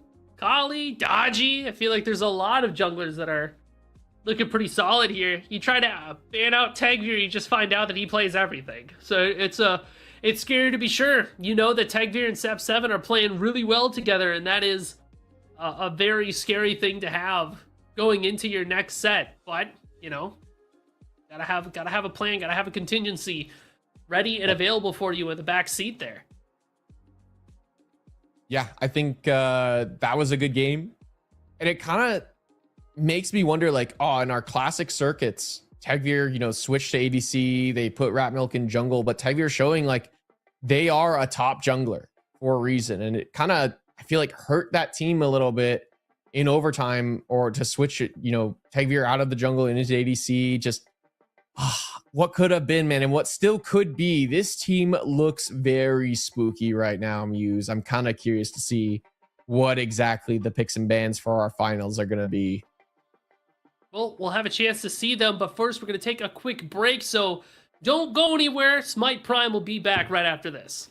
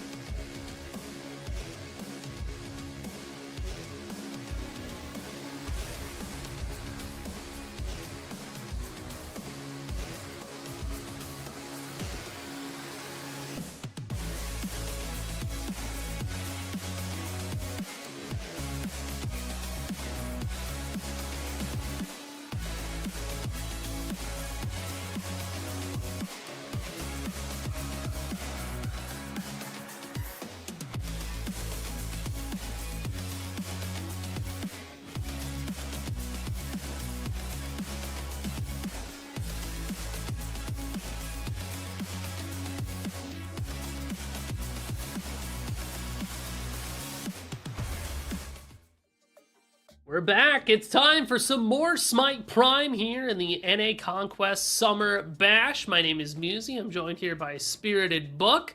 We've got Testai, Jithens, and Morty all behind the scenes to bring us the action. And action there has been. Last game was a heater, and Tegvir went deathless and insane. But why are we going so crazy all the time, Book? What are we playing for? Let's get down to brass tacks here. Talk about the prizing. That's right. 2,000 big ones to the winning team if they're able to pass through the final gauntlet that we have coming up today. Speaking of said gauntlet, that bracket coming at you real quick here to see how the day has been progressing so far. And remember, it's a summer bash, so there's no losers bracket or anything like that. It's just the here and now. So we have I Love Romania versus Hydrogen Bomb in the finals, who was able to win out over Bread. But because we are switching to finals, it's a best of 3. That means we have some extra rules. Book, what are vault bans? Vault bans. So once a character's been played on either team, neither team can then go back to that character. So if Thor is played in game number 1, he will be just permabanned for the rest of the series. So games 2 and potentially game 3 if we go that far. If a character is banned away, obviously in the picks and bans, that character can obviously be played in games 2 and 3 as the series goes on. It's once a character is specifically played from start to finish of a game, that character is banned for the rest of the best of 3 series. So, you heard him. You play your character, that's all you got. So should it go to that best of 3, we're really reaching in deep for the pool of what is available to pull out. But there are some picks that I think are very much worth mentioning in terms of how scary they can be in the here and now. So what are we prioing in some of these first games? We're going to find out about it. Picks and bans coming at you really quick here. Book, is this the set that Giannis slips through, or is he perma-banned forever and for all time? I got to imagine Hydrogen Bomb are saying there's no world we let this pick through, especially against SAP 7, one of the premier players of this character right now. It's probably not getting through Musy, I'm going to be honest. Maybe there's an answer from the side of Hydrogen Bomb. Maybe they're the ones picking the Sasano. I mean, Sunprod has played Sasano before, and a character that does really well into Yanis just because of that mobility, the ability to chase through the portals because of that 3 ability. I wouldn't be surprised if it is picked that Sasano is picked very quickly after by Hydrogen Bomb. Yeah. I feel like one of the other things, and I was kind of thinking about it between games, this Giannis looks even more appealing because we've kind of seen Tsukiyomi fall from grace a little bit. Ever since the Transcendence Book of Thoth changes went through, we haven't been seeing much of Tsukiyomi, and Suku was like the prime Giannis killer. But Giannis hasn't been banned yet. In fact, it's Bastet, Aphrodite, Kronos. Hydrogen Bomb is thinking themselves what they want to get rid of. It's going to be Horus in response. So if you're going to ban Giannis, it has to be on the next ban. But it's going to leave up picks like Thor, Discordia are going to be available, Kali, Daji. I feel like there's a lot of really good junglers. Aladdin is still up. Jormungandr banned away. So this has got to be the moment. Yeah, I'm kind of curious to see what the idea here is. I mean, Yanis, is going to slip through, but I Love Romania, I can't imagine they take Yanis first pick. If they do, it'd be pretty spicy. Sobek, I think, makes a lot more sense. But now Hydrogen Bomb, Kaidon has played this character pretty consistently once upon a time. I'm not sure if he's been playing it as of late, but curious to see if it's taken away here by Hydrogen Bomb. Maybe try and snatch that one up and just be more relevant than SAP 7. Not only is this game important for, getting ahead in this series, but like I mentioned, once the character is played, it's taken away for the rest of the series. Take that Yanis away from SAP 7. Do not allow him to play it for the rest of the series. Hydrogen Bomb instead are looking at that new one. That feels very early to pick. I know we saw I Love Romania offer the Nuwa fairly early on in the last game. But to see it here for Hydrogen Bomb, I'm kind of curious as to your thoughts. I mean, the thought I think here is it scales really well, and it does really well in the mid to late game, as does Jingwei. And it seems like the meta right now is get to that late game and be relevant. But the Susano has now been locked in, and if you just saw how that last game went, you're worried about that specific pick and saying, hey guys, maybe we shouldn't have allowed Tegvir to pick Susano. Well, they haven't said it yet, but they might say it if they lose in 20 odd minutes like, Singlebind just did. But right now, Hydrogen Bomb, their comp is to scale.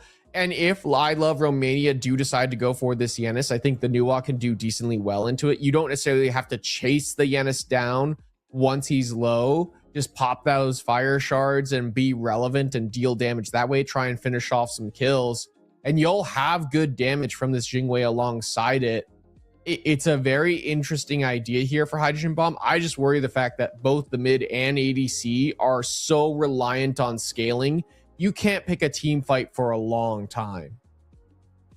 Ardio and Scylla are the response here for Hydrogen Bomb. Probably Ardio solo and Scylla support there. So... yeah.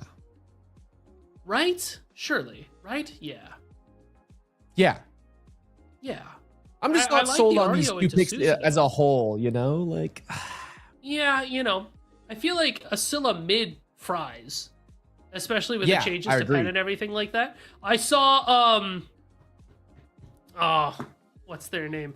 There's a Twitter, there's a Smite player on Twitter that like dedicates themselves to playing Scylla, and I saw them tweeting about Scylla in the most kind possible way, like this character's back, and that told me that it was a good patch. So like that told me Scylla's in a good spot. So I would love to see a Scylla mid at some point, if only for them, so that they could see Scylla mid on the big screen there. Ooh, Daji is the final pick here for Hydrogen Bomb going to Sunprod. Really excited to see that one, especially against what's on the other side. You mentioned the idea here for the RDO to deal with this Asano, and I like the Daji even more to help add on to that. No CC immunity for this mid 2v2 means Sunprod should have a field day at the very least, but the Nuwa just is so irrelevant for a long time.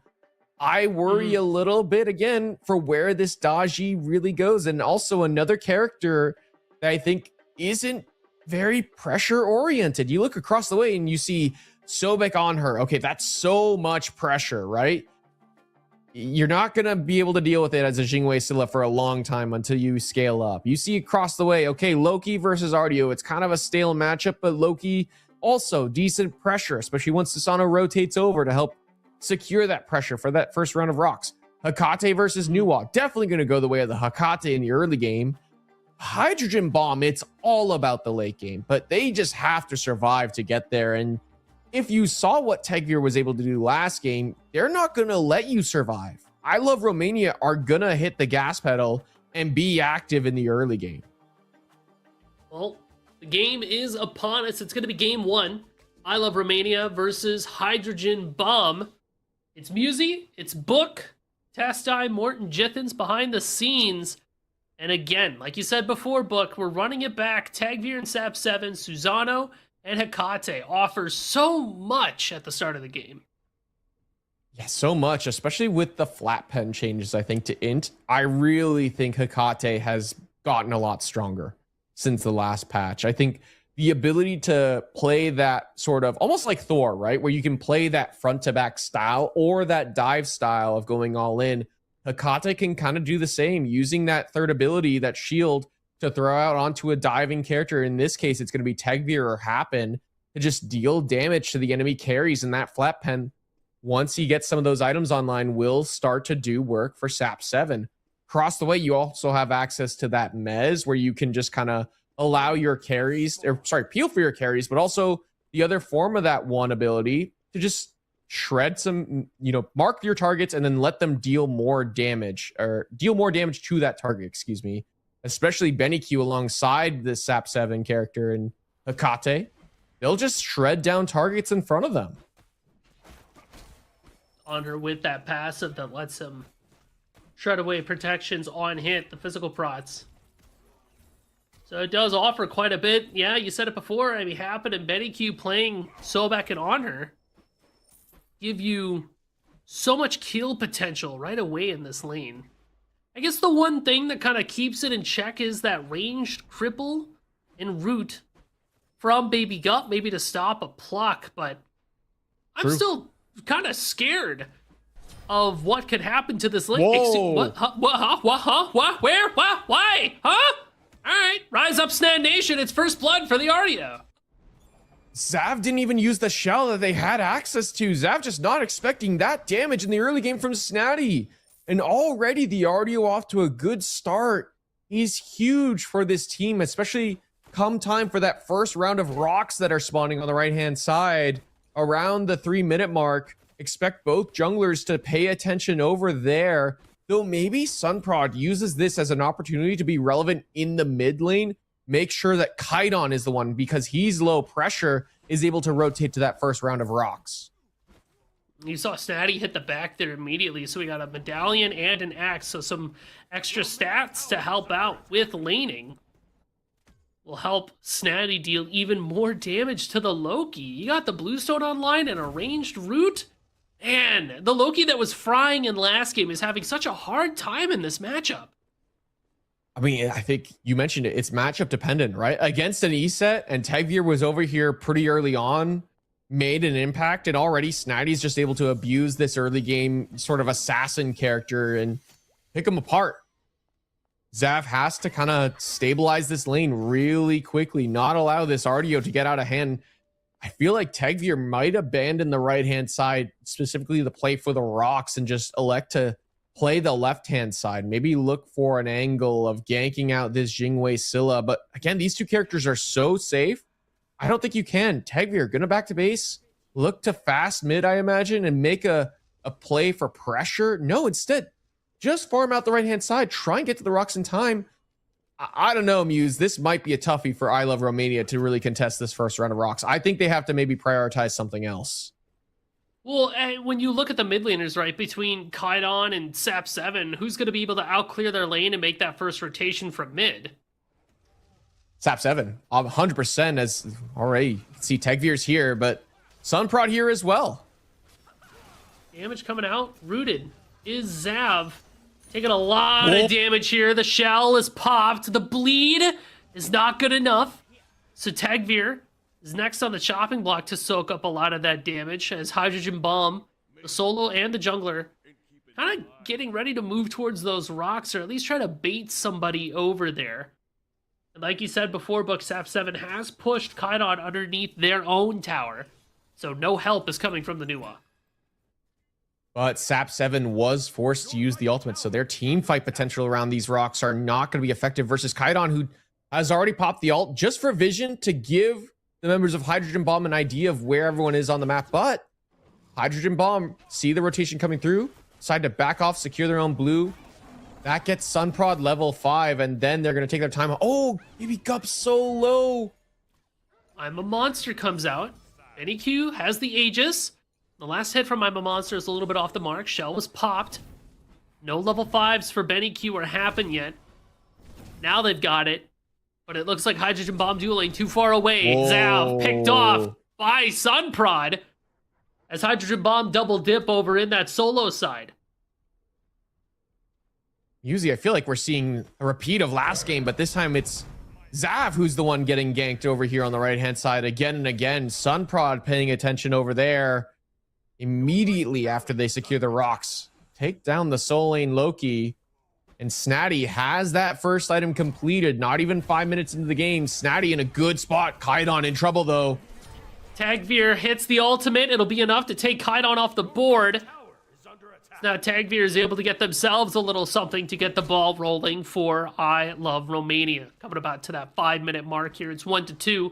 The gold lead pretty much dead even. Hydrogen Bomb are up 200. Not too much. Benny Q under duress. Baby Gup dash in.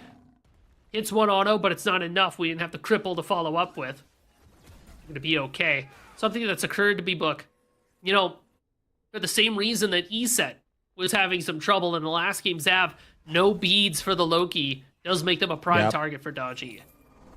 Yeah, has access to a CC Immune ultimate, but it almost doesn't matter in this case. You kind of want to be using that ultimate to be aggressive in the lane, secure yourself pressure. But now that Zav is so far behind, I think he just has to use it as a safety tool and just avoid Sunprod's ultimate. But there's so many tools between these two that can force those beads. I mean, Snaddy has so much CC in terms of that root, the stun as well in bear form. Sunprod can show up once Snatty has already secured the ultimate from Zav as Sunprod hunting this left-hand side.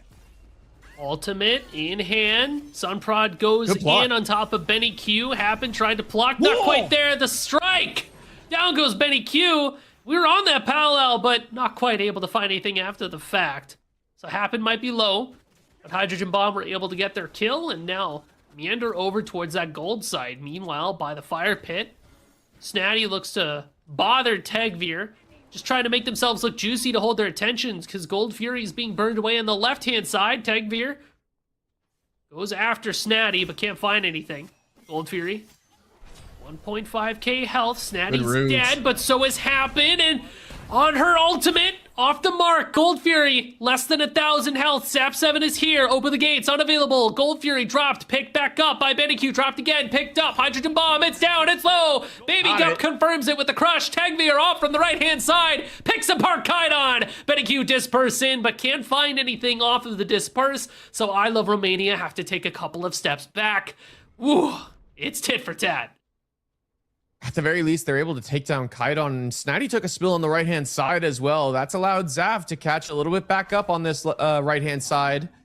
And so slowly but surely, I Love Romania finding wins, but ultimately it's Hydrogen Bomb that find the better wins. They get the Gold Fury as well to their name, but is it going to be enough? I feel like Tagveer did a great job over there on the right-hand side. Got the rocks, played aggressive onto Snatty, found that kill, and then rotated over to contest that gold, secure themselves another kill. So they're not getting the objectives yet, but they're finding wins.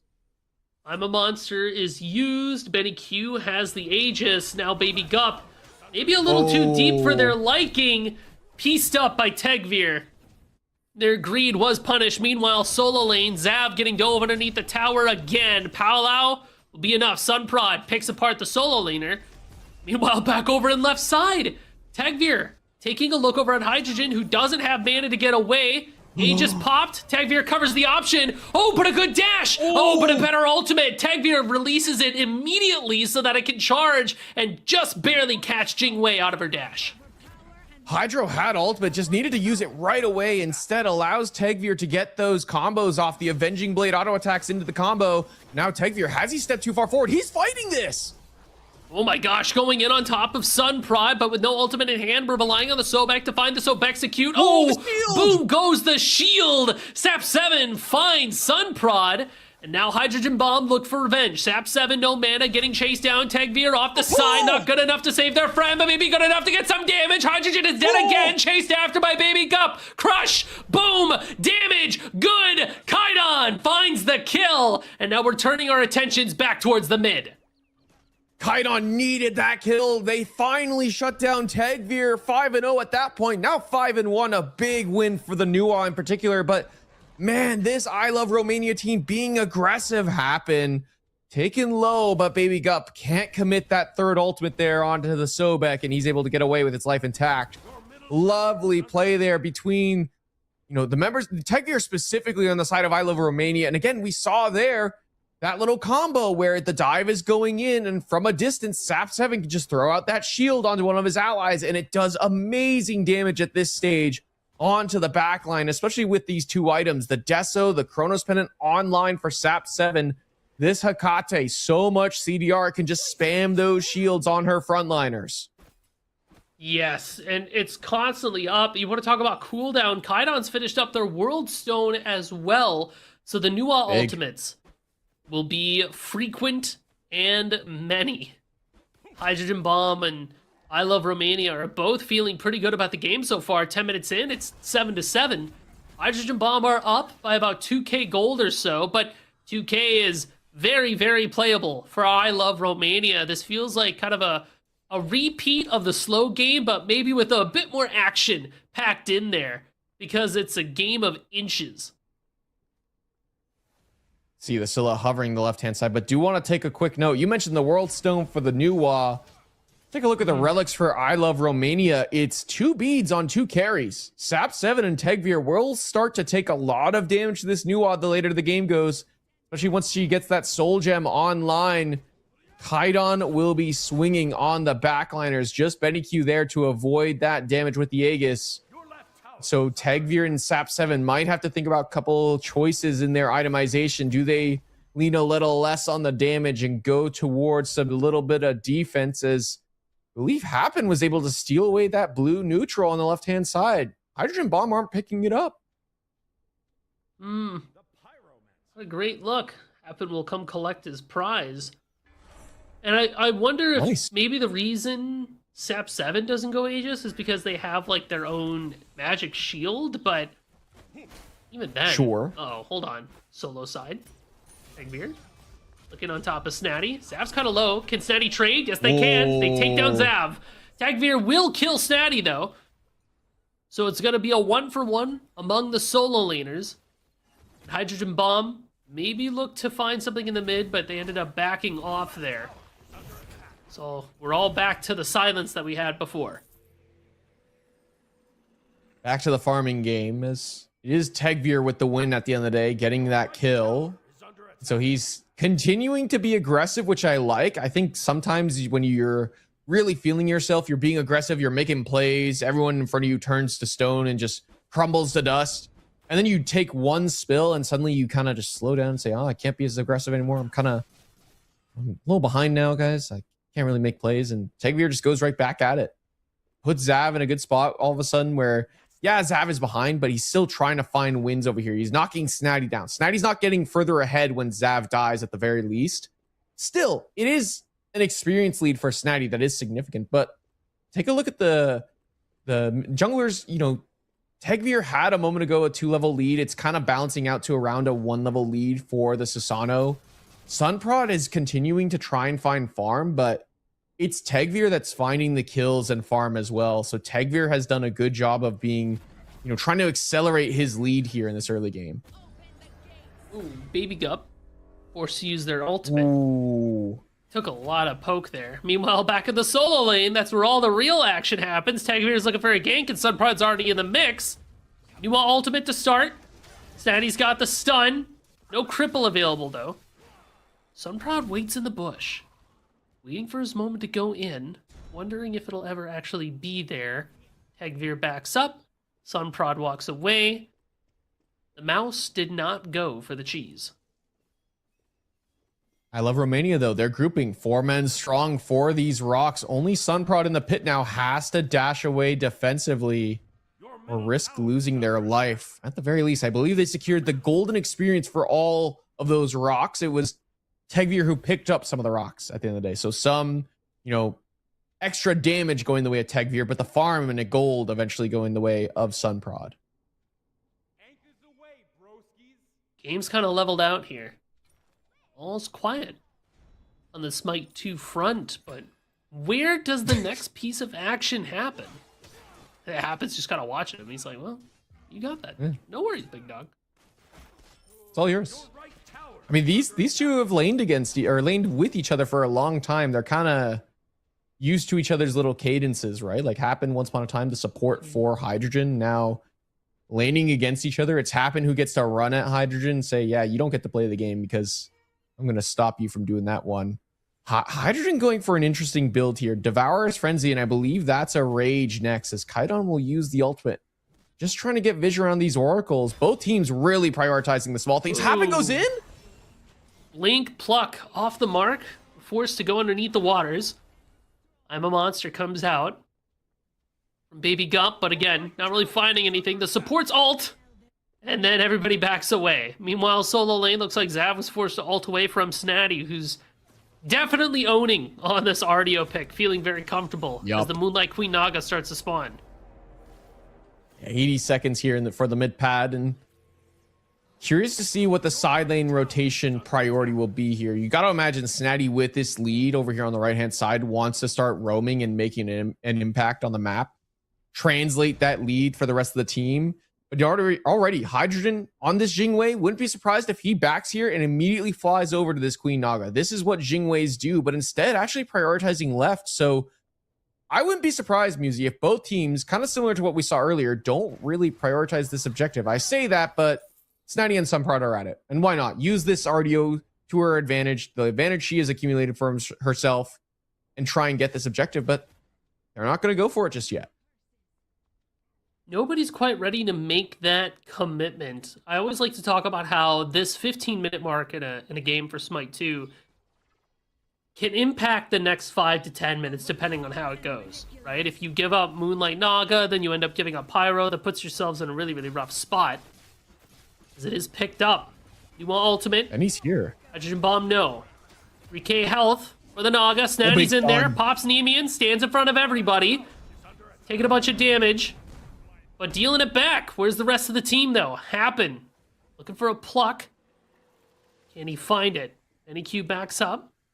Hydrogen Bomb picks up Moonlight Queen Naga, and Hydrogen's looking for the flank on the left side. 2k health left for the objective.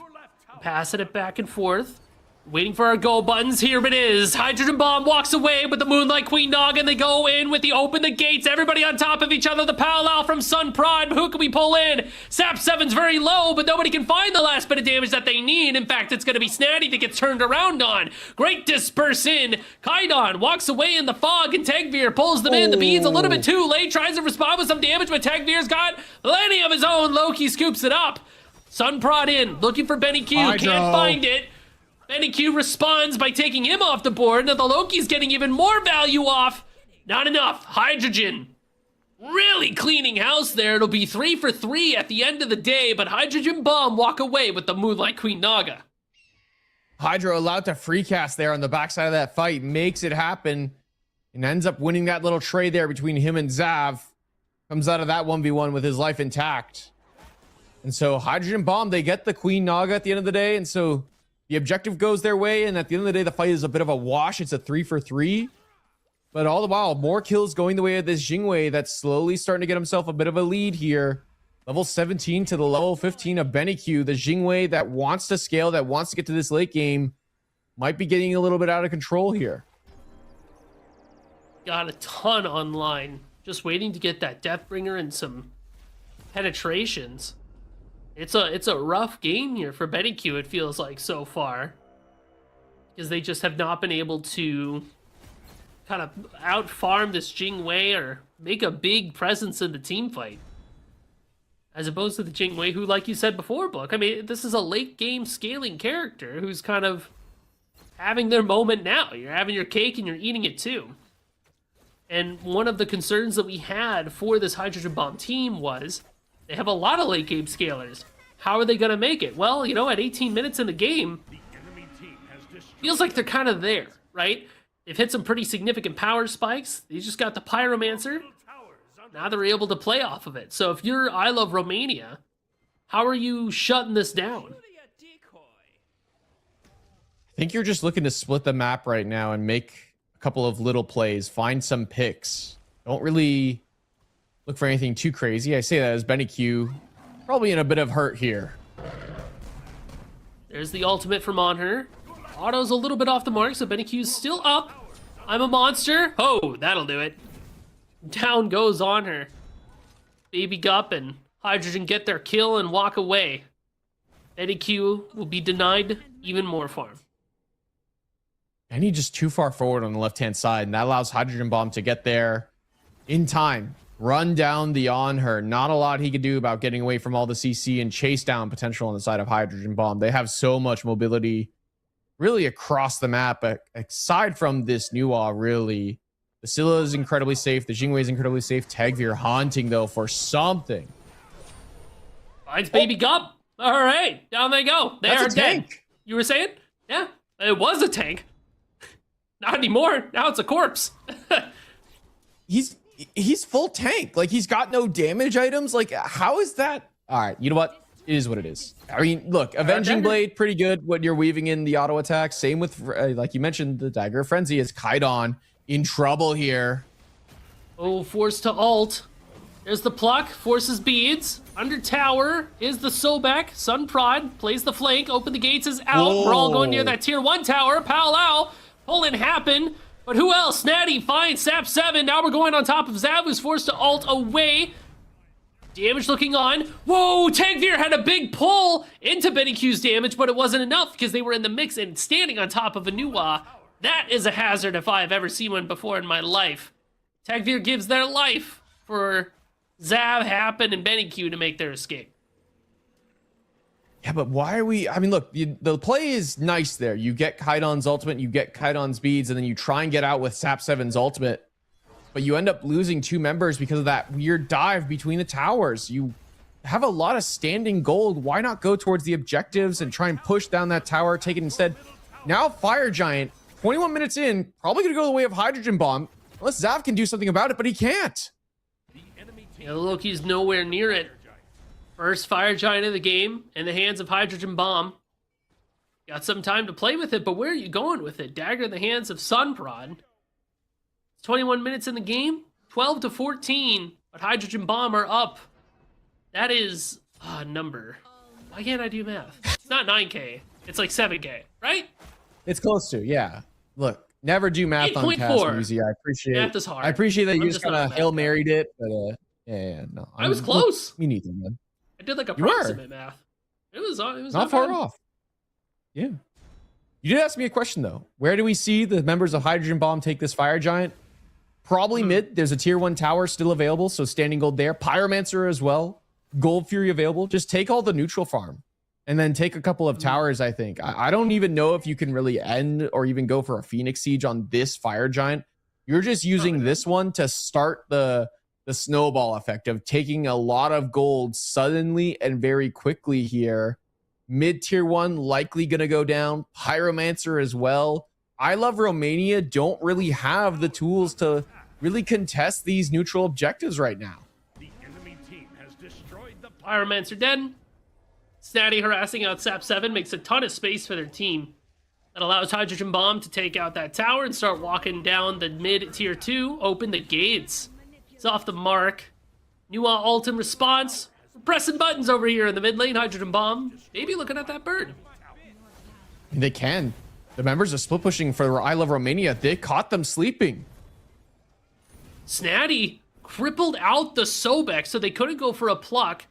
I'm a Monster from Little Gup. Gives him some damage on the way out, but I Love Romania looked like Betty Q backed, so the threat of the Honor is here. Hydrogen Bomb are not going to continue with their push. Instead, we fall back towards that Gold Fury.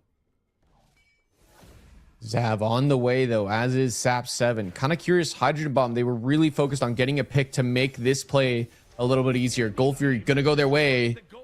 And it seems like I Love Romania, they're not really interested in fighting a full 5-on-5 right now, and I don't think they can afford to.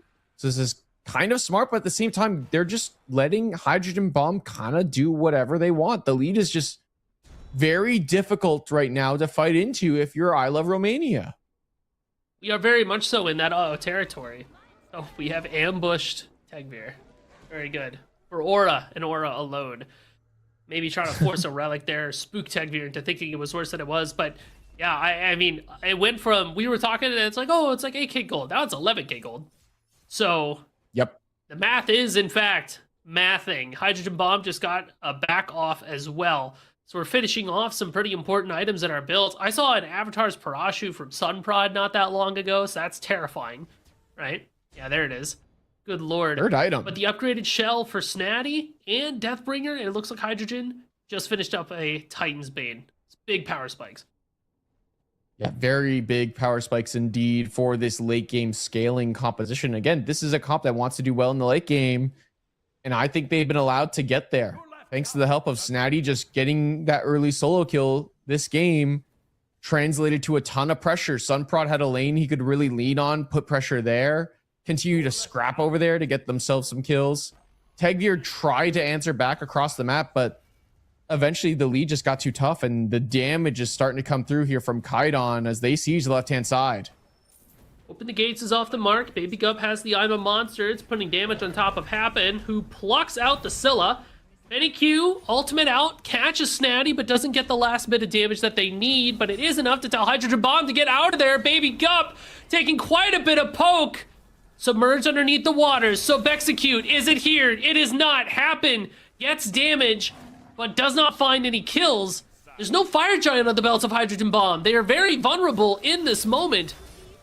Howlal from Sunprod scoops in Benny Q, and that is the go button for Hydrogen Bomb. Cripples off the mark, but we're still moving forward, trying to make sure that we can keep ourselves in a good space to play. I love Romania. Looks like a successful defense on their end. Oh, wait, open the gates. Catches Hydrogen. Forces the Aegis. The Jing Wei is fine. The damage wasn't enough. That was scary though, and already Zav still hunting for more. Fire Giant gonna be spawning soon, and Tegvir's up and available, trying to find something to go their way before this fire spawns. Snatty finds Tegvir, cripples the Susano. Where's the follow-up? I'm a monster is good! Snatty finds the kill onto Tegvir, and now turns it around on top of Zav. Back up.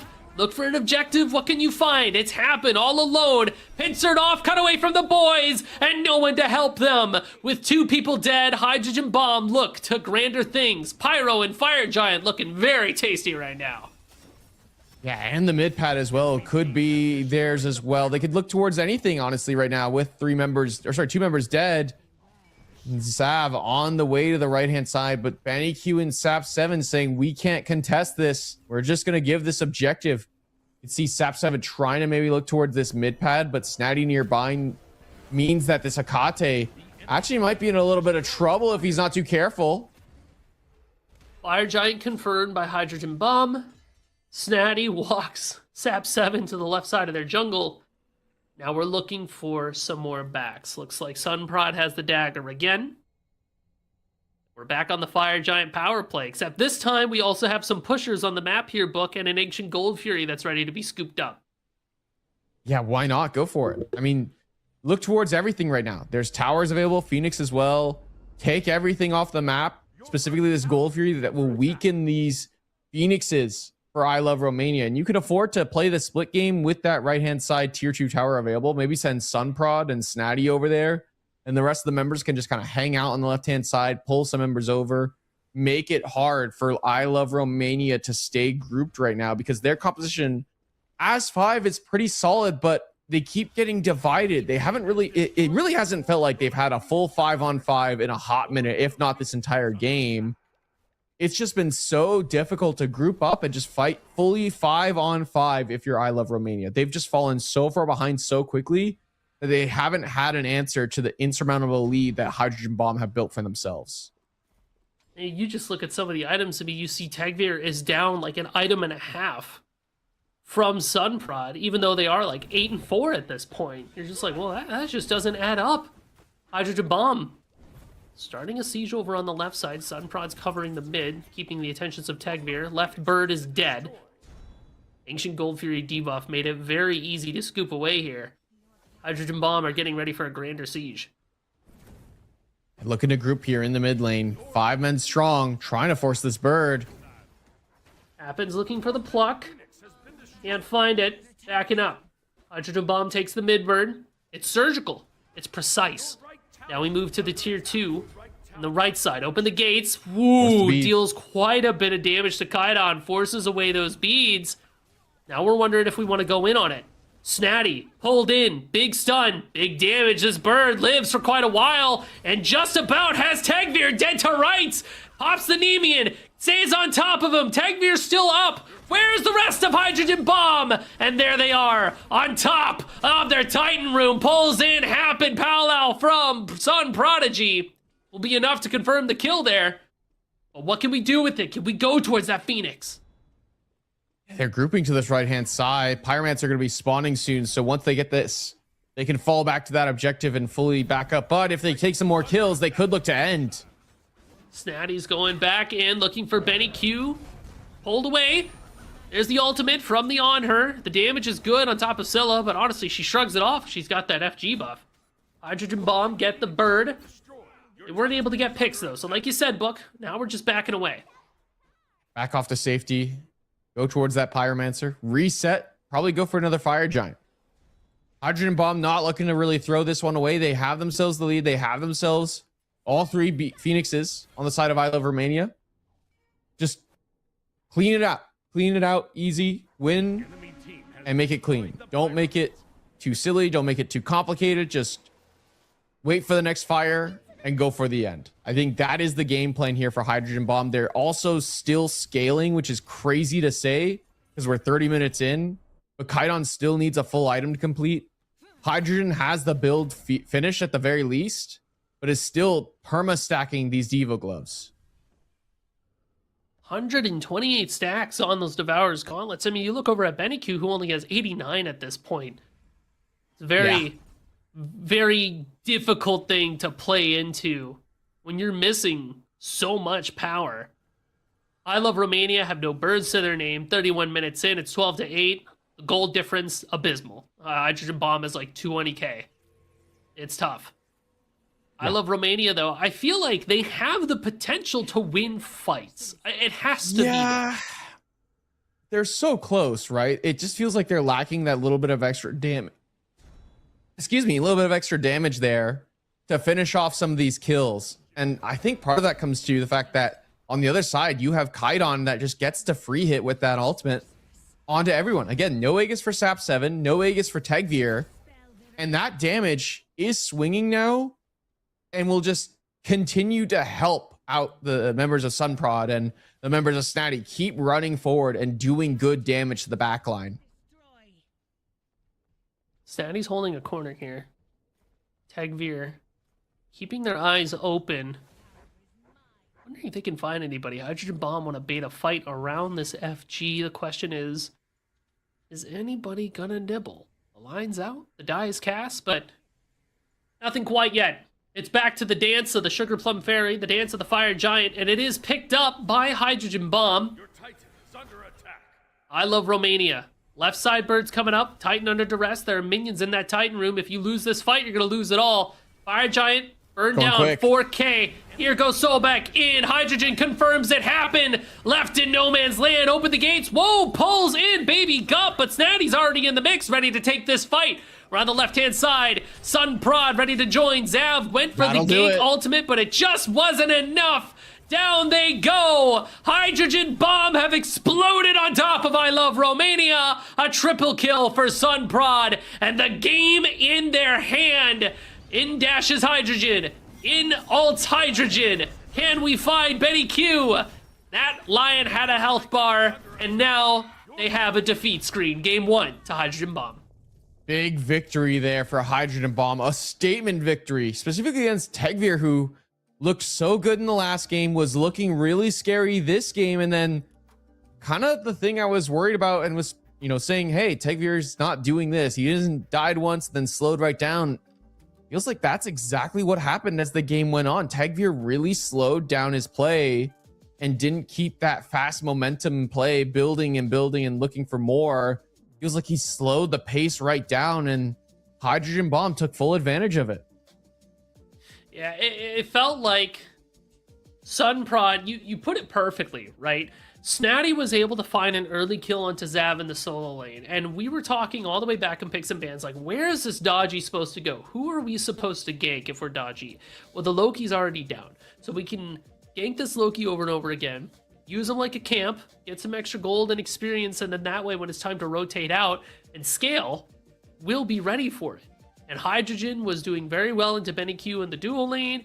Kaidon was holding their own against F7. Like, all the Nuwa really had to do was press 4 and not die. And mission accomplished, right?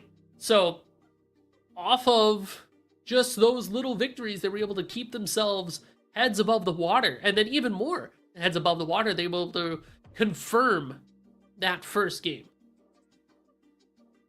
Yeah, I feel like they're looking really comfortable, and their on field play just looks very good as well. They're syncing very well in their fights. Snatty's going in, Sunprod's with him. They're not like kind of going in one by one. I feel like some major adaptations have to come through here for I Love Romania. They look a little discombobulated in some key moments where I think they need to get a little more on the same page with each other to try and come back in this next game. Well, next game is coming, and it's going to be here right after this break, so don't go anywhere. We're going to have some more Smite Prime back for you.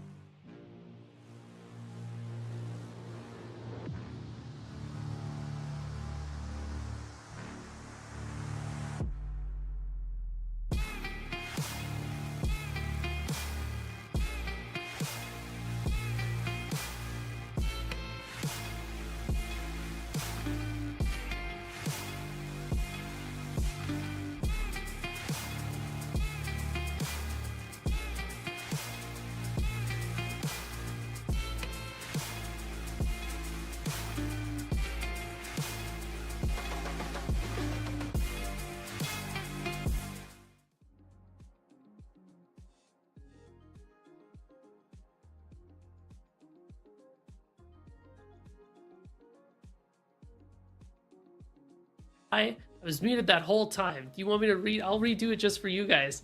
Hey, for real this time. How you guys doing? It's my prime Summer Bash NA Finals. Spirited Book? Yeah. Cass? They don't have a cam. But Mort and Jithens are there as well. So you can imagine that they're right here behind us. But enough about all of that. Let's jump into some vault bans here. Characters have been played. 10 characters will be banned away from this game number 2. All 10 of the characters that were specifically played. So Hydrogen played Jingwei, which means she's banned for this next game. And if we go to game 3, she'll be banned for that game too. Which changes a lot of the dynamic here for this game number 2, Musi. I feel like a lot of picks still available. A lot of picks off the table, though. I think a lot of important characters like the Sobek that happened has been so successful on. Gone. Yanis, still available, though, for SAP 7. Can he just look like a god on it? We're going to find out. Picks and bans coming at you really quick here for game 2. And like Book explained before with the vault bans, there's going to be a graphic down below that you can see the gods that are grayed out down there. Or sepia'd out down there. They got a little bit of color. Will not be available to be picked, right? So, yeah, I know the difference between a grayscale and a sepia. Yeah, I know what's going on. Yeah, I took a graphics design class once in middle school, and it's been my passion ever since. But I'm with you. I want to see I want to see Yanis. Yeah, I want to see Ra. I want to stop gatekeeping me from Yanis and Ra gameplay. I need it. Please give it to me, SAP 7. You know that I've been waiting so patiently. I wonder if it's to do with the fact that SAP 7 is playing on ping in this game, and Yanis is a character that you have to be so smooth with, right? You're throwing out the portal and then 2ing at the right time, so as soon as that portal damage comes through, they're also taking that unstable vortex to the face. Your ultimate timing has to be perfect, not necessarily of when you're firing it, but where you're firing it. Seeing your target walking a specific direction and then aiming where they're gonna be by the time your ultimate connects is really important. And SAP 7 being on ping from Europe means that maybe this is a character they're not the most comfortable on. And Hecate, again, a character that you have to be kind of smooth with, but you could be a little more clunky, right? You have a big AoE circle you can throw from a distance and make an impact. You throw your shield on one of your allies and it makes an impact in the fight, right? So I wonder if that is the difference maker for SAP 7, where it's the idea here is just, I'm on ping, let's go for the big AoE circles this game. Bastet, Aladdin, Kronos, Hou-Yi, Horus, and Aphrodite banned away. And again, we'll vault ban graphic down there, so those gods can't be picked either. I see Thor is available. I see the Yorm. I guess the Jormungandr is available. The first one to be picked in here for I Love Romania. Yeah, I mean, it was banned away by them last game. I'm curious to see how it works this time around. First pick overall. Really heavy prioritization for this pick in particular. I'm kind of curious to see how well it really works in the solo lane, especially because Zav really struggled in that last game. Are they able to be just as, more effective this time around on this pick? A character that can really just kind of stall and make the lane more of a stale lane, right? Where not a lot's really going on. They're just kind of clearing the wave. And then Hydrogen Bomb's going to follow up. They have the Kerberos and the ESET. Sorry, Probably the what? going support and solo there. Oh, ESET? Right. Moving on. Yeah, I thought. And Xbalanque Hover for I Love Romania. Xbalanque Hover. Yeah. Mid? I Love Romania? It is Benny Q and playing- ADC. So I do wonder if Benny Q going towards one of a more comfortable pick, not the biggest ADC player.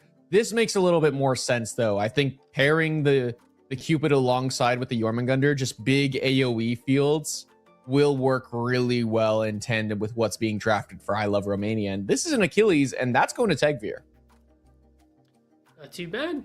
Achilles is one of those characters that I feel like lives forever, especially with the percent prot increase items.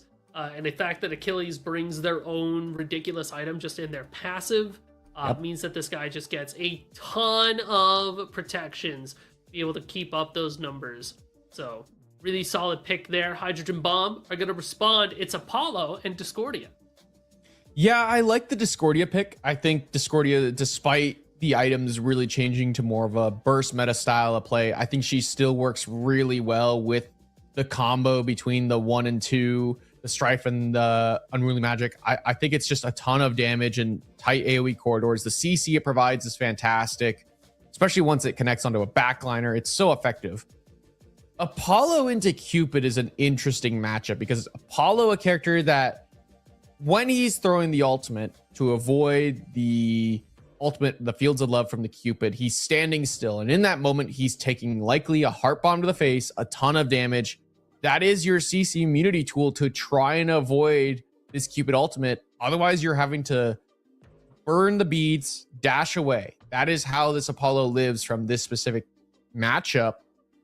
And there's characters with CC immunity available. I'm kind of surprised that this is the identity that Hydrogen is going towards specifically.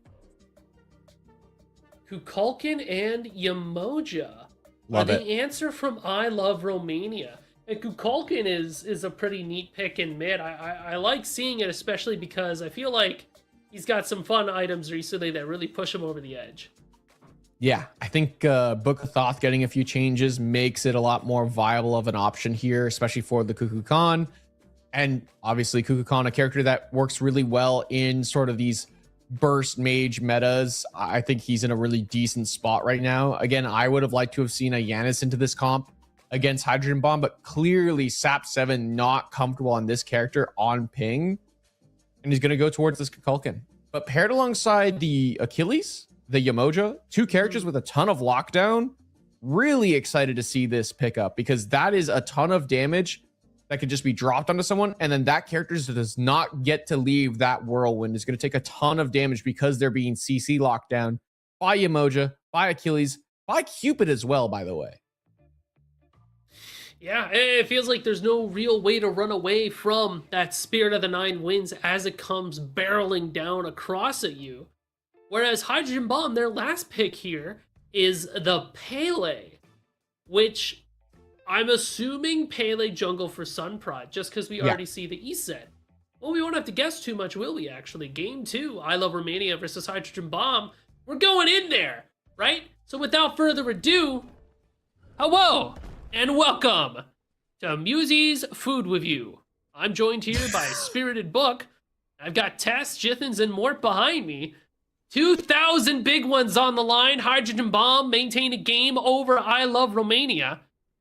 And just like we thought, it is going to be Achilles and Pele in the jungle. Yeah, Tegvir going for the Achilles, again going for this cowl start on Achilles non-aspect as well.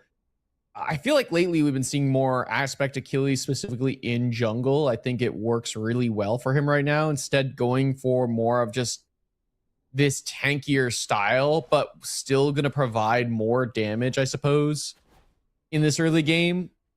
But again, a character that weaves in the auto attacks and fights, and so that's the identity that Tegvir is going for. It's not the full ability damage, it's the auto attacks that he's going to weave in with this cowl, and likely going to go Avenging Blade and Frenzy, kind of like the Sasano build that we saw in the last game. It's kind of interesting because it harkens back to a time when Tegvir would do like a Lernian bow style on Achilles, or even like an aspect Hunbots. So it feels like he's always been that guy. I think you mentioned this a couple of games ago. He's always been that guy to really like look for ways to push autos in on some of these junglers, just to get in there and brawl, which, excuse me, is a bit interesting because we did see the nerf to auto attacks not too long ago, where early game they are just not as effective. So Tegvir is just not at all bothered by it. He's like, yeah, I'm gonna go Dagger Frenzy and I'm gonna own anyways. Yeah, and if Tegvir is feeling it, why not? I mean, we saw what he could do with a build like that 2 games ago. Last game, not as effective. Really struggling. And speaking of struggling, Bandiq already forced a beads in this matchup. This is a 2v2 that could be really aggressive right now in the Cerberus and Apollo. You like, Cerberus has so much damage, especially since they've got that conduit there. The Gilded for Hydrogen. Extra basic attack damage. We're dashing in after Happen. Ooh. We're not level 3, so we can't find the Mez. But we do keep them away. If you're Happen and you're Benny Q, like, what's the best way to neutralize this lane? I think just trying to prioritize the wave. Betty Q on the very first wave missed Heart Bomb onto the wave, and so their clear immediately was just kind of stunted and they couldn't really go for it. And because of that, it's slowly just kind of, well, it's put them in this scenario really, where they kind of can't really contest the second wave. There's so much kill potential between Baby Gup and Hydrogen. There's not a world I Love Romania's dual lane can step up and really contest. See Tegvir all the way up by those backs. They were harassing Al Qaeda. Meanwhile, similar story here. Sap 7 Whoa! taking a lot of damage from Sunprod. Luckily, Kukulkan and Smite 2 does have a dash. So if they were to use their movement speed ability while they're standing inside that tornado, they can get out. Very handy in that moment, because otherwise, it might have been a cooked noodle. Yeah, a ton of damage there from Sunprod already on a Sap 7. Great stun connects onto Happen. Forced a shell. Uh-oh, Yamoja very low. Stuns out from Cupid. Happen, health bar very low and dead. Hydrogen, the body blocks are good. Benny Q can't get the auto in. Hydrogen is able to find the double kill on top of Benny Q. And it's a devastating start here for Hydrogen Bomb. Like you said, Buck, it's a hard lane to exist in. Yeah, very difficult. And Hydrogen off to a great start here on this Apollo, a character that can just continue to be aggressive, especially once they hit level 5, already working towards those Devo gauntlets. That's a good timer already for Hydrogen to get those components where they are. At the very least, I Love Romania. They have pressure in mid. They have pressure in right. They're going to get the first round of rocks going their way. Nice. Kukulkan tornadoes are beautiful, right? You set it and you forget it. You're out of there. Question is Hydrogen Bomb or is I Love Romania going to try to go for invades after the fact? Looks like it's going to be a no, so all good. Not quite the same on the left-hand side, though. Baby Gup wasn't able to steal the purple, so they're going to back away. Almost 4 minutes here, Book. It's 0-2. Hydrogen Bomb have a small lead of about 500 gold or so, courtesy of that double kill in dual lane. Yeah, it is minor, but curious to see how it translates. Hydrogen, because of these early 2 kills, will get this Devourer's Gauntlet online faster than Benny Q. And we saw last game already, Hydrogen, because he's used to this role, he's used to the last hitting of auto attack specifically and using the full power of this Gilded Arrow. Benny Q not really used to this role specifically, and how you kind of min-max the gold with the Gilded Arrow and the last hits really just stacking that item up, the Devo Gloves, to a point where it could just become the core power in your build. Versus Hydrogen, 4.5 minutes in, has that item completed and will already start stacking it up. That ticking clock is on right now for I Love Romania. They got to be careful of how quickly this Apollo scales, but Tegvir wrapping around the backhand side, looking for Apollo. They're mezzed out. Hydrogen's going to walk away slowly. Tegvir won't be able to give chase too much. The great get off me tool there from Hydrogen, just to buy themselves quite a bit of space, means that Sunprod's going to be able to get the neutral farm over on the right-hand side. It's a bait. Look at Maybe loop around Sunprod. and take a look at Sap 7. Blink in, knock up beats, use Discordia Apple, Boomba! Sap 7 on Twitch is dead, and no one there to help him out. That was just, like, I saw it. I'm like, this is exactly what's going to happen. Kaidan's going to walk to the left-hand side, make Sap 7 kind of look at him a little funny, and Sunprod just waits and waits, walks around. The wave is not there to spot him out. He blinks in, and immediately Sap 7's just gone, erased from the map. What a play from this 2v2. Sunprod off to a great start all of a sudden with a kill over Tegvir, and was curious. Tegvir makes that play on the left-hand side, has blink, didn't use it. One of the things I feel like Dilo and I always seem to talk about is if someone has a blink in this early game, they've gone for this relic as their choice. They didn't go Aegis, they didn't go Beats, tools that can keep themselves alive. You gotta make use of this relic. And so far, Tegvir, it's just sitting in his pocket right now. Mid lane. The Cuckoo's getting jumped on, it looks like. Sap 7 under duress again. No beats to their name. Getting picked off. Chased after. They're dead. Kaidan finds Sap 7 yet again. Down goes the mid laner. Unfortunate. Hydrogen Bomb are having themselves a pretty cataclysmic start here. Off Where'd to a he good go? start. And honestly, it's all because Sunprod makes that play. Oh, still looking for more. Benny Q has beads. Should be okay here. They're all right. Fields of Love was used. Try to keep him off, but could this open up a Gold Fury? Maybe? I don't think so just yet. The gold lead isn't crazy. There's no crazy leads as well, as I believe happened. Maybe he was able to secure that one. Nope, never mind. Oh, no. Maybe got picks that one up. Unlucky. Rip. Nothing quite yet. Solo lane. Snatty, forced to use the ultimate. Tegvir's chasing him underneath the tower. Executes on. They got it. Sap 7's almost dead. What happened to you, buddy? Oh my lord. He'll back up. What? A small victory there for I Love Romania. It'll put Tegvir on the board just in time for this mid ritual. Yeah, very important here. Mid ritual spawning, and curious to see if Zav, yes, fasting to the mid lane. They really want this objective. It's going to be up to Kaidon and Baby Gup to try and defend, but Steady's ulting. Oh. Ultimate from the Cerberus. Connects, pulls the beads, but not able to find too much after that. The Discordia wrapping. apple came out as well. Prods are on the side. No ultimate available. Has Blink. Zav's here is too. So it looks like I Love Romania will be able to win that ritual, and they have quite a few rocks to their name. Meanwhile, dual lane. NQ versus Hydrogen. Got Hydrogen it. secured out the camp. They are good. Thought for a second that maybe he'd dash in and go crazy on it, but Benny Q will have ultimate up soon, so it would have been a very much so a gamble. Yeah, I think also Hydrogen wants to just kind of not really fight because of the Devo Gloves build he's gone for, versus Benny Q has the Avenging Blade. So right now, Benny Q is stronger than Hydrogen, and Hydrogen, being aware of that, says, all right, I'm just going to take the long trades and try and get this camp from a distance. He's able to do that with the So Beautiful, and then just kind of wants to keep farming right now. He doesn't need to fight. He's already got 2 kills to his name, and he's only getting stronger. Benny Q now on the clock has to be relevant sooner before Hydrogen gets to a point where he's just a true carry in this game. But is that something that Benny Q is going to be able to do?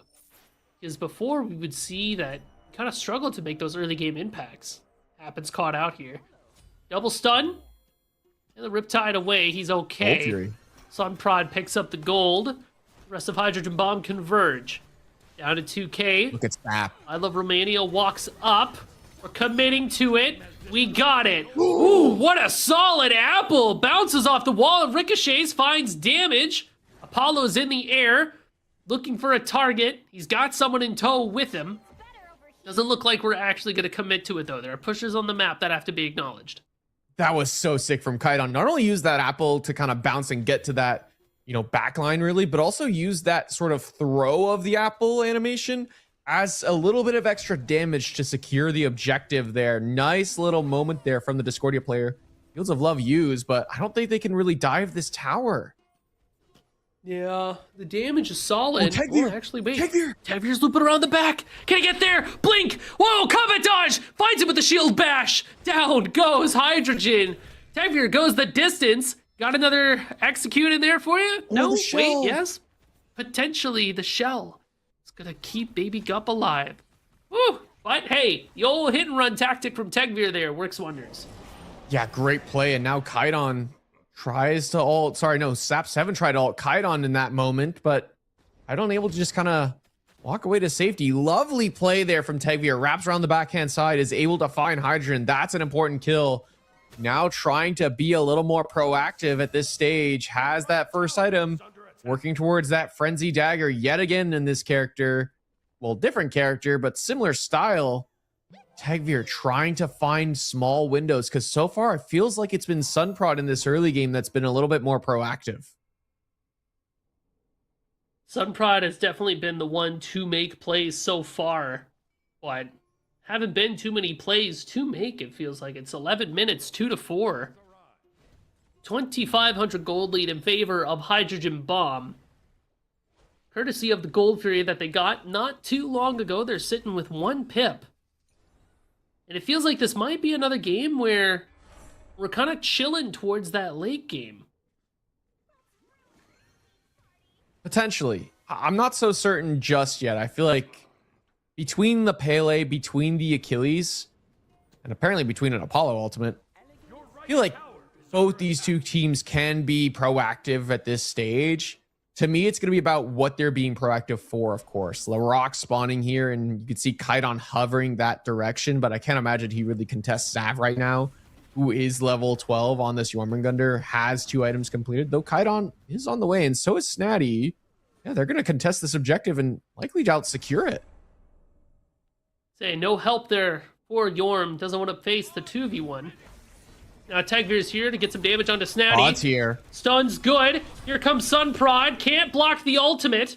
But Snatty was Tegvir able to lives. get their ult off. Tegvir just barely holding on. It's got to be a backup from Hydrogen. There's the ultimate from Discordia. Sap 7 taking quite a bit of damage. Sunprod goes into it. Finds Sap. Spirit of the Nine wins. Is not going to connect. So it's going to be a 1-for-1 overall. Does Hydrogen Bomb find the rocks and a kill? Sap 7 just over-aggressing there to trying to force that play, that chase there. As soon as you get the initial play, just back off. Your jungler lived. It's fantastic. You got to win. Back up. Sap 7 also going for a very interesting build here. Book of Thoth into Genji's. And if I'm not mistaken, more... Yeah, Breastplate of Valor as well. More defense for this Cuckoo Khan.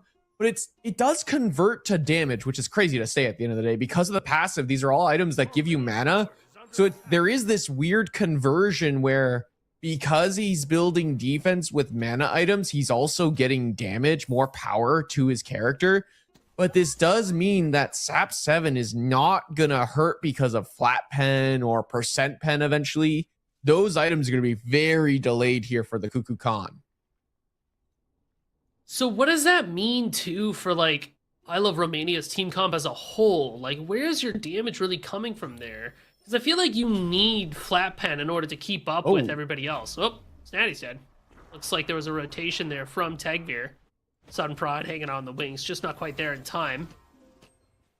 So I don't know. It makes me kind of wonder where Sap 7 fits into everything if we're building kind of like a solo laner. Yeah, he's still going to have decent damage, just not the eventual shred potential, I suppose, in terms of being able to take down a frontliner. Though you look across the way, there only is really one frontliner, and that's the Cerberus.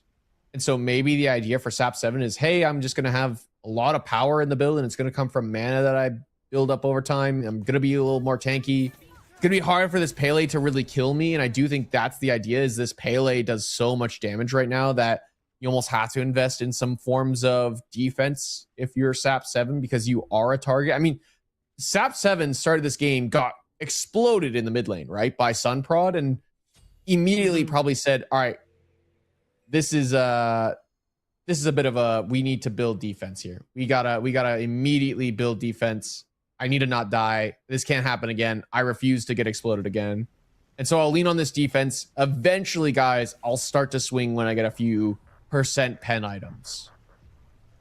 And it definitely does feel like I Love Romania is trying to play for that later in the game situation, which maybe runs kind of counter towards how we're building everywhere else, right? Because BenQ isn't really building to scale either.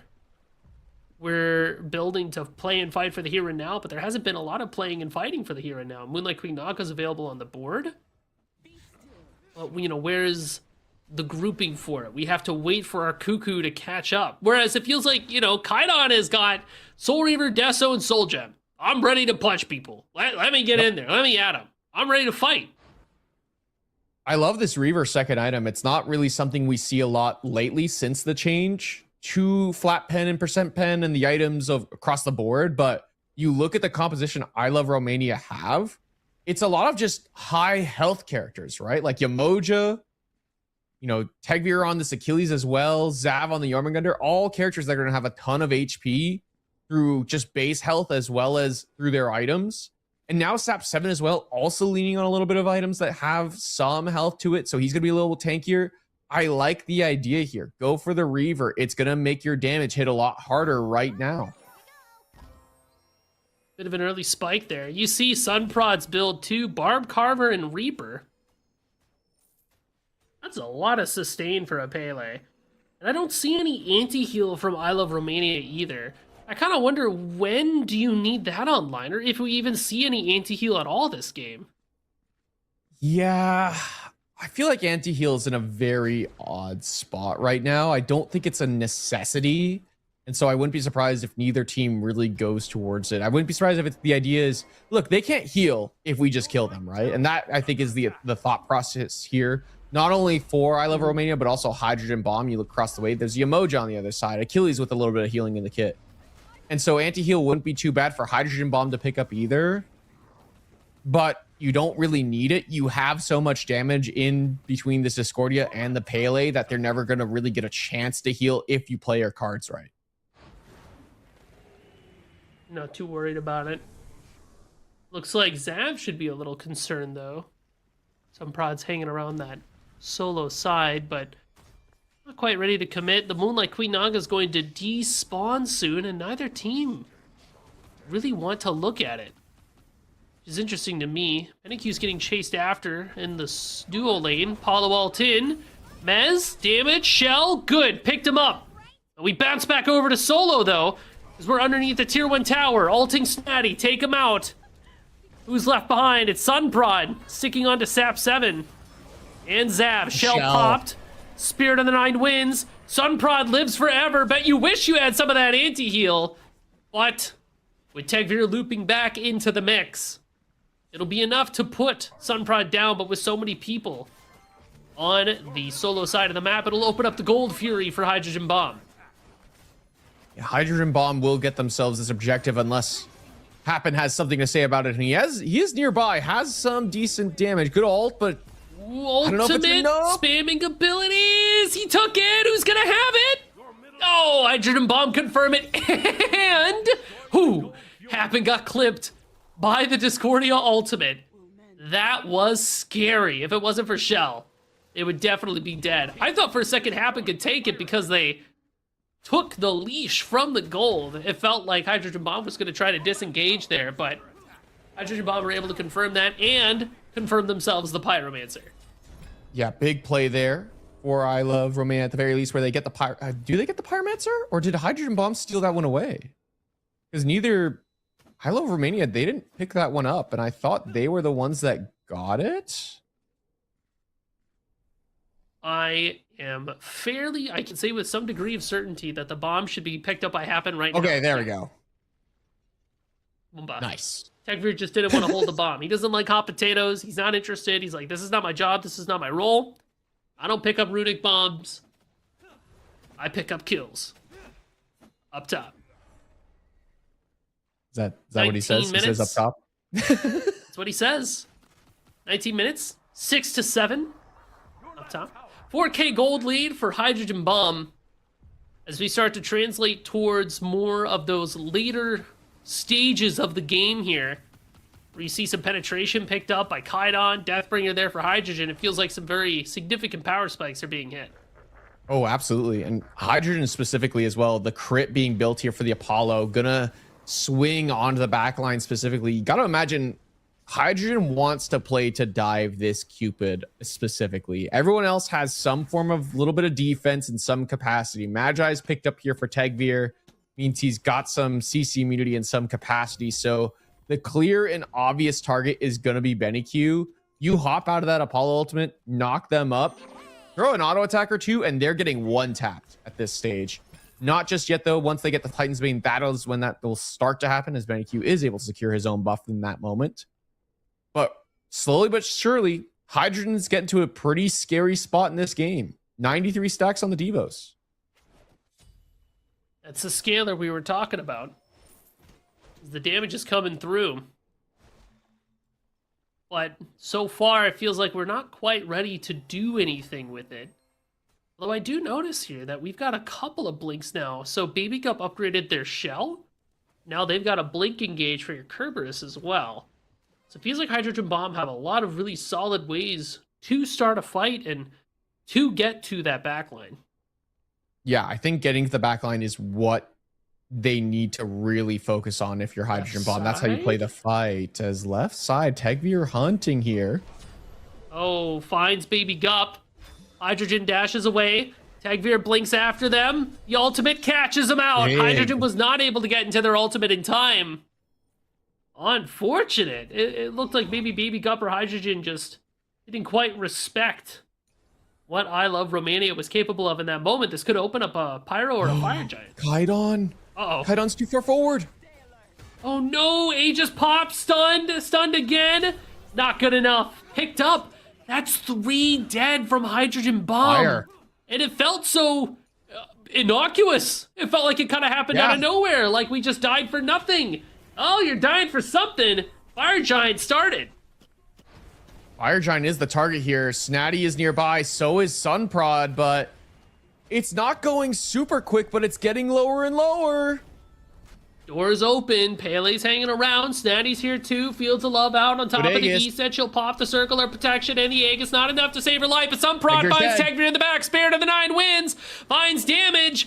Fire Giant still leashed. 3k health. It's a burger flip. Who's gonna have it? Double kill for Sunprod. The Fire Giant's still in play. Somebody, anybody. It goes to I Love Romania. And now you need to go, man, because the chase is on from Hydrogen Bomb. If they choose to go for it, they're gonna let them out.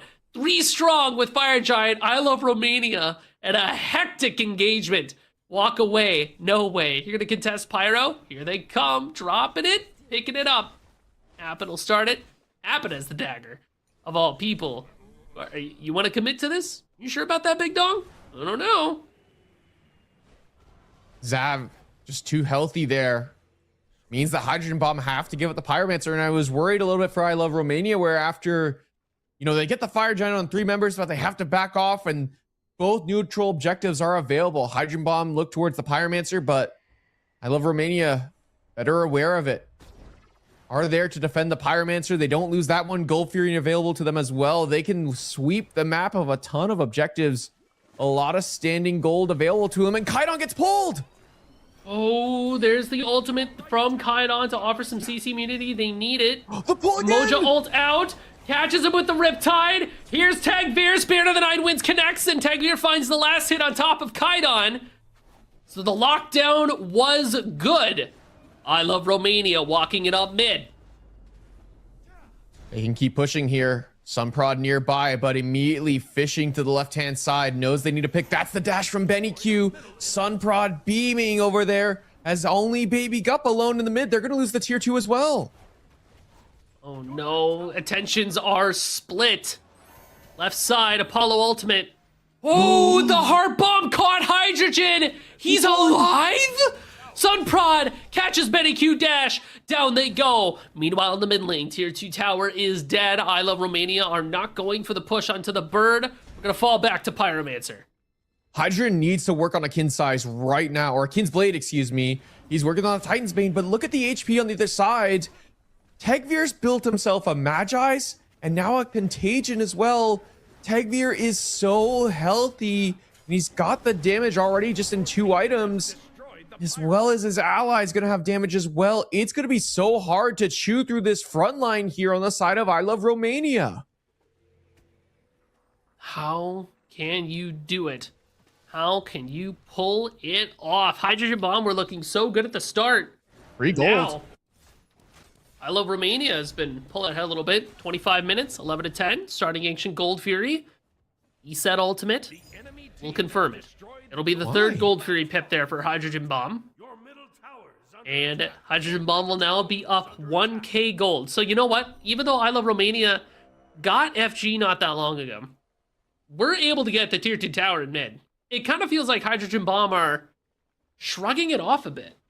Yeah. I mean, that to me is a bit of a misplay. I feel like by I Love Romania, that Gold Fury being available, yeah, you get the Pyromancer, yeah, you get the tier 1 and tier 2 in mid, but slowly but surely, Hydrogen Bomb have amassed their gold lead because of these Gold Furies and have somehow, accidentally, I suppose, gotten the 3 pips. And I feel like we talk about it kind of pretty consistently on the cast about how important that 3rd pip in particular is for the Gold Fury. It makes sieging so much easier. And yeah, you're down a fire giant, but you still took it off 2 members. It's about to run out. There's a ton of standing gold on the map. Tier 1, Tier 2 available in the mid lane, Tier 2 in left, Tier 2 in right. I Love Romania trying to find some of that standing gold for themselves now, though. Grouping on this left-hand side. Taking down the Tier 1, Tier 2 available, but I can't imagine they go any further than that. Yeah, they definitely can't. The fire giant buff's falling off, and next stage of the game is just, all right, well, we get to have the next fire giant, right? That's kind of where we're looking at this point. I feel like we haven't checked in on the SAP 7 build because we kind of talked about it earlier. See the breastplate, Ratatouille, Oracle Staff, and Mana Tome. I'm kind of wondering, that's Soul Reaver, Poly? correct? Oh, it Oh, Poly, might be maybe. Reaver. It's Poly or Reaver. I'm trying to remember the specific components. I'll be honest, Polynomicon is an item that I feel like people aren't really buying lately, so I don't remember the exact components for it. I do believe that is a Polynomicon being built here for SAP 7, an item that synergizes really well with Kukulkan already. Just, again, more mana, more power, and you're already throwing out that one, the spit. Yeah, okay, it's a Soul Reaver instead. Nice little look there for SAP 7. Again, there's a ton of health on the other side as well. That Gauntlet of Thebes picked up first for Baby Gup. Why not go towards that % health pen damage? Meanwhile, Kaidon looks like they've got their Ob Shard to pair with their own Soul Reaver, and an Evil Eye means that they should have a Ratatouille around the corner. But SAP 7's already got their Evil Eye, so they're already ripping a ton of intelligence. Hanging around as Pyromancer, FG is spawned. Benny Q pulls, while SAP 7 is able to play Guard Dog because they are so tanky. Your team has destroyed the Pyromancer. Tanky, and they do a ton of damage right now. Just throwing out that whirlwind and then daring your opponents, being like, hey, yeah, you can walk through this. You might lose a good chunk of your HP while you do, but yeah, you can. It's fine, right? You can walk through this. What's gonna happen? You gonna die? Oh yeah, you're dead. And so I like this idea that SAP 7 is able to play frontline, especially alongside Zav. We talk about Jormungandr and the AoE space control that Jormungandr can provide just with those little pools and whatnot that he spawns. It's kind of a similar instance for SAP 7. Ooh, Snatty caught in the Fields of Love. There's the Aegis. Tanking quite a bit of damage. Still alive, honestly. Making their way out. Tegvir's gonna go cut off the option though. Blink in, execute, connects. Hydrogen Bomb is down their solo laner. Baby Gup might be next. They're pulled in by the Riptide. Now they have to loop around. Tegvir's on the chase. Stun. Damage. Caught by the ultimate. Oh. But did not get pulled through. Unfortunate. Although, Hydrogen is split pushing in mid. I was going to say Fire Giant has to be pulled here by I Love Romania. They have to go for it with Hydrogen split pushing here. He's going to get the mid Phoenix, but all the while, I Love Romania, they're on the Fire Giant trying to commit to the objective. Baby Gup's in trouble. Jumps over the wall. Meanwhile, in the pit itself, it's down to 4K. Doesn't look like there's too many people that can kind of interrupt Hydrogen's on the way. Sunprod's trying to back up and get space. Kaidon's ult off the mark. Here comes Apollo. Benny Q confirms the FG, but Apollo finds the kill on top of Benny Q. Now Tegvir's looking to hunt out Kaidon, and Sunprod finds SAP 7. All the damage in the world, and no anti-heal, so the Pele keeps sustaining. Oh my gosh, sustained through that though. Good lord, what happened to your health bar? It's a bit of a wash. Fire Giant goes to I Love Romania, but I Love Romania loses their mid-bird. I feel like it is a victory a little bit, depending on who gets this next Gold Fury. If Hydrogen Bomb are able to keep getting these objectives in particular, they can really stop this Fire Giant siege potential from I Love Romania. They are taking their time, though, not really going for that objective. Instead, they'll just take a lot of the neutral farm. Keep focusing on finishing up these builds. Kaidon just needs this Ratatouille, man. I mean, we mentioned the Ob Shard, how important it is for the build, but that Ratatouille power spike is so important for mages right now. He's just got to finish this item, and just now he finishes that item up. 5% pen, but a ton of int and more mana as well, some mana regen, so he's never going to run out of mana to cast some spells. Kaidon now all of a sudden in a really good spot for this next fight. Ancient Gold Fury is picked up by Hydrogen Bomb. Happen will be the only one here to contest, and in fact, they're getting jumped on. So we're trying to decide if we're going to keep on this gold. The rest of I Love Romania are here for the rotations. We drop it. Sandy caught in the Riptide. We wing Gus out and away. Wow. The damage from that Ratatouille is starting to show up big time. Kydon still has their ultimate too. Hydrogen Bomb could potentially go for the chase here. Still deciding what they want to do. It looks like it's going to be a Pyro. I think this is smart here. Hydrogen consistently now is splitting the map, not allowing I Love Romania to take these really fights, in all honesty, around objectives. Anytime they see them grouping for one objective, they just immediately head to the other. So Hydrogen doing a great job of splitting right now. Snatty and... oh, they get ulted. Fields of Love is out, but it connected to a couple of tanks. Appen and Zav are here to back up any Q, but nobody with the damage necessary. Sunprod's on a flank. They're going to be behind them. They're going to be alone. Blink in, knock up. Avatar's Parashu, dash in, trying to find damage, but not enough. He explodes on top of them and is not able to find any meaningful return damage. So now Hydrogen Bomb definitely got to take a step back. They're going to have to give up that Ancient Gold Fury. The debuff will apply to the side towers and that mid bird. Too far forward in the enemy jungle. Sunprod on his own with no real support nearby, trying to go for an all-in. Just isn't able to find it. That gives I Love Romania their first Gold Fury of the game. And still looking to finish off these builds. Hydrogen finishing up the build with a Rip Talon here as his last item. Consistently now has spent the last few minutes just farming it out. 112 stacks on the Devo gloves. He's still just pushing that right-hand side, trying to get as strong as possible here before the next team fight. Kydon a little too far forward here. Oh no, caught out by Taggear. The ultimate won't be enough to dissuade them. Baby Gup is going to be what we look at next. Emojo ults out, and they're executed. Baby Gup down, double kill for Tagveer. Snatty's off playing the side. But with two people down, Hydrogen Bomb, it's not looking great for their defense. I Love Romania doesn't quite have the wave to push in. You take a look at that bird, it's down to half. NEQ puts the damage in there, slowly but surely it's being chipped away. We're happy we still got our side towers that'll stop I Love Romania from committing onto a Titan. In theory, they walking up. They want this. Magi's pop from Taggear. We're inside the Titan room. They're going for Circle of protection from the inset. Sunprod's in, looking for damage. World Serpent from the Ormagander crashes down. Sunprod's dead. That's the pick that you need. But Hydrogen is pumping lots of damage themselves. It pushes out I Love Romania. Is there any chance whatsoever? Apollo in the eye. We did not crash down into Tagveer. Little bit off the mark. Snatty's still looking to try to keep up. Wing Gust to give movement speed, but it's just not there. I Love Romania find a bird, and that'll be it. That's all they can get, but now I Love Romania, they got to be careful. Their health bars are low, and they're being chased out right now. Hydrogen Bomb are not letting them back because the EFG is about to spawn Musi, and right now they have the better health bars. I don't know if they can go for it just yet. They'll get the mid pad, and they'll get the Pyromancer, but still two important tools to make sure they can go for this next EFG. They'll have the Naga minions pushing all three lanes and a Pyromancer, their second one, to help them secure this EFG if they go for another fight. And not to mention, those Naga minions are going to help keep their towers up.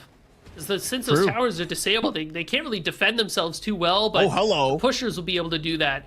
I Love Romania immediately pick up the EFG. They call the bluff of Hydrogen Bomb, and they say, what are you going to do about it? We're on it, and we're burning it. It's 10K. Hydrogen Bomb are in the area. We're down to 8K. Hydrogen playing the door. Opens it up. Baby Gup looks for a stun. Can't find it. Looping around the left side. Sunprod wants to find the angle. Who's the target? Hydrogen Bomb picks up EFG. Emoji balls are out. Down to 2K. Down to 1K. It is going to Hydrogen Bomb with the EFG. Sunprod in the back. Kills everyone. My God! The only ones left are Tagveer and Zab. Pushed too far forward. Kydon gets blinked on. Wins right back to their team. Scooped up by a Kerber assault. Tagveer, sit down. It's time for real gaming hours. And they are all up and ready to rock and roll. I cannot believe that. That was awesome. Sunprod with the flank of the century. I mean, I Love Romania, they just commit to that Fire Giant. And then they take so much damage from the fire field, from Fire Giant, lose so much of their HP on their carries. Benny Q is the prime target. As soon as Sunprod spots him, he goes for the all-in, and Hydrogen Bomb will take the tournament. That's insane. $2,000 to the gamers with the insane play. Turns it around at the end. Sunprod, the absolute menace that he is, finds the flank of a century. And this time it pans out because there's no one to stun him out or keep him dead. Snotty with the big EFG steal as well, I feel like was so important. Able to secure through all that damage on the E set. Again, that ultimate, yeah, you're not going to do the most damage with it, but still, it's a great instant damage tool to secure objectives. Even if you are, you know, full tank, full kind of supportive style for your allies. What a moment for this team. And again, just looking so confident. Look at this wrap from Sunprod. No vision to spot him out.